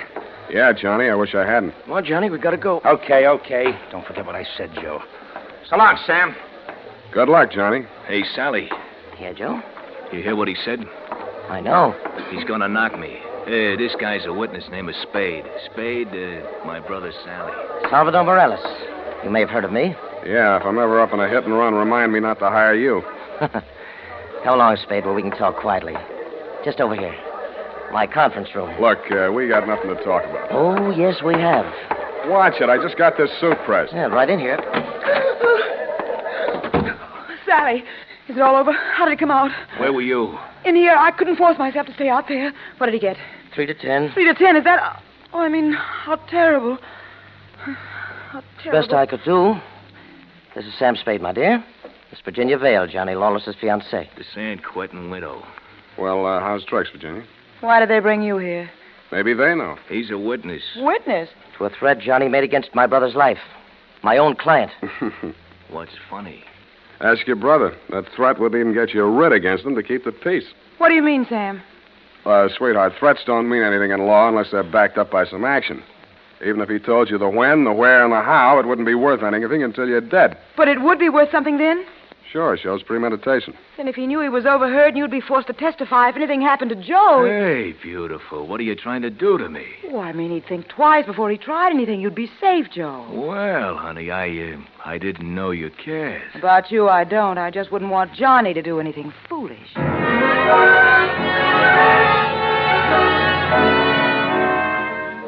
End of flashback. That was 3 years ago.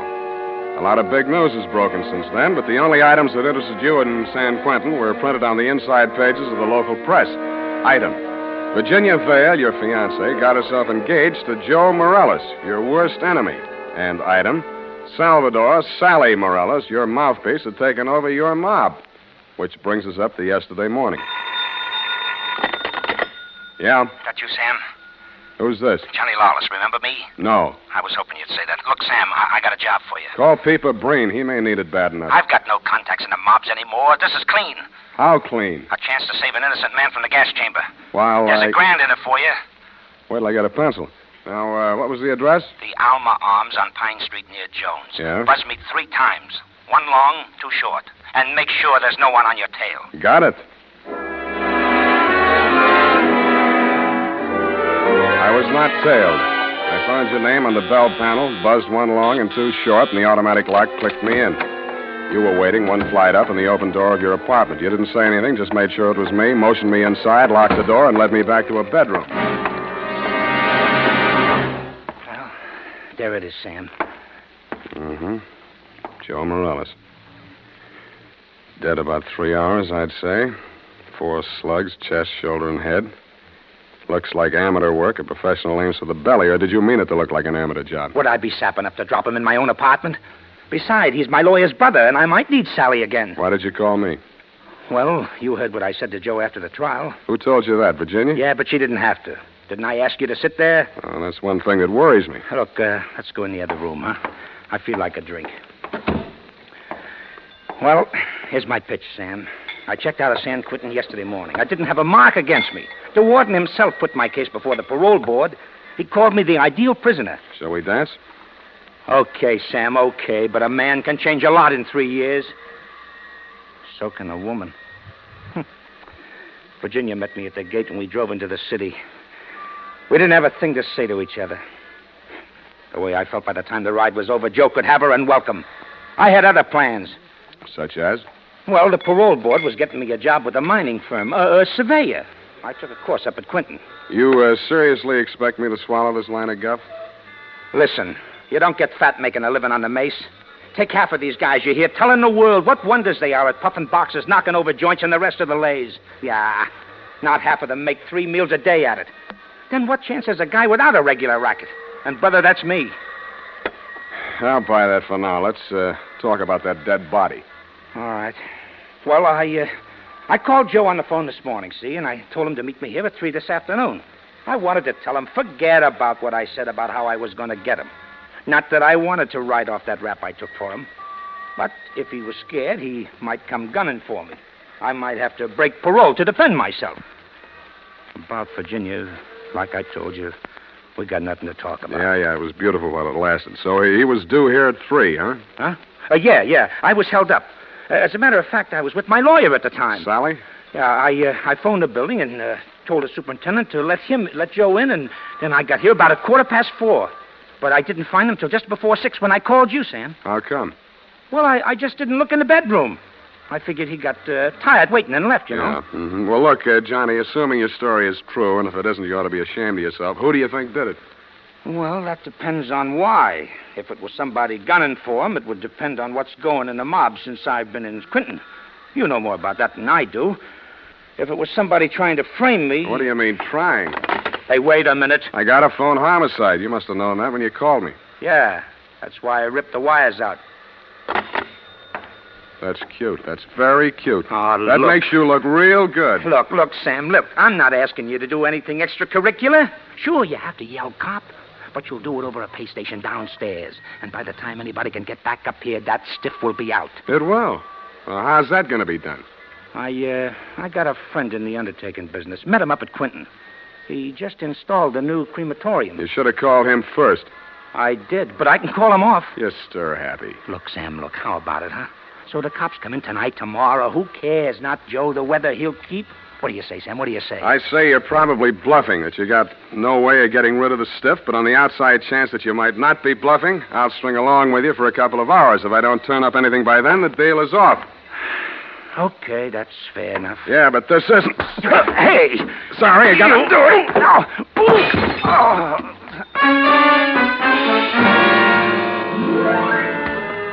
I hated to do it, Johnny. You were out of condition and you weren't expecting it. But I wanted you to look like a hospital case. After you went down and out, I transferred my fee from your wallet to mine, examined your wounds, and decided you were good for 2 hours at St. Agnes Hospital, where I know the head nurse. Incidentally, that reminds me. So without further delay, I toted you downstairs, threw you into a taxi, and delivered you to the ambulance entrance. That's when I remembered that I had forgotten one thing. I hadn't given you a chance to call off your alleged undertaker friend. I was sure that part of your story was bluff, but just to make sure, I rushed back to your apartment in less time than it takes the average undertaker to back his hearse out of the garage, I thought.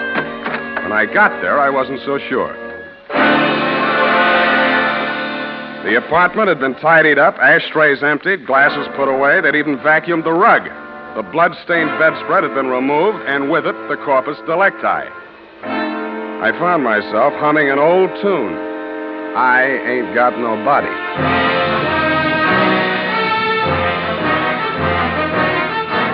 The makers of Wild Root Cream Oil are presenting the weekly Sunday adventure of Dashiell Hammett's famous private detective, Sam Spade.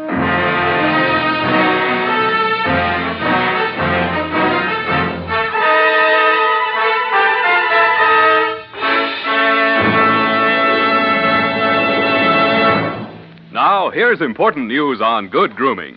If you want the well-groomed look that helps you get ahead, socially and on the job, listen. Recently, thousands of people from coast to coast who bought Wild Root Cream Oil for the first time were asked, how does Wild Root Cream Oil compare with the hair tonic you previously used? The results were amazing.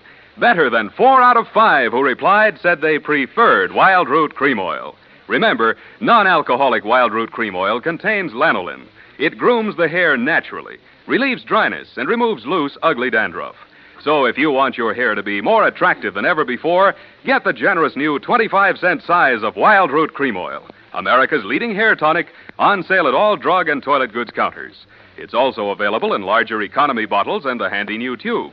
Get Wild Root Cream Oil. Again and again, the choice of men who put good grooming first. By the way, smart girls use Wild Root Cream Oil, too, and mothers say it's grand for training children's hair.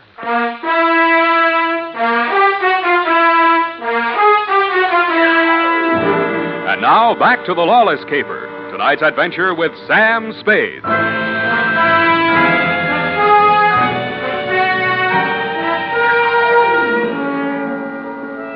In most murder cases, there are too many suspects, too many motives, and too many clues from the very beginning.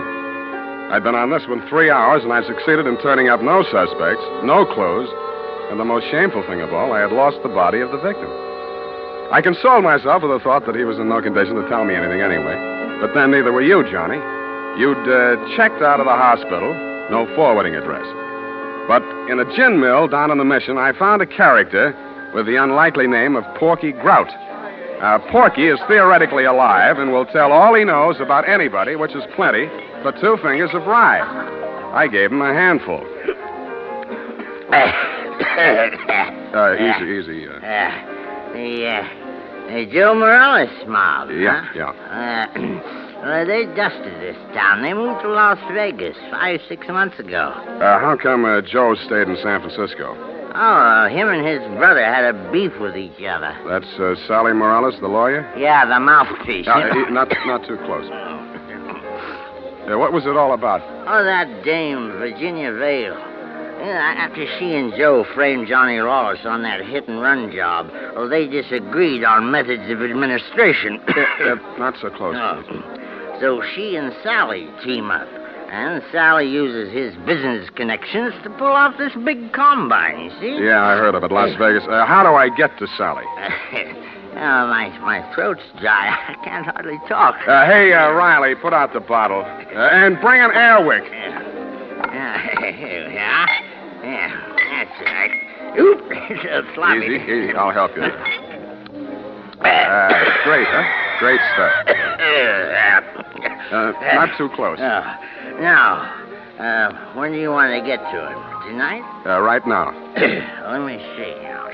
The dame don't dance to nothing but rumba music, and she don't drink nothing but imported French champagne. Yeah.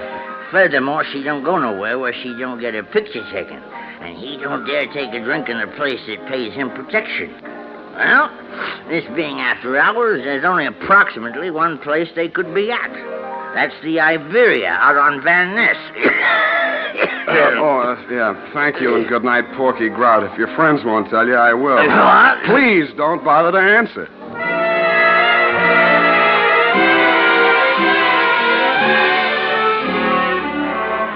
I didn't have any trouble picking out their table.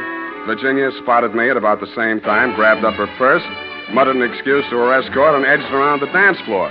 She caught me in the middle of a bambuco, a combination of a rumba, a samba, and guaracha, and whirled me lightly out onto the floor. I followed as best I could. Listen, you shouldn't have come here. How did I know our first dance would be a bambuco? Now, you danced divinely. Oh. But you must leave at once. Sally is insanely jealous, and he's in an especially bad mood tonight. Yeah, so am I. I know why you came. You one up on me. Johnny Lawless has been in touch with you, hasn't he? You talked to him since yesterday morning? No. He's bound to get in touch with you. I don't know what story he's told you, but don't believe a word of it. He only wants to get you out of the way so he can get back at Joe. Still thinks Joe framed him into San Quentin. Oh, you can stop worrying about Joe. Huh? Sam, what do you... He's dead, if that's news to you. I think you'd better talk to Sally after all. Come on. Well, I was just getting the hang of it.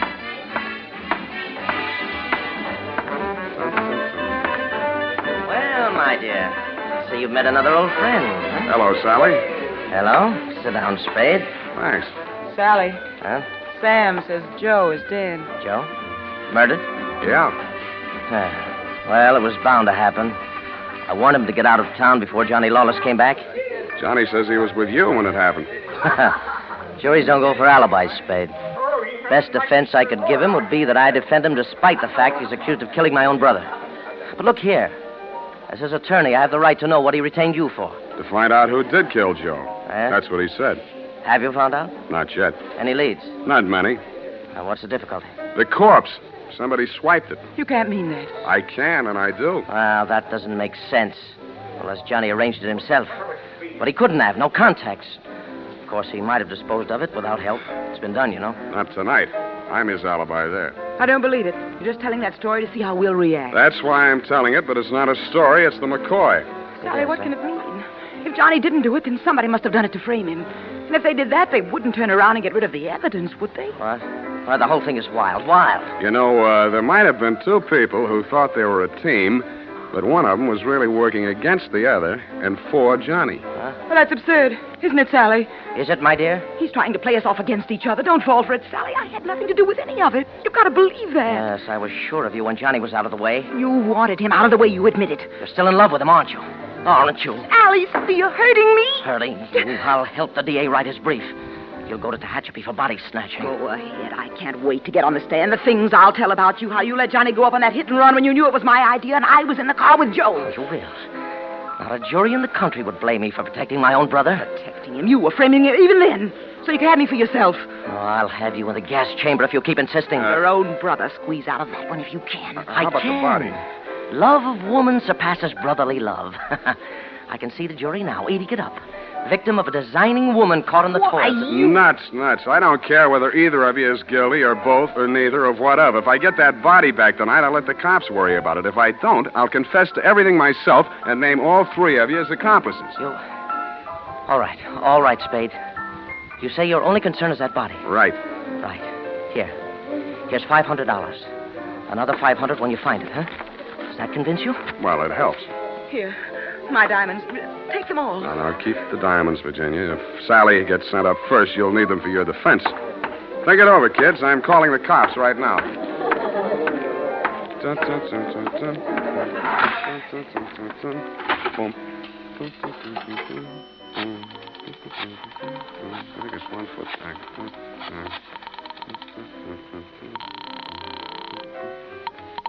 Overside, Lieutenant Garrett. Roy, Sam Spade. Where's Dundee? Oh, he's asleep. Sam, I've been trying to reach you. Yeah, but do you know why? Why, sure, about Johnny Lawless. Is there something we don't know, Sam?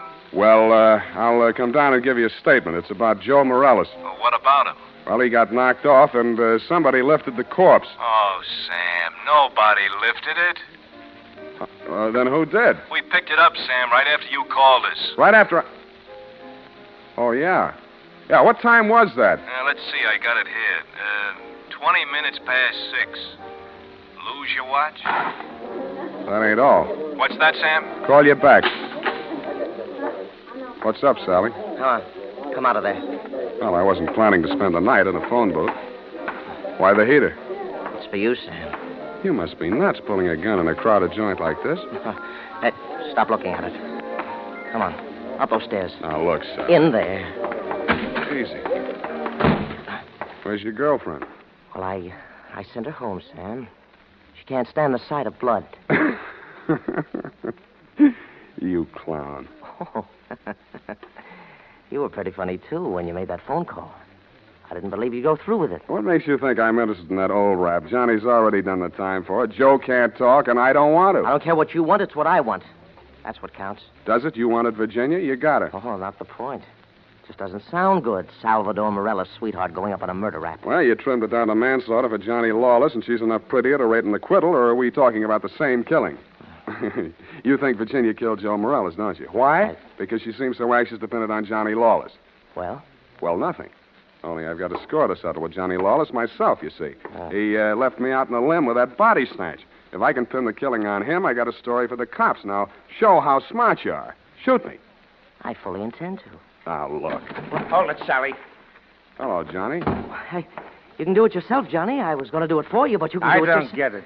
He's trying to pin that murder on you, Johnny. Like you pinned that old hit and run on me? It's not the same, Johnny. Joe's killing is worth life if you're lucky. I never had much luck. Let him have it, Johnny. What have you got to lose?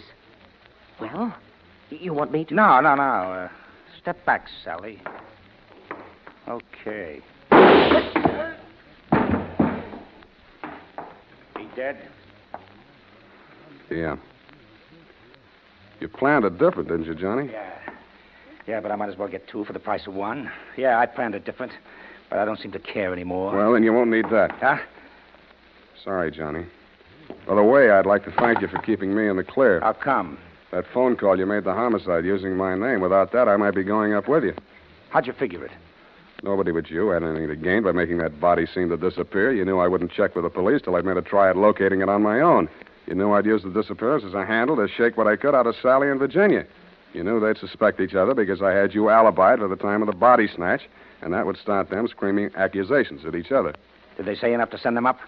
Yeah, I don't know how much will stick, but enough. They both admit Joe did that hit-and-run job I was sent up for? He and Virginia together. So she was with him. 3 years ago, I wouldn't have wanted to know that. Now it sounds good.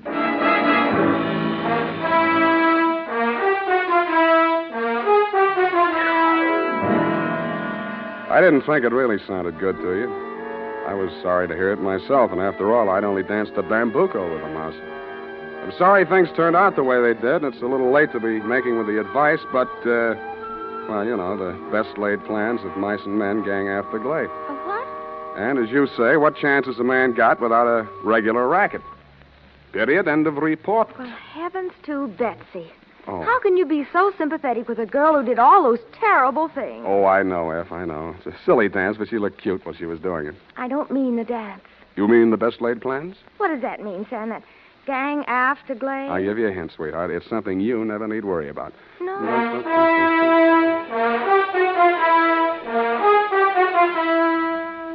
Here's why, men. Here's why Wild Root Cream Oil is again and again the choice of men who put good grooming first. Wild Root Cream Oil grooms the hair neatly and naturally without giving it that plastered down look. Wild Root Cream Oil relieves annoying dryness and removes that loose, ugly dandruff. So if you're not using it now, or if you're not using any hair tonic, get Wild Root Cream Oil at your drug or toilet goods counter in the new 25-cent Get Acquainted size bottle. Also, ask your barber for a professional application of Wild Root Cream Oil Hair Tonic. Again and again, the choice of men who put good grooming first. Well,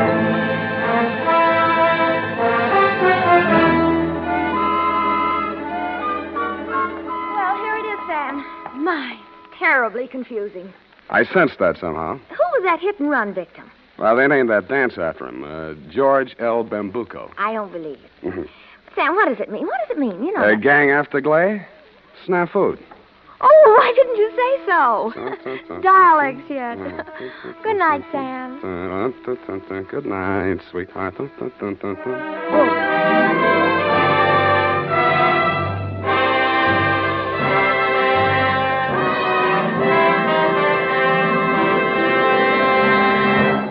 The Adventures of Sam Spade, Dashiell Hammett's famous private detective, are produced and directed by William Spear.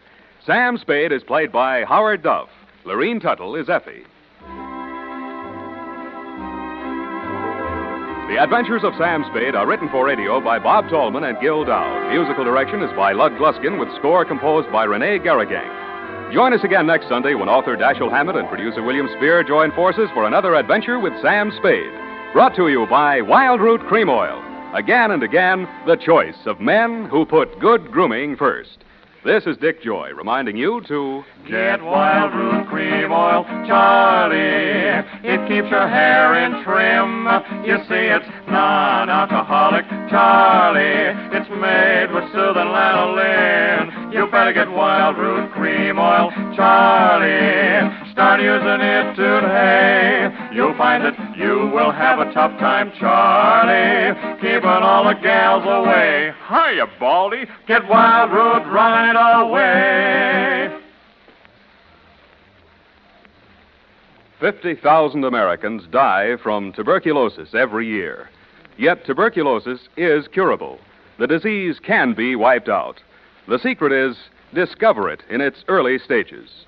Why not be sure you and your family don't have tuberculosis by getting a chest X-ray right away? Thank you for listening to HOJO Radio. We'll be back again very soon.